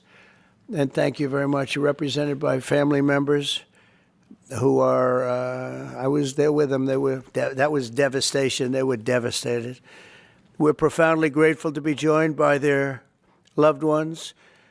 Corporal Piez's former wife, Doris. Thank you, Doris, for being with us. Thank you very much. Thank you. And his son, Cameron, good-looking son, too. Deputy Waller's wife, Denise. Thank you, Denise, very much. And Deputy Diaz's daughter, Alexandria. Thank you. Thank you very much. I want to thank you all. And the 3 officers we recognize today were close friends. They were really close friends and colleagues, and together they dedicated their lives to protecting the people of Palm Beach County and well beyond. And they were beloved by everyone and respected by all. Really, really top-of-the-line people. Countless times when I was in Florida, they proudly saved, and they saved a lot of lives. They were going around saving a lot of lives. Their reputation was incredible. They served in motorcades for presidents, called presidential motorcades, a very dangerous job, actually, and I was deeply honored to attend their memorial service last year. In a horrific accident in November, the 3 officers were working to restart one of their motorcycles on the shoulder of a road when they were struck by a SUV, struck dead center, and all 3 perished from their injuries. Essentially, they perished immediately. This was a terrible tragedy. It shook the entire Palm Beach community like very, very few events I've ever seen. All of Florida mourned their loss, and today our entire nation joins in honoring these 3 incredible patriots taken from us much too soon, much, much too soon. To Doris, Cameron, Denise, Alexandria, and to all of those who love these brave men. We are deeply sorry for your loss and eternally grateful for their sacrifice, their great, great sacrifice, just respected by everybody. We'll never forget their legacy, and we will never forget the debt we owe all of these great law enforcement heroes who have given their lives to keep our community safe and make America strong again. We have so many unbelievable people in the police department and other departments, first responders, firemen, a lot of brave, incredible people. And I'd now like to ask my son, Eric Trump, to say a few words, followed by Congressman Brian Mast and Alexander Arnault, who's going to be giving out the medals. And then I'll present the medals of sacrifice. Thank you very much, everybody. Thank you for being here, too. Thank you. Please. Mr. President, thank you very much. My father and I attended that funeral that day, and I can't tell you how moving that experience was. And one simple question was asked: why is there no medal of valor, medal of sacrifice that commemorates law enforcement officers, first responders who have fallen in the line of duty? And Congressman Mast, he was there with me that day. He was with my father, and we said, we're going to take care of this problem. We're going to get involved. And the first call that was made was to the great Arnault family who owns Tiffany's, and they said, without hesitation, that they'd be honored to design something absolutely beautiful that's a tribute to these incredible officers, these incredible EMS responders. And here we are, roughly 6 months later, with something that's truly beautiful. I want to thank the Tiffany's family, the Arnault family, for all the work they put into in their entire team. I can tell you this has been a nonstop effort. I want to thank the congressman. Without the congressman, his staff, we would not be here today. I want to thank the president for allowing us to do this. It's such an important mission. This medal is going to be given for hundreds and hundreds of years to come.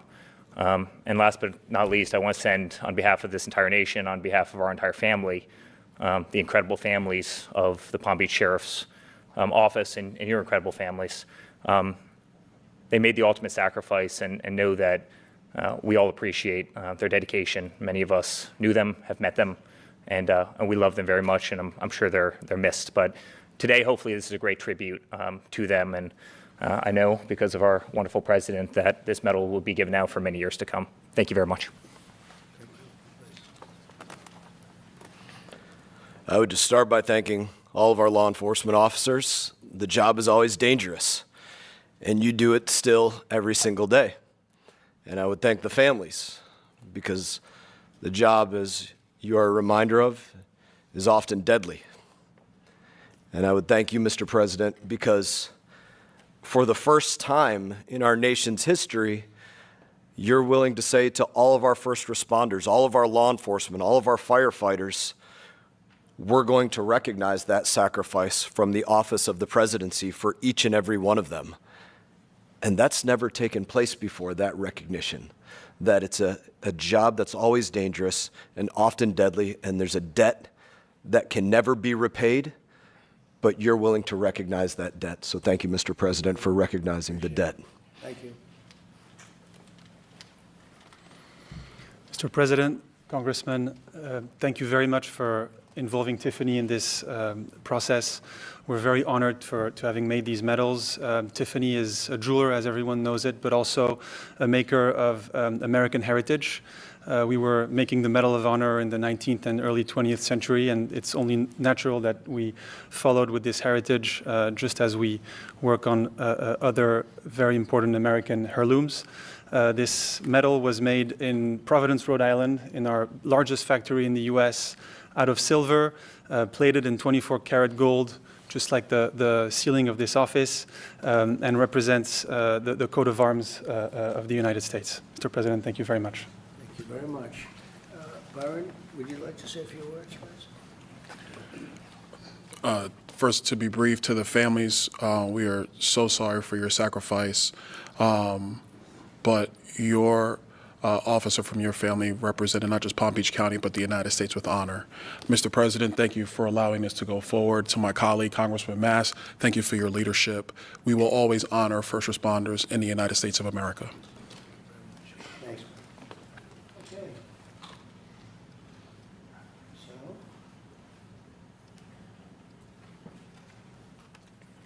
you want to help help us Other out with side. this? You're the one that made it. That's beautiful.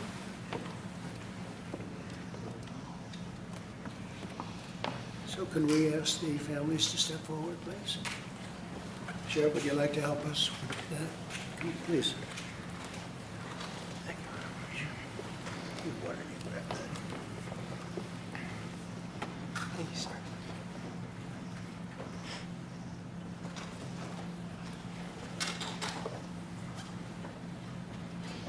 First families. Thank you, sir. I appreciate it. Thank you very much. Thank you very much. You take care of yourself, okay? Thank you very much. Sheriff, thank you. You'll help us. Okay, I'm going to stand right over here. Okay.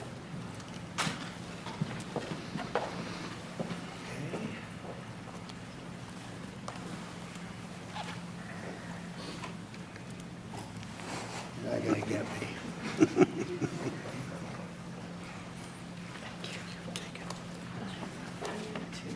Oh, thank you. That's fine. Thank you very much.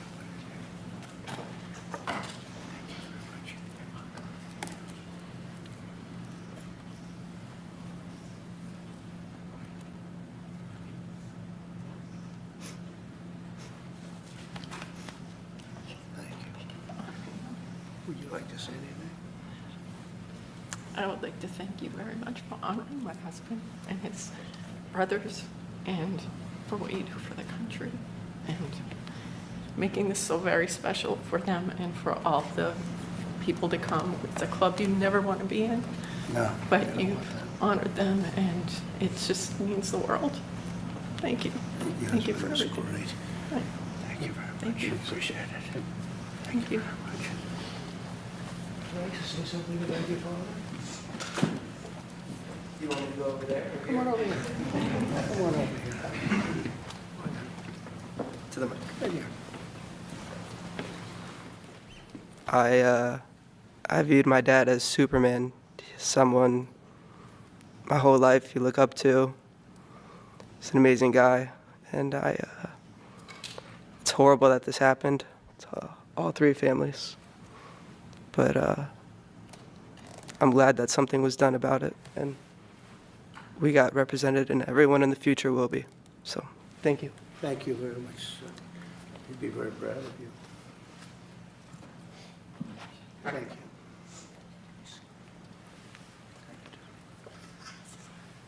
Thank you very much. Thank you, Mr. President. Thank you very much. Thank you very much.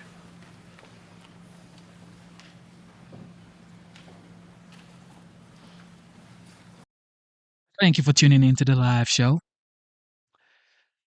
Once more, the GOAT strikes again. This time he says, Dems have tried Trump in the fires of persecution. He never backed down nor gave up. His bravery and courage became evident to everyone and paved the way for hundreds more after him. Luke is absolutely right. People think it's just going to stop with Trump. No. You have J.D. Vance, you have Marco Rubio, you have tons of young American men following in this footstep right now, which is fight for your country, love your country, support your country, and put your country first. It's not going to stop with Trump. Make America great again. It's never going to stop with Trump. This is the beginning. This man's name is going to be echoed through the sands of time. Now you can say what you want, whatever you want. However, you cannot change destiny. This right here is destiny. He is putting America first, showing love that is due to American force, honoring policemen, traveling, standing for hours, shaking hands at 79 years old. Only God can put you in this position. Man can never put you in this position. Okay?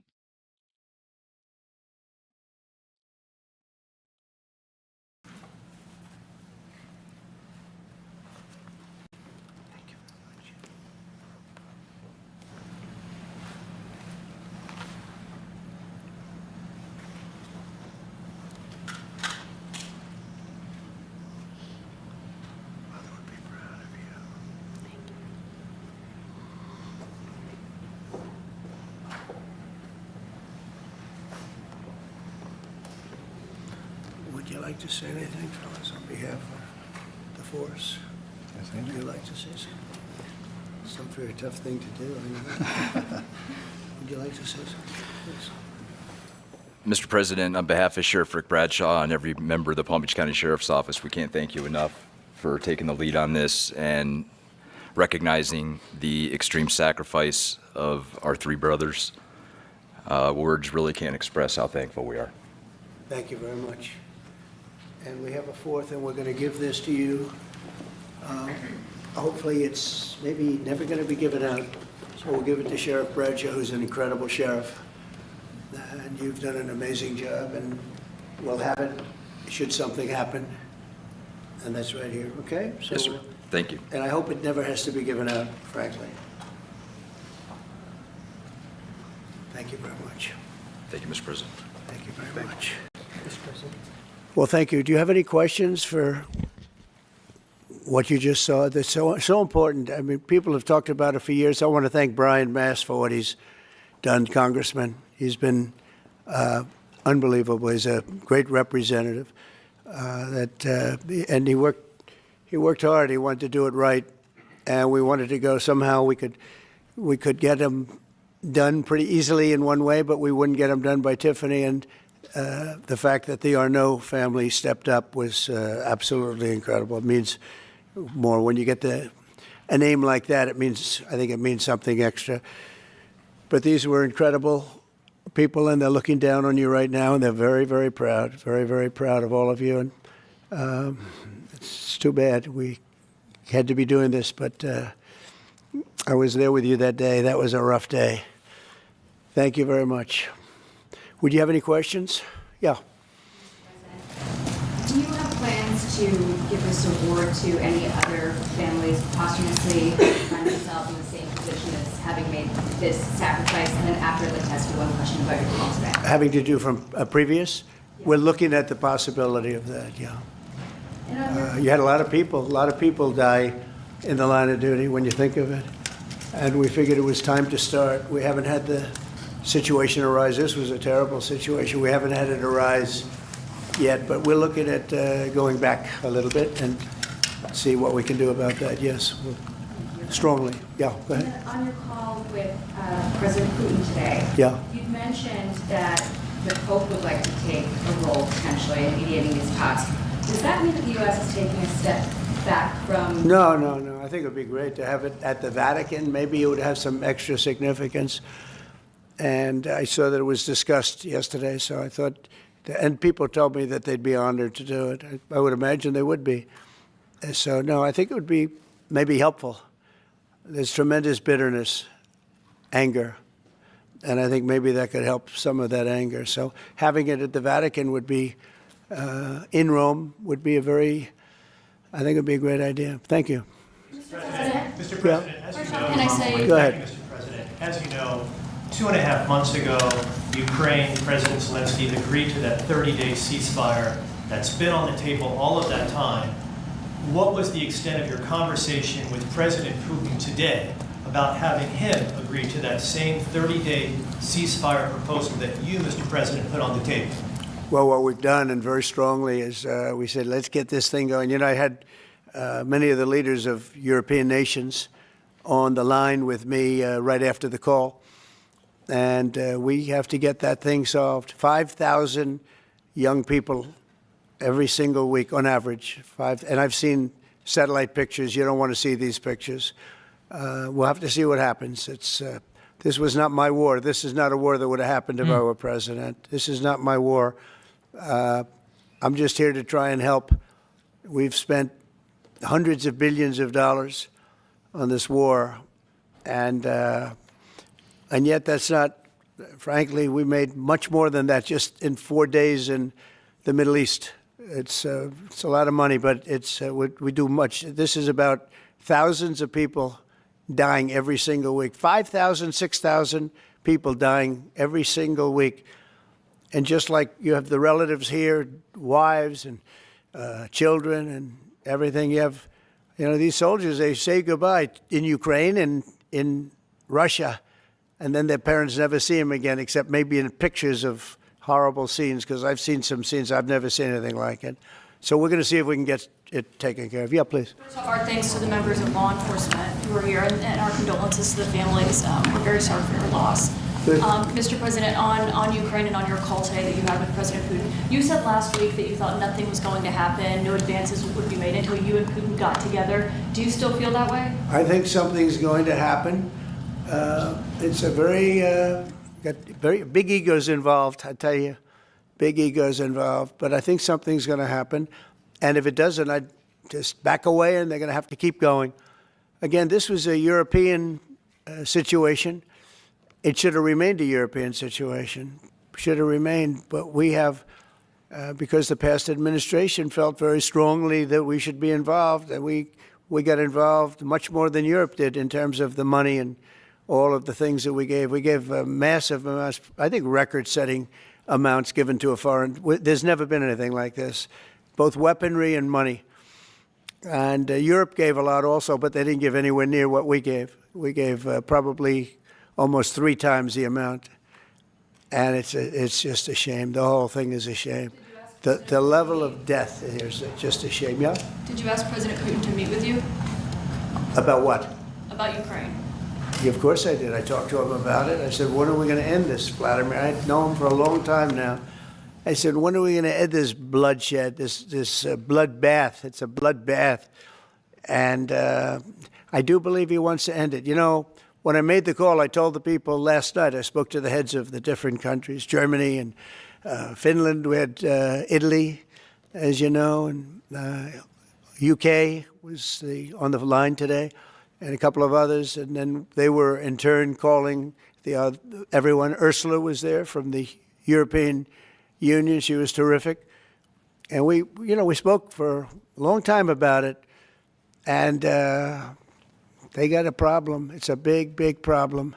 It's a terrible war. It's a very hard to extradite themselves away from what's taken place over there. The amount of anger, the amount of hate, and the amount of death. It's very hard, very tough situation. But I said to him, we got to get going.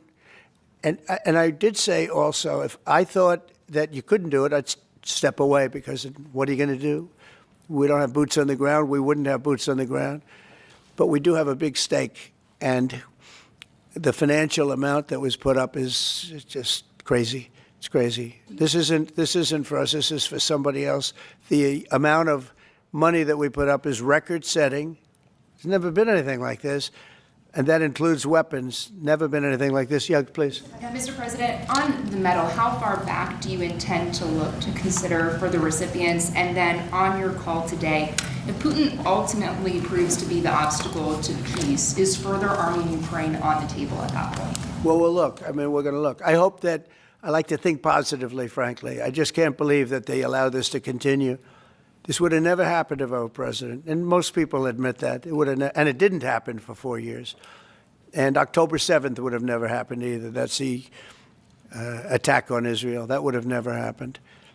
So sad, a lot of things wouldn't have happened, but so sad to see it. Now, I think that there's a good chance we can get this done. I believe Putin wants to do it. Now, if I thought Putin didn't, well, I mean, that's what I do. My whole life is like deals, one big deal. And if I thought that President Putin did not want to get this over with, I wouldn't even be talking about it, because I'd just pull out. What did you hear that gave you confidence that he does want peace versus buying time? I think he's had enough. I think he's had enough. This has been a long time. This has been going on for more than 3 years. When you think, right? It's been going on for a long time. Yeah, please. Oh, thank you, Mr. President. When you implored him to stop previously Vladimir stop on social media, and he didn't. He just continued. I'm curious, did you bring that up with him in your phone call today? You have to talk. Sorry, you previously on Truth Social implored President Putin to stop. You wrote Vladimir stop, and he didn't stop, quite the contrary. I'm curious, did you bring that up on your call with him today? And No, I didn't bring that up, but I did say it's time, you got to stop this thing. And I believe he wants to stop. Look, I would be, I think, very able to tell whether or not he wanted to or what. I thought there was a very good chance, like a 50-50 chance, that he would say, I want to take the whole thing. I didn't know what he was going to say. And then they have a different kind of a problem. But I believe he wants to stop. Pretty sure. just now about backing away or walking away if it looks like it's going to be an intractable problem. Do you have a red line in your head of what would cause you to back away? And Yeah, in my head, but not something I'm going to announce. But yeah, definitely in my head I do, yeah. Would that look Because like? this isn't our war. This is not my war. This is not the war. I mean, we got ourselves entangled in something that we shouldn't have been involved in. And we would have been a lot better off, and maybe the whole thing would have been better off, because it can't be much worse. It's a real mess. It's a death trap. So I think that, yeah, I would say I do have a certain line, but I don't want to say what that line is, because I think it makes the negotiation even more difficult than it is. Yes, please. Mr. President, thank you all for your sacrifice. I'm so sorry for your loss and everybody. You've mentioned the bloodbath that you want to see end in Ukraine. You mentioned that you believe Putin wants peace, but he just attacked Ukraine yesterday. So what makes you think that he wants peace? Well, he's in a war, you know. I mean, nobody said don't. They're fighting. They're attacking each other, and people are dying all the time. He's in a war. He's fighting a war. Nobody said he was going to stop. I think, is it terrible? Yeah, it's terrible. I think it's terrible. Can you weigh in on President Biden? President Biden was diagnosed with Cancer, the war, and then I want to ask you about reconciliation. Why haven't you increased the sanctions on Russia yet? Well, because I think there's a chance of getting something done. And if you do that, you can also make it much worse. But there could be a time when that's going to happen. Yep. Mr. President, Who's going to say with the ratings downgrade from... Do you want to respond to President Biden being diagnosed with cancer? Are you going to call your predecessor? I think it's very sad, actually. I'm surprised that it wasn't, you know, the public wasn't notified a long time ago, because to get to stage 9, that's a long time. I just had my physical. You saw that. You saw the results of that particular test. I think that test is standard to pretty much anybody getting a physical, good physical. We had the doctors at the White House and over at Walter Reed, which is a fantastic hospital, do it. I did a very complete physical, including cognitive tests. I'm proud to announce I aced it. Got them all. I got them all right. You proud of me? Yes. Your husband would be proud of me for getting them all right. It's a little risk. If I didn't get them all right, these people would be after me. It would be not a good situation. But I think, frankly, anybody running for president should take a cognitive test. They say it's unconstitutional, but I would say in that particular case, having a cognitive test wouldn't be so bad. But when you take tests, medical, as a male, that test is very standard. I don't know if it's given to everybody, but it's given just about. And it takes a long time to get to that situation. Now, I think, to get to a stage 9, I think that if you take a look, it's the same doctor that said that Joe was cognitively fine. There was nothing wrong with him. Well, he said, if it's the same doctor, he said there was nothing wrong there. And that's being proven to be a sad situation. And the auto pen is becoming a very big deal. The auto pen is becoming a big deal because it seems like that maybe was the president who ever operated the auto pen. But when they say that was not good, they also, you have to look and you have to say that the test was not so good either. In other words, there are things going on that the public wasn't informed. And I think somebody's going to have to speak to his doctor, if it's the same, or even if it's two separate doctors. Why wasn't the cognitive ability, why wasn't that discussed? And I think the doctor said he's just fine, and it's turned out that's not so. It's very dangerous. Look, this is no longer politically correct. This is dangerous for our country. Look at the mess we're in. You're talking about all these questions on Ukraine and Russia that would have never happened. As an example, if I were president, would have never happened. The other thing is you have to say, why did it take so long? I mean, when you this takes a long time, can take years to get to this level of danger. So it's a very, very sad situation. I feel very badly about it.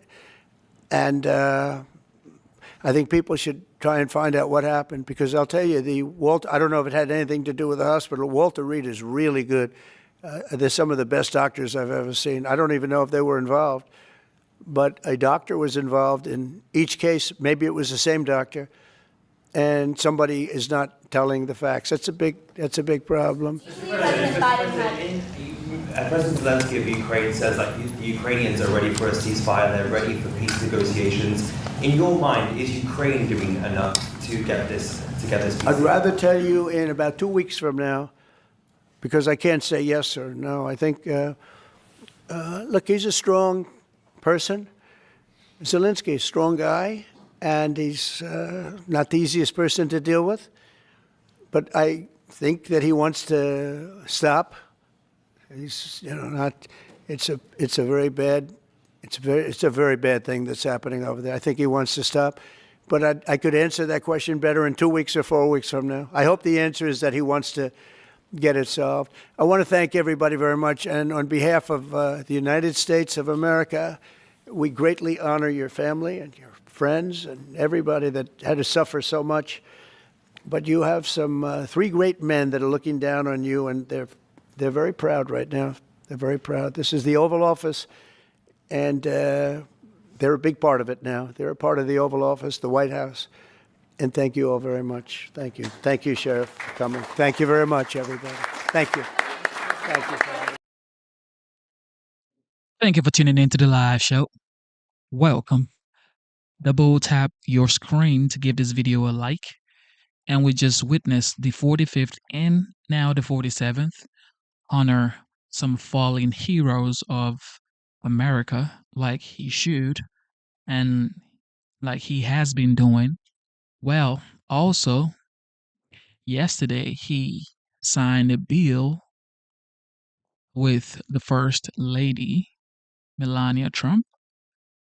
Remember when liberals were saying that Melania didn't love Trump? Melania was just there for whatever and was ready to leave him. This man has gone through a lot. Has gone through an awful lot. All right, here we go. Ladies and gentlemen, the President of the United States.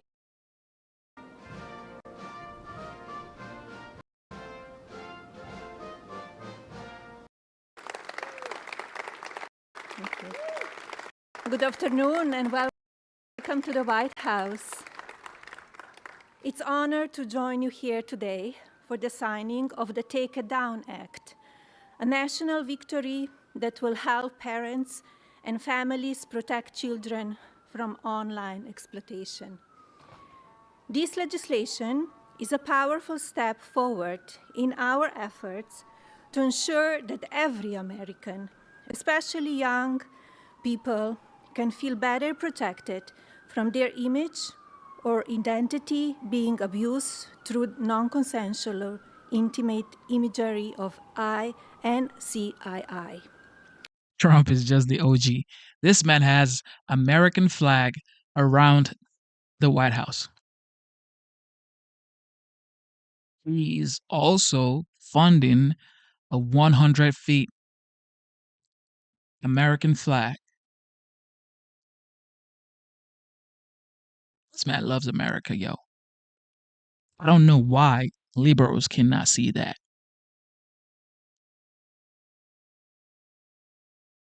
Artificial intelligence and social media are the digital candy for the next generation. Sweet, addictive, and engineered to have an impact on the cognitive development of our children. But unlike sugar, these new technologies can be weaponized, shape beliefs, and sadly affect emotions and even be deadly. Over the past few months, I have met with brave survivors, deeply loving families, and caring advocates who know firsthand the emotional and psychological toll of NCII and deepfake abuse. Alliston Berry stood boldly for change, despite the risk posed to her and her family by speaking out and making her voice heard. Alliston, your voice and the voices of so many like you made this bill a national priority. Many thanks to members of Congress, both parties, for passing this legislation, including Speaker Johnson, Senator Cruz, Senator Klobuchar, Congresswoman Salazar, Congresswoman Dean, and Congressman Guthrie, and so many more. Thank you all for coming together to prioritize people over politics.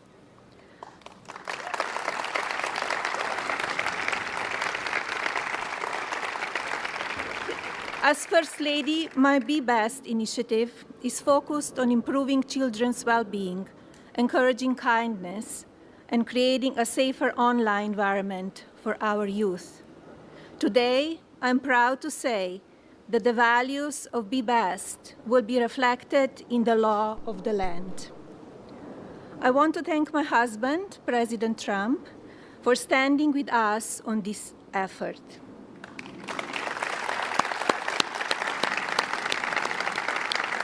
His signature on this new law is not where our work ends on this issue. Now we look to the Federal Trade Commission and the private sector to do their part. Today, through the Take It Down Act, we affirm that the well-being of our children is central to our future of our families and America. Now it is my pleasure to introduce the President. Thank you. Thank you, Hannah. Good job, sweetie. You want to sit down? Yeah.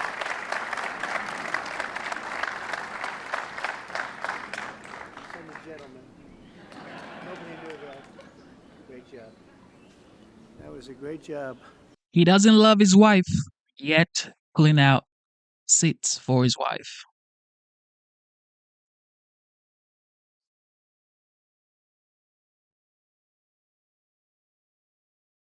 What else will the liberals say this time?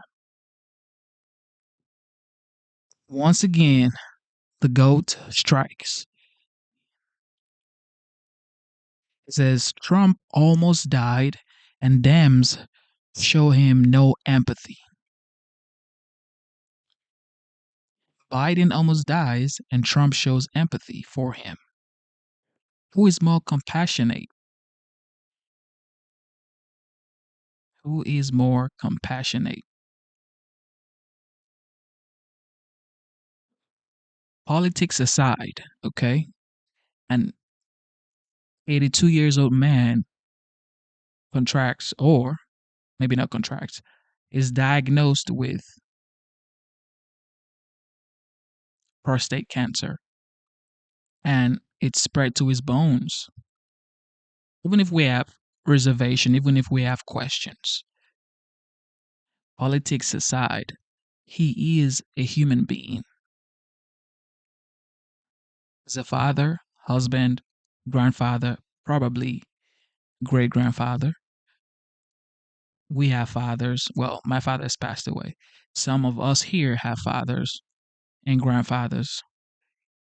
You would never wish for your dad or your granddad to just fall and die. You would never wish that. But yet, we have liberals that have said on this chat room that why did the guy in Pennsylvania miss? Oh, I wish he never missed.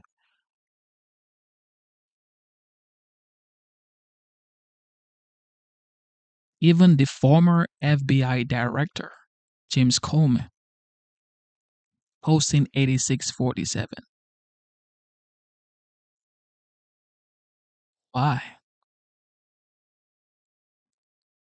We've become so divided that we objectify these people. These are human beings with kids, with family that are hoping for them to come back home safely. It's a job. He's doing a job. Even if I would have never voted for Joe Biden, I don't wish him bad. I don't wish him to just fall and die.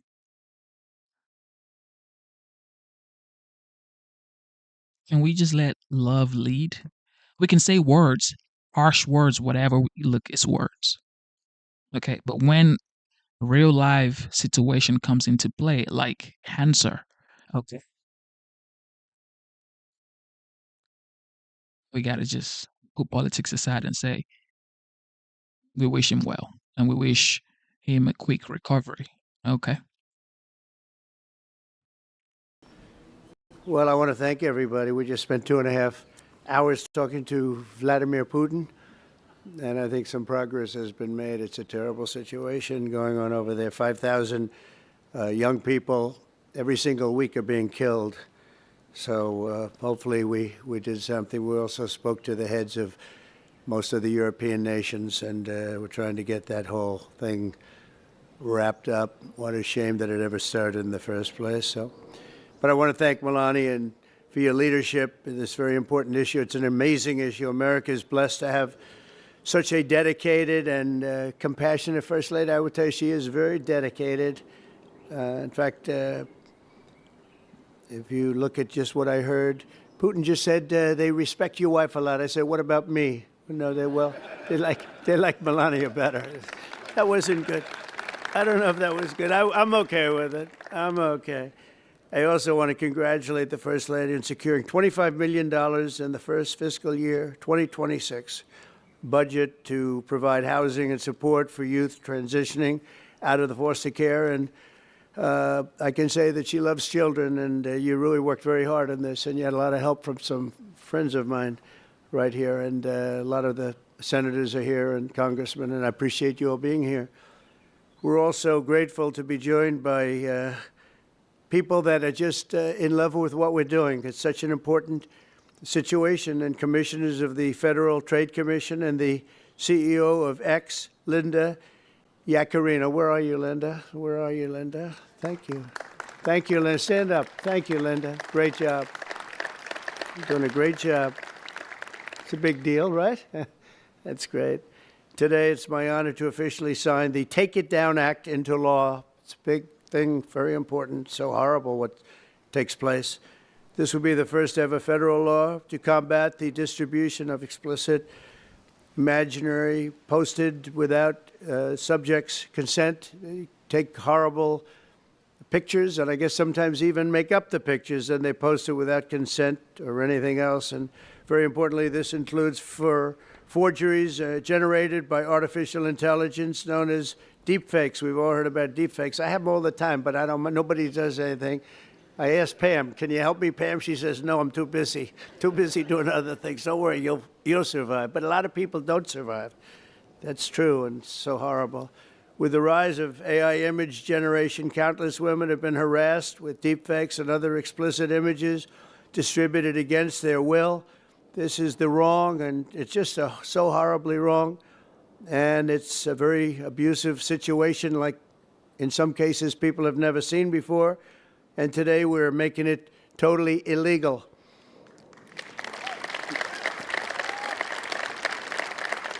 Thank you. Upon hearing the stories of so many women affected, our First Lady made stopping these abuses a top priority, and she was given tremendous support because she'd go up to people and talk about it. They say, yeah, we know about it. We have the problem. Can we do something? And she did something about it with the help of a lot of the people, especially the political people sitting here today. Among Melania's guests in the gallery during my address to the joint session of Congress was a 15-year-old young person, Elliston Berry, whose image was turned into an illicit deepfake by a peer. Elliston, where are you? Are you around? Stand up, darling. That's fine. Beautiful. It's great. Thank you. You look fantastic. Elliston quickly became a powerful advocate committed to preventing other girls from suffering the same abuse. Elliston We salute you and we thank you very much, and it's an honor to have you with us today. Great job you've done. Also with us are several other brave Americans whose lives were rocked by online harassment, including Francesca Manny, as well as a South Carolina State Representative, Brandon Guffey, and his family, who have lost their son to suicide after he was targeted in an internet extortion scam, of which you have a lot of them, a lot. I want to thank you both for your incredible work and to reach this important day. Could you stand up, please? Thank you. Thank you very much. Great job. I've read about it. Thank you very much. It's a real honor to have you here, because there's no place like the White House, I found out. You know, you have a lot of places, and I just left some of the richest places, and we loved them, and they gave us a nice contribution of about $5 trillion, but this is a special place. Even they talk about it, so it's great to have everybody here. Under the law, I will sign in just a moment. Anyone who intentionally distributes explicit images without the subject's consent will face up to 3 years in prison. In addition, this law establishes new civil liabilities for online platforms that refuse to take these images down promptly upon request. We will not tolerate online sexual exploitation, and especially it's gone on at levels that nobody's ever seen before. It's getting worse and worse, and I think this is going to hopefully stop it. And not easy to do. People talked about all sorts of First Amendment, Second Amendment. They talked about any amendment they could make up, and we got it through because of some very brave people, including some very brave politicians in the audience. I want to thank the bill's sponsor, Senator Ted Cruz. Ted, stand up, please. Great. Great. Thank you, Ted. It's great. Very effective person. And Congresswoman Maria Salazar, friend of mine. Thank you, Maria. Thank you very much for their amazing work. And thanks also to the 99 senators and 408 members of Congress who voted in favor of the bill. Wow, I wish we could get that vote. Some other things. We have another bill coming up. Do you think we'll get that vote? Maybe not. We should, but we probably won't. But working with our First Lady, we've shown that bipartisanship is still possible. That's true. With 99 senators, that's incredible. Senators, stand up. Look at that. John, you're here. Look at all of the senators. This is big stuff. I'm in trouble because I don't have your names. They didn't give me these names. We have so many. We have half of the Senate here. Now they're all going to hate me because I can't introduce you. We don't have the time for that. I have to get back to Putin and people. But thank you very much for being here, all of you, and congressmen, a lot of them, and women. Working with our First Lady, though, we've shown that bipartisanship is possible. I mean, it's the first time I've seen such a level of bipartisanship, and it's a beautiful thing to do. I'm not even sure you realize, honey, you know, a lot of the Democrats and Republicans don't get along so well. You've made them get along, and she didn't even know about that. She didn't know we had a problem. She didn't know we had a problem. She got it. But I want to thank you, honey. You've done amazing that this was done when you started. And I said, there is the president calling his wife honey. Liberals would never hear that. But shout out to Joe Lopez for the super chat. It says, thank you for spreading the truth. Luke, the GOAT, has started something. Thank you, Joe. And this isn't Sleepy Joe, okay? This is Joe Lopez. Thank you, Joe. It sounds like a tough one, and yet a very important one, and you got it done. So I congratulate you, and I congratulate Ted, Maria, everybody. Thank you very much. Thank you, and we'll sign the bill. Thank you.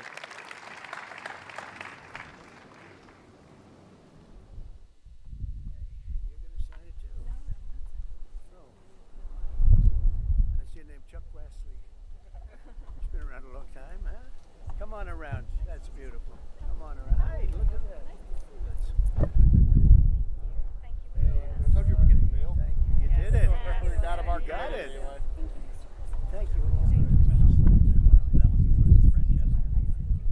Keep in mind, this is his second event for today.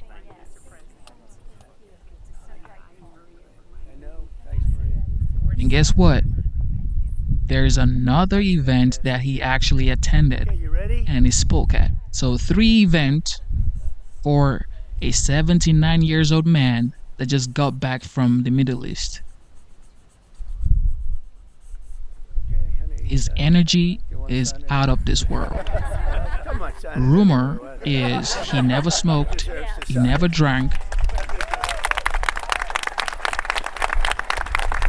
So, I guess he's just blessed by God. There we are. That's a big one.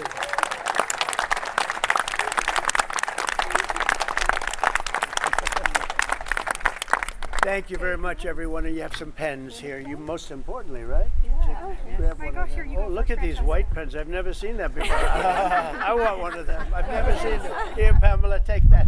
Take that. And if this is just once in a while situation, okay. This man does this every single day. And on the weekend, he's golfing. So when does he actually rest? Does this man ever rest? He's always said in most interviews that he's always tossing and turning at night and figuring out how to make life better for Americans. I just hope he's getting enough rest because he's working so hard. This type of strength can only be given by God. I know I've been talking about God for the most part tonight, but you know, there's some things that man can never give you. Only God can give you. Thank you very much, everybody. Thank you so much. Okay?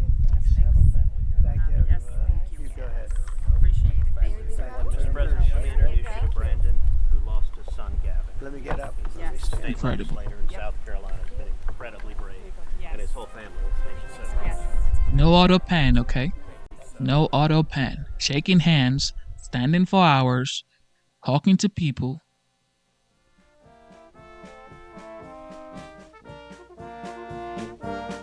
Oh man, this is a blessing to witness this time in history. Liberals are crying. Whiskey with the buckets. This is his 3rd event for Monday. Here we go. I thought young soldiers are being killed every single week on average. Can you believe 5,000? My little conversation with a nice gentleman named Vladimir Putin. But we had we had a good talk, and I think that progress is being made. 5,000 young soldiers are being killed every single week on average. Can you believe 5,000? And it's actually a number probably worse than that, in addition to other people that are being killed in towns. And we're trying to stop it. It's a bloodbath. It's an absolute bloodbath. I've seen satellite pictures that are so bad, so horrible, and it's to think that in this day and age we're living with this horrible thing that's going on, and we're doing the best we can. This was not our war. This was not me. We're doing something from the last administration. How they allowed that to happen? It wouldn't have happened. It would have never happened. And you know, the Ukraine-Russia wouldn't have happened. But I'll tell you what else wouldn't have had. October 7th would not have happened. This was a terrible thing also. A lot of bad things happened in the last 4 years. But good things are happening now. We had a tremendous visit in the Middle East. We went to Qatar. We saw the Saudi Arabia, all the top people in UAE. And we brought back about $5.1 trillion. That's not bad. That's not bad.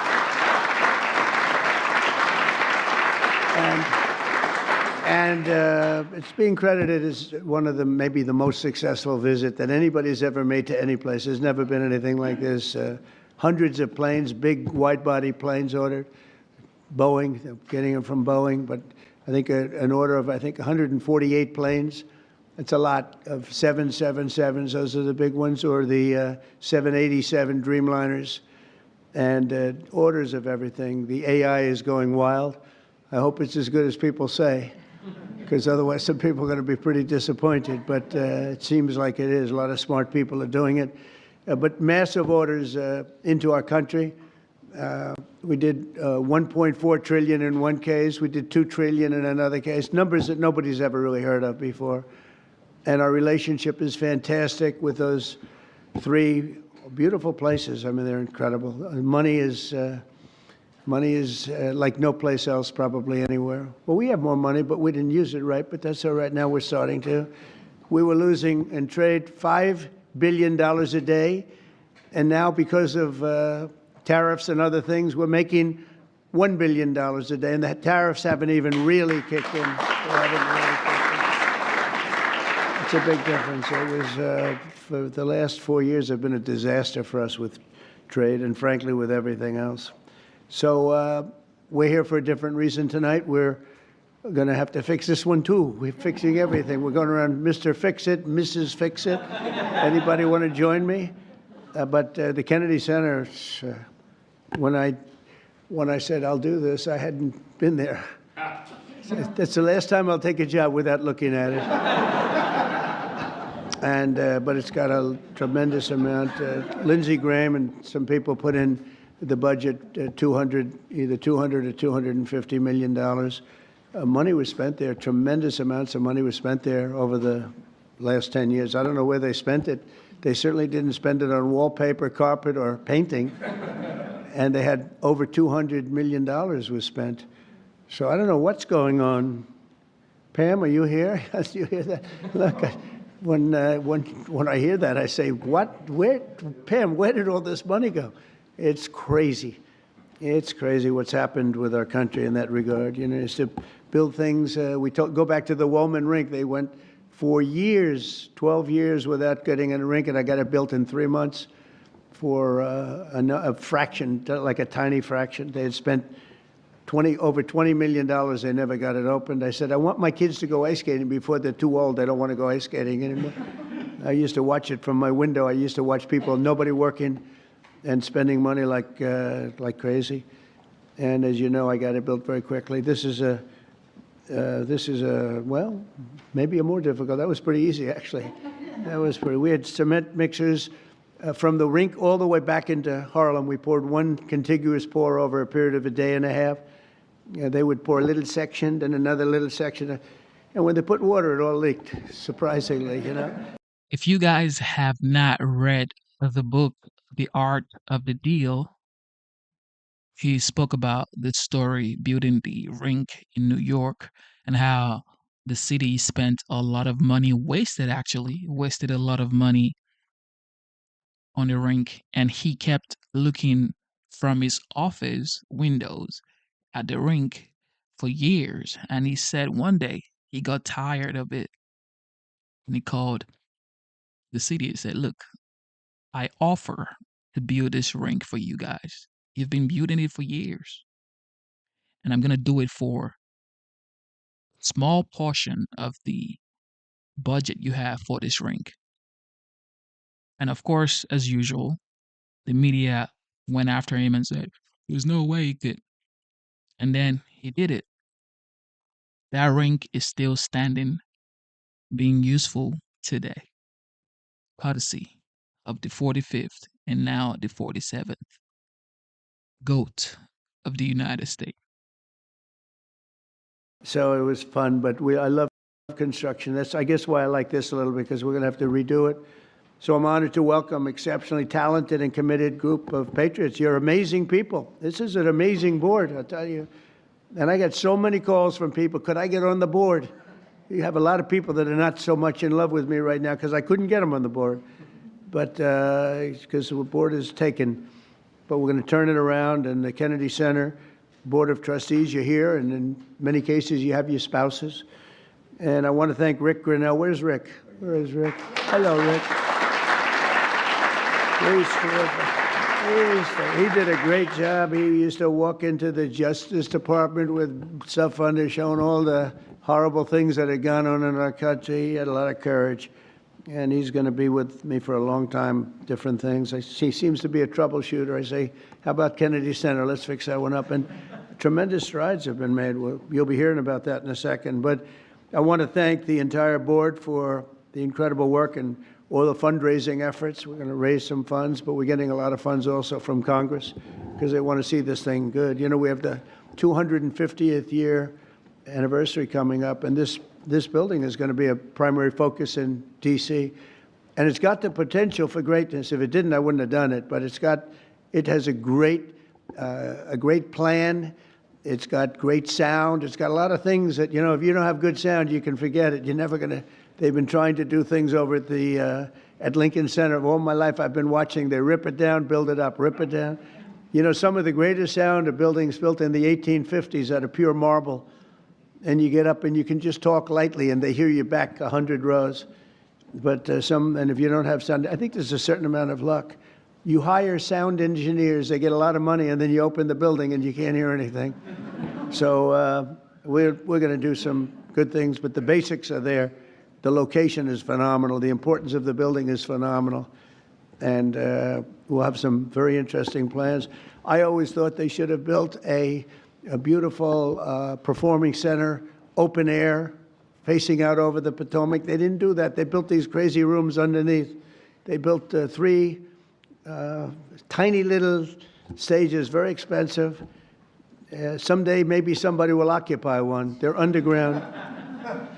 In fact, when I looked from a distance, you know, you see these like hubs, concrete hubs, and I thought it was modern art. You know, well, here we go with the modern art blocking everybody's view. And when I actually went over there, I said, no, it wasn't modern art. It was meant for a door to be in, so you go down to these rooms. So I don't know what the hell they were doing, but they spent a lot of money. And it's just not possible that they could have spent it so poorly. But we're going to turn it around. That's what I love doing. I love turning things around. Turnaround artist. I'm doing that with the country. Believe me, we're doing it. We're doing a job. We are hot. We are hot.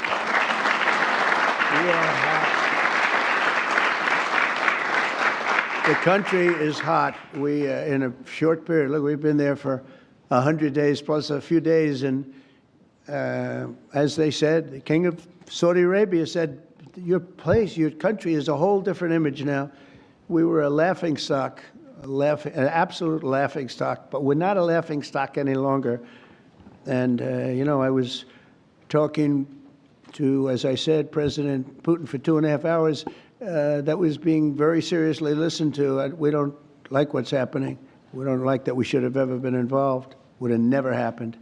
But we're respected again as a country. You know, one thing that I tell you that I think is amazing, if you remember about 8 months ago, the big story was that nobody wants to join our military. We couldn't have any, people weren't joining. And they weren't proud of our country. They weren't joining police forces all over the country, Houston, Dallas, all over the country, New York. And now we have a record-setting enlistment in the military. Think of that, record-setting. The most in 38 years, but it's probably more than that. They started taking the numbers, Susie, 38 years ago, right? But the most in 30 years, probably the most ever, I don't know. But we have record-setting young people that want to join the military, and that's incredible. To have that is just absolutely incredible. And to think that 8 months ago, we were all listening to the fact that this was before the election. 8 months ago, we were listening to the fact that we wouldn't have any, you know, we wouldn't have anybody in our military. I mean, nobody. Army, Navy, Air Force, Marines, Space Force. I'm so proud of Space Force because we got that going. We started Space Force, and they wanted to terminate it, and the military backed up. And they said, you're not going to do that. We were third in space, and now we're #1 in space by a lot. They've done a great job. They had some great commanders in Space Force. But, you know, ultimately it's going to be truly one of the most important things we've ever done because it's all heading to space. And I'm not talking about just experimental things that we do because a lot of people don't understand that. We can understand that. But we're, in terms of defense and offense of our country, it's going to be very, very important. We're #1 in space by a long shot. The Kennedy Center mission is to be the crown jewel of the arts and culture in our nation's capital. And under our new leadership, we're going to take this revered institution to heights that it's never seen before. I think we can take this to really some, because we have the right place. We have all the politicians, and then we have the people that want to get to know the politicians for lots of bad reasons. And, you know, we have everybody here. They have to be here for something and sometime. I've got total confidence in the just great team that Rick and the group have put together. Sergio's done fantastically. We're especially pleased to be joined tonight by Secretary of State Marco Rubio, great guy. Great guy. Where is Marco? He's a great. I'm telling you, he was born for this. He loves it. You see him, he's in one country, another country. I think he loves it. But he's so respected everywhere he goes. And I know how tough he is because I used to have to be up there with him. He was not nice. He was a tough one. He was as good as you get. I didn't know that we would end up being this close. We like each other. I think I can speak for him. I can speak for myself, but I like him, and he's done a fantastic job, and he's really, really working. And we're getting relationships that we lost that were very important for us in many ways. And so I want to thank Marco, and Marco's on the board, Attorney General Pam Bondi, who I've known so long, and she's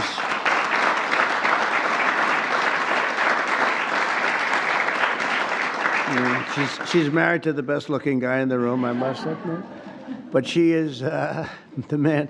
She has been amazing. She's so respected, and she's really delving into some tough territory. She sees what's happened and what's going to happen, and she knows before anybody else. She's just a fantastic person. She's got a great staff that's surrounding her, and I think she's just a star. But I've known that for a long time. I'm not surprised at all. So thank you very much, Pam, for the job you do. And by the way, she was the Attorney General of Florida, so she had plenty for a long time and never had a problem. I can't remember a problem. And she kept everybody safe, and they felt very secure. Now she's doing it on an even bigger. Who would have thought it would have been a much bigger level, right? But she gets it. Secretary Howard Lutnick is here with his wife Allison, and he's great.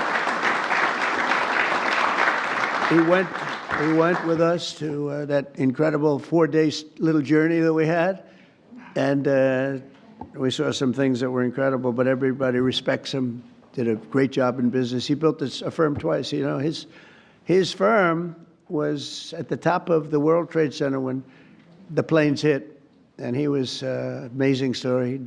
He was always Allison. Good job. You got him to take your boy, right? Years ago on that horrible date, when you think of it. So Howard would always be, he was built Cantor Fitzgerald, and he built it. And Thank you for tuning into the live show. Yes.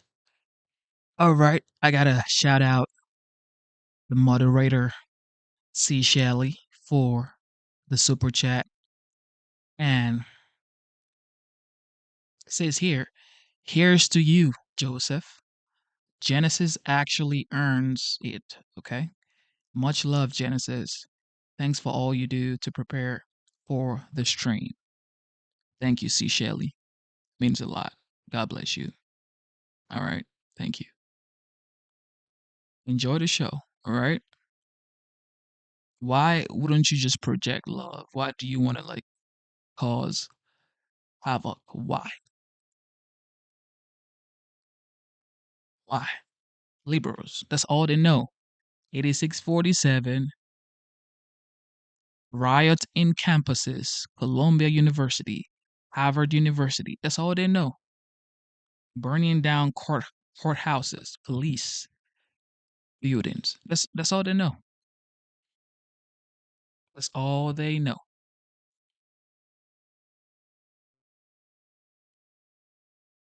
You love America.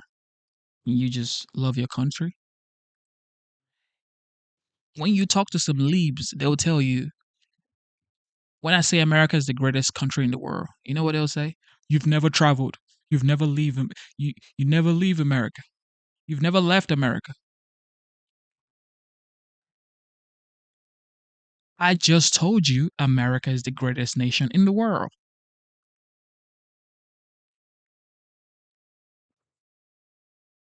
And you're saying, is this the legacy you want to leave on earth? Is it a crime to love America?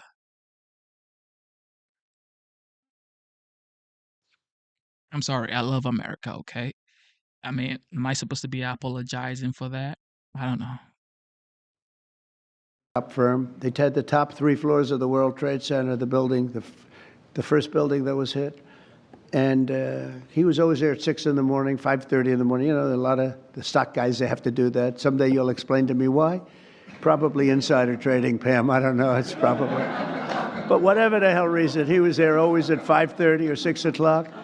And first time ever, like almost ever, his wife was after him for years to take their son to school. He was a young boy, very young, like early grades, and he would say, no, I can't. This was years after like 2 or 3 years of being harassed by Allison, who was very tough. A great wife, beautiful wife, but she's very, very tough. And finally, he did it. He took his boy, and it was on that day, and he dropped the boy off at 8:30 and started driving down the West Side Highway, and he would have been in that building, and every single person died in your firm. He had lost everybody. And with the exception of a few people in Europe and maybe a couple of other places, small, because they were all very New York-centric, and every single one of them died, including your brother. And what he did was incredible, actually. He rebuilt the firm. And he gave a percentage of it for years to the people, the families of the people that died. And the new firm became more successful than the old firm, using the same name, Cantor Fitzgerald, and he rebuilt it step by step by step. And I mean, to me, that's why I said I have to get this guy if I have a chance, if I ever do. And he was very happy. They were doing great. They were doing record business. But when I said, how about coming over to Commerce, a little thing called Commerce, and now I don't think you could ever go back into that world because it's so big. He and Scott are in charge of, along with others that are great, but they're in charge of the biggest deal ever made in history. It's the whole tariffs. We've taken in trillions of dollars, trillions. And we've been hurt very badly by other countries that did this to us for 20, 25 years. They were taking advantage of us. We never did anything. But now we're doing it to them, and fairly, I'll tell you what, modestly. But we'll be taking, and we are taking in right now, 25% in cars, 25% on steel and aluminum, 25% on other things, and that'll be going up to 50, 75, maybe 100 in some cases. We have to get our pharmaceutical industry back. Once we establish that in another couple of weeks, it'll start roaring back. It's already roaring back because they know we're doing it. And it's really been, you've done a great job. But he said to me the other day, this is so big. These numbers are big. Cantor Fitzgerald doesn't look so big anymore. We see numbers, we talk in the trillions now. Think of it, $5.1 trillion. Nobody talks, but we're talking big numbers, and he's doing a great job. He did a great job before. Chief of Staff, Susie Welch, she's considered the most powerful woman anywhere in the world.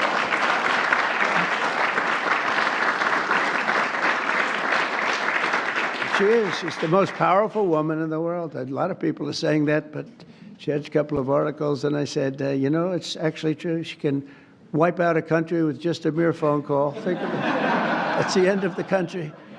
But she's great. She's been, I mean, I knew because we won Florida 3 times and won it. You know, Florida didn't used to be a red state. It was a blue state. When I first ran, that was a blue state. And now it's a seriously red state. And it got more and more, and we're going to keep it that way. But Susie ran it, and we won by a landslide, and a Republican hadn't won. You know, you had a Democrat senator, you had 2 Democrat senators, but you had a Democrat governor, you had a lot of Democrats. And so we won in a landslide. I said, good. Then the next time I won again in a much bigger landslide, and anybody I endorsed also won.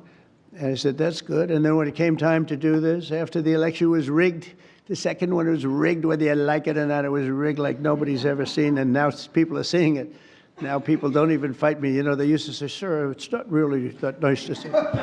I'm an honest, it was rigged. And unfortunately, that's what happened. You look at some of the things that happened. All of these things would have never happened. But when it came time to thinking about doing it again, I didn't think I'd have to do that. I said, you know, I think I'm going to take that woman, my friend now, but at the time I didn't know. Her father was Pat Summerall, who's a great football player, was probably a greater announcer for 28 years for the NFL. But that tells me, because I'm a big believer in the genes, person's genes. And Susie was, I said, let's use Susie. She did a great job in Florida for me twice. We beat every Democrat by numbers that they never saw before. I said, let's use, and she took over and she did great. Chris was fantastic, but she had a group of people that she brought with her. And there was no looking back. We started off leading by a lot, and it only got bigger and bigger and bigger. We had a couple of challenges that didn't work out too well.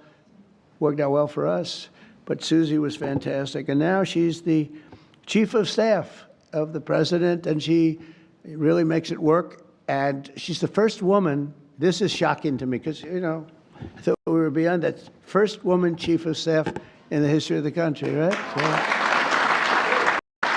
Remember when liberals were saying that Trump surrounds himself with weak women? Remember when they said that during the election, around before Christmas or something like that? It was actually Mark Cuban. I feel like everybody that was around Kamala Harris was a disaster. And then he comes out 2 seconds later saying, well, I'm sorry, I didn't mean it that way. If he doesn't respect women, if he's surrounding himself with weak women, how does he choose the first woman chief of staff?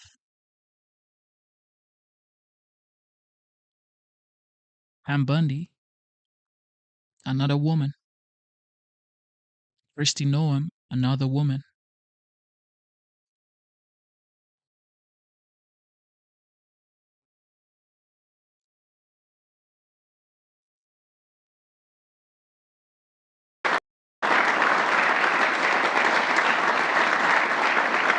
And she's doing a great job. And those men are scared. She sits in the back of the room. She watches them like this. She doesn't want publicity. She doesn't want to be on camera. She doesn't want stories. But they're up there yapping. And if they start yapping the wrong way, it's not pleasant for them. She's great. And we have a friend of mine, a man that I endorsed, and he proudly went through the roof, Jeff Landry, governor of Louisiana.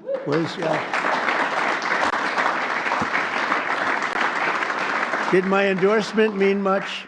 When I endorsed you, he became a rocket ship, right? We avoided, did I say it? We won in the first round. Yep, yeah, it was good. We didn't want to go a second round. He went up and won everything, and he's a great governor, great attorney general, great governor. So it's great to have you. And we have so many people here that we're not going to do that, but we may play around in a little while because we're going to have some fun tonight, and we'll talk about this, but we'll talk about other things. But we might talk about some of the questions you may have. We're looking to get the one great, big, beautiful bill. It'll be the greatest tax cuts in history.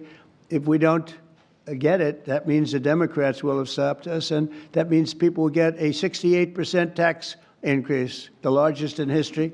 And if we do get it, we're going to have the largest tax decrease in history. And all my life, I've watched. Thank you for tuning into the live show. Hopefully, the Republicans in the House vote for the big, beautiful bill. Hopefully, it goes through. It's already almost done because it's past the most crucial stage last night. And the 47th actually put it on Truth Social. It says, congratulations, Republicans. Make America great again. And Joe Lopez, thank you so much for subscribing. God bless you. Also, if you're watching, thank you so much. Shout out to our members. If you like this community, you like the chat, you like the free speech, you can join the memberships. It is $4.99. You can go on the channel, click join. It is $4.99 if you wish to or if you want to. Thank you. politicians screaming, "We will cut your taxes." This is the only group where they say, "We're going to raise your taxes," and they think they're going to win. There's something wrong with them. I don't know what the hell is going on. "We're going to raise your taxes." And people say, "That's strange. I've never heard it before." When we took over in recent months, the Kennedy Center was in dire shape. As I saw on my tour a few weeks ago, the building is falling apart. I don't want to scare people. It's in fine shape, but it's falling apart. That means, we have to see, we have Les Mis. We're opening up with Les Mis and some other things. We have Mrs. Fisher here, and she said, "You know what works? Anything Broadway." So we're signing Phantom of the Opera. We're signing a lot of great Broadway, and we'll have them run for a while. And I think you're going to do very well.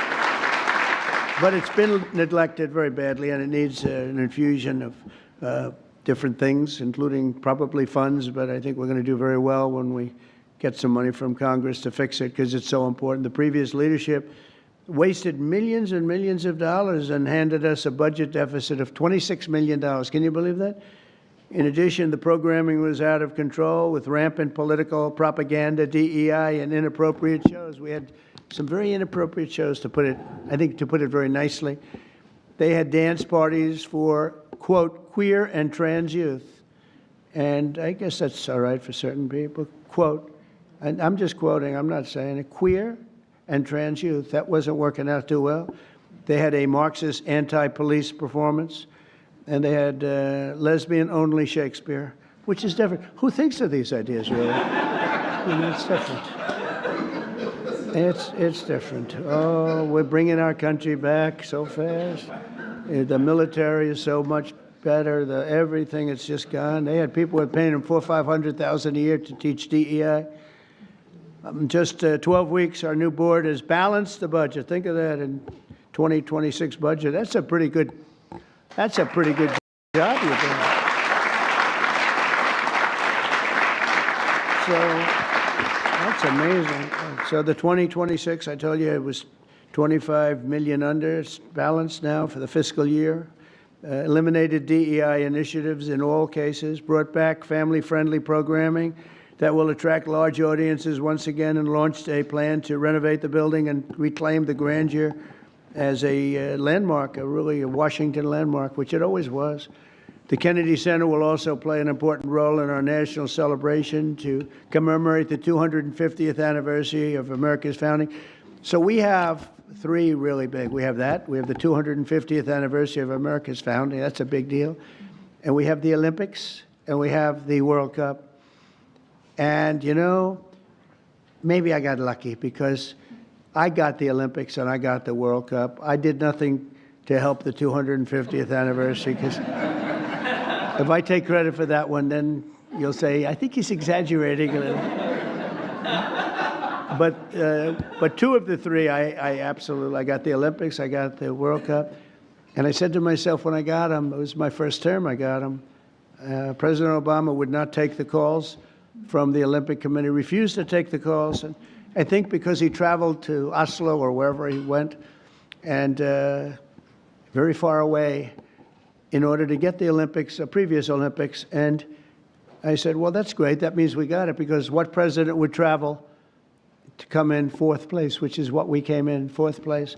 And so he was so angry, he wouldn't take the call. So I got a call from, at the time, the mayor of Los Angeles. Los Angeles is not looking too good with the water. We just sent so much water down their way, they didn't want to take it because it was bad for the environment. I said, no, water's good for the environment.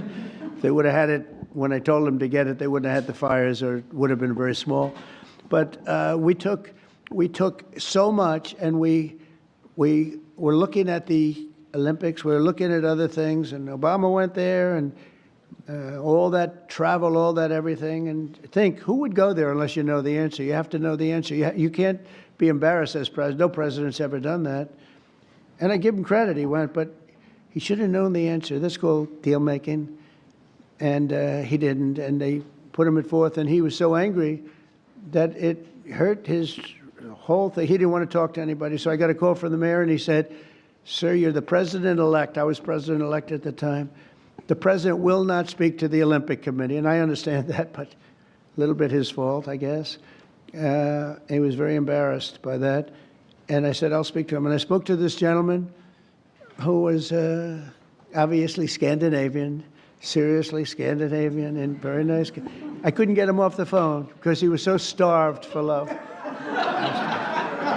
He just kept, I must have had him for 2 hours. I couldn't. I said, sir, I have to go. I'm president-elect. Yes. All I said to him, yes, yes, yes, we will take good care. They wanted to know that if they choose us for the Olympics, will we treat them nicely? And I said, we're going to treat you like so well, like you've never been treated. And then he wanted to talk about anything because nobody would talk to him. Now he talks to me. And we got the Olympics, and then we got through Johnny, who's the boss. He's a friend of mine, and we got the World Cup. I got them both, and I said, man, I won't be president. I got the Olympics and the World Cup, and I won't be president. And they're going to forget that I got them. Nobody's going to mention it because, you know, a little bit, that's the way life is. And then they rigged the election. And then I said, you know what I'll do? I'll run again, and I'll shove it up their ass.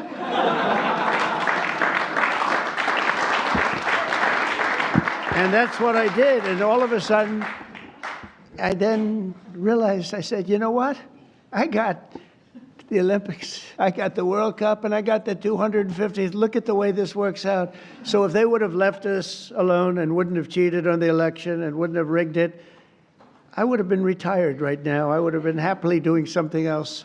And instead, they have me for 4 more years. Can you believe it? Yeah. So it has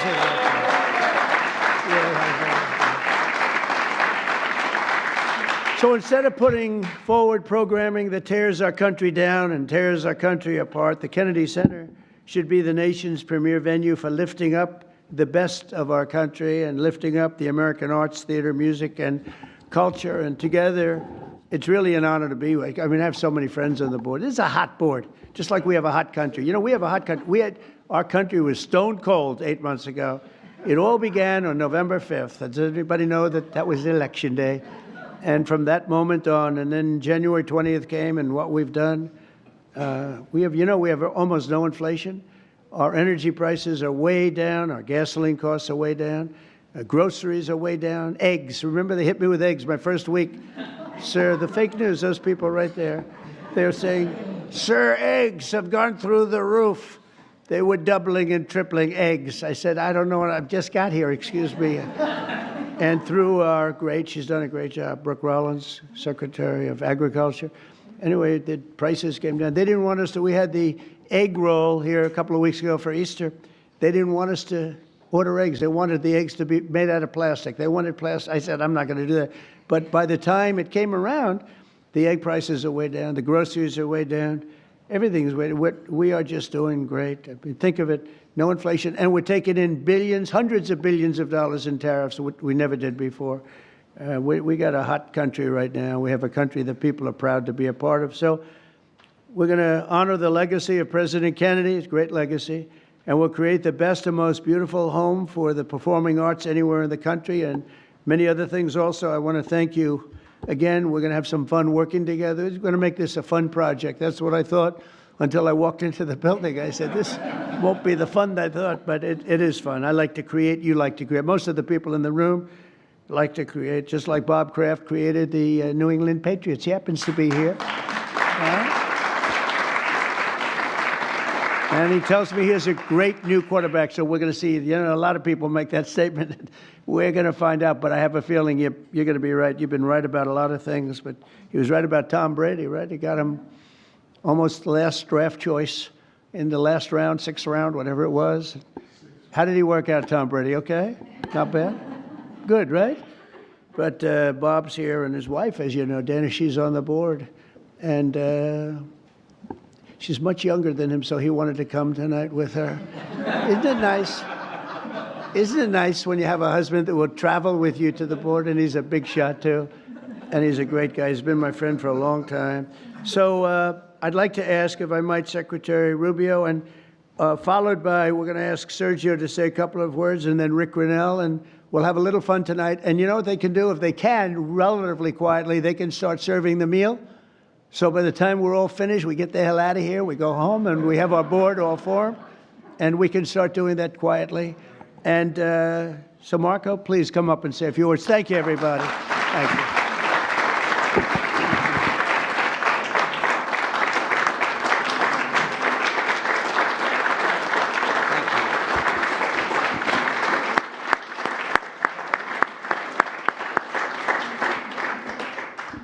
Well, thank you all for being here tonight. It's an unusual day. You know, it's not often you wake up in the morning and your first meeting is with the Pope and your last meeting is a dinner with the President of the United States. That's a heck of a day.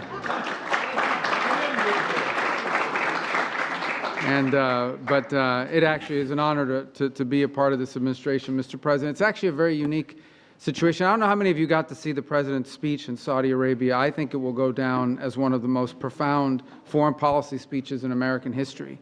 And where it outlined a vision for the future and a vision of prosperity. And I tell people, we have a president of peace.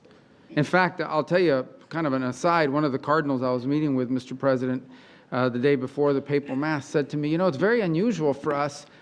It's, you know, we have an American president that wants peace, and it's some of the Europeans that are constantly talking about doing war stuff. So it's kind of the world's upside down in their mind right now. It's usually the other way around. And it's a great honor to work for a president who literally spends half his day, maybe more, trying to stop wars, end wars, prevent wars.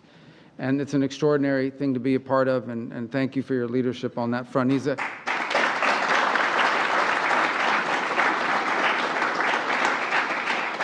key part of the speech he gave, and I just summarize it this way. Our president is a builder, not a bomber. He wants to make things. He wants to build things. He wants people to have prosperity and to be happy. And frankly, he knows we have to have national defense because, of course, that's the world we live in.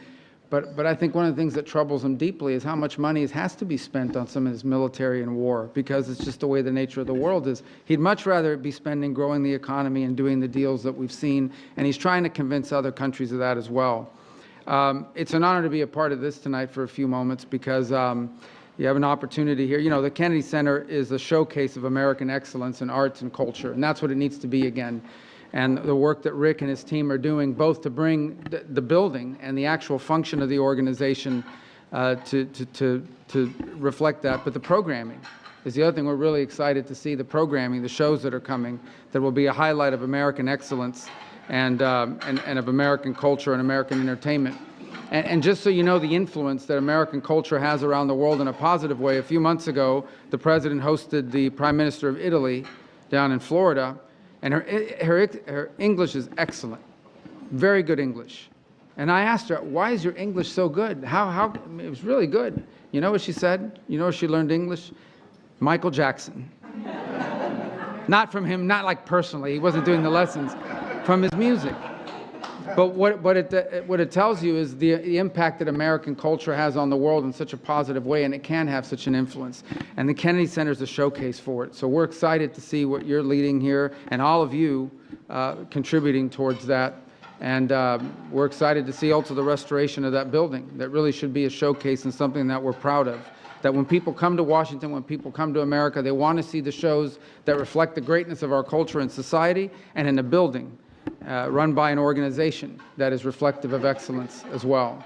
So it's an honor to be here tonight. I want to thank all of you for contributing to this, because it's important that this board and everyone that's involved in it, and Rick and his team, are doing a great job of making sure that your dollars and everything you've made possible will be well spent, so we'll have a treasure in our hands for future generations.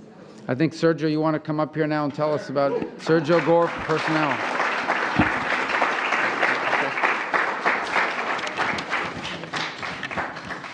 Good evening. It's an honor to be here with all of you. We're here to honor the spirit that makes America exceptional. Under President Trump's leadership, we're witnessing the revitalization of American culture, a return to the values that fuel our greatness. I can't think of a better chairman of the Kennedy Center than President Trump. And a lot of you know his incredible record when it comes to dealing with these individuals who become American icons. So from Michael Jackson to hosting Pavarotti many times, to Andrea Bocelli, to incredible individuals that have changed the landscape of art and music. A couple of years ago, we were publishing a book, and it was called Letters to Trump. And we would open a box that's been closed for decades. And the letters that would show up in these boxes were just absolutely incredible.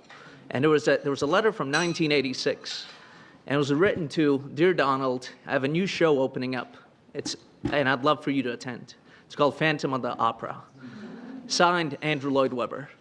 And so there's nobody more qualified to lead this institution than President Donald Trump. America's had an incredible run for the last 250 years, minus the last 4 under the previous administration. And so we hope under his leadership, under his vision, under this entire team, the next 250 will be just as great.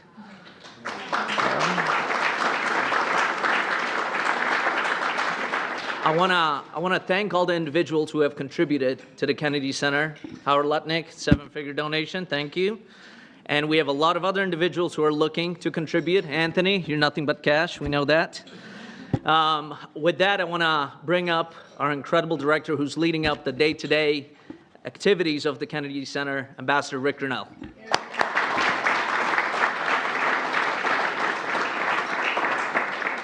I'll be very quick. First of all, how great is it to have a president who actually cares about the Arts Center? That's what I love best, is that he actually cares. He came, he saw the problem, and he immediately said, I'm going to call Congress. This is the first time that I have seen Trump actually trying to eat his food. Maybe because he's in the Kennedy Center. I've never seen him put anything in his mouth. I've seen him drink water that he opened himself, but I've never seen him eat, like actually put something in his mouth to chew. And we're going to try to fix it. This is traditionally a Democrat territory, except President Trump says, I want to do this. I have to tell you, President Trump is actually saving the Kennedy Center because there is discussion right now of whether or not to take it down. The deferred maintenance of the Kennedy Center is criminal.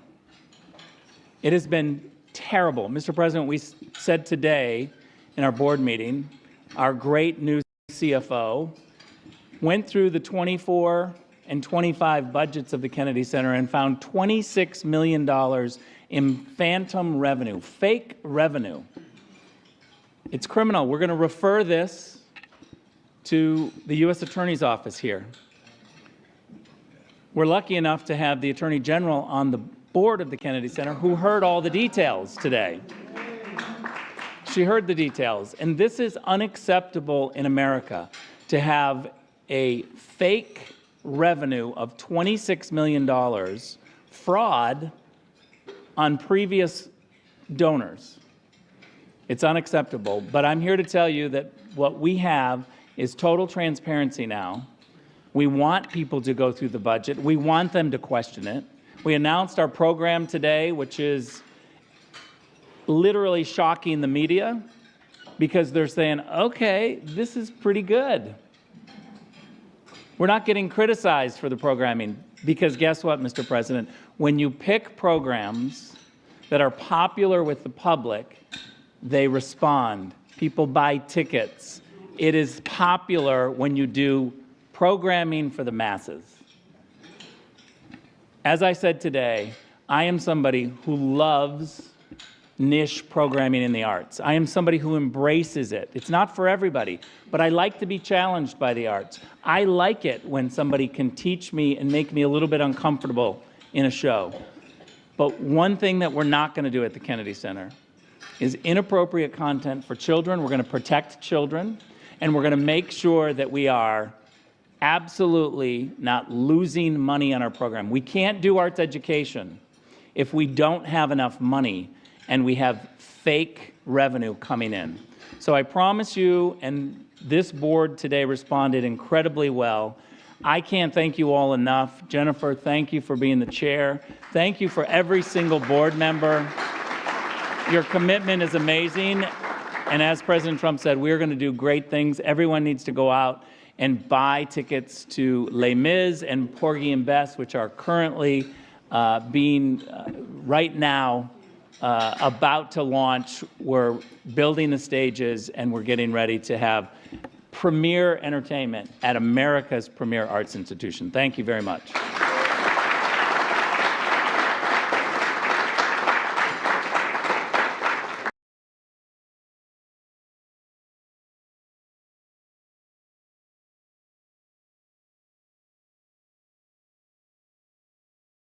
Thank you for tuning in to the live show. Thank you. Thank you. Double tap your screen to give this video a like. Subscribe to the channel if you haven't. God bless you. Instead of looking for perfection, seek for consistency. Never give up on yourself. Never give up on your dreams. Never give up on God. Believe in yourself. Believe in your dreams. Believe in Almighty God. Okay? And fathers, take care of your kids. Shout out to the veterans. Shout out to the military members. You protect our homeland. Thank you for your service. Shout out to the policemen as well. God bless you. And to our members, Luke the GOAT, God bless you. You are special. Thank you for being here. Shout out to Ellie. He's not here, but I know his heart is with us. Shout out to Ringmaster as well.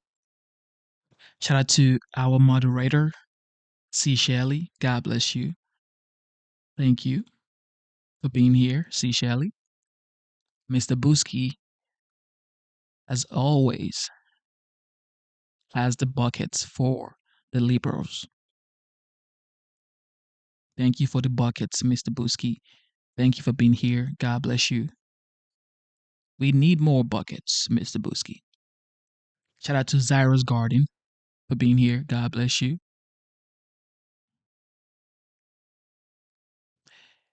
Yes.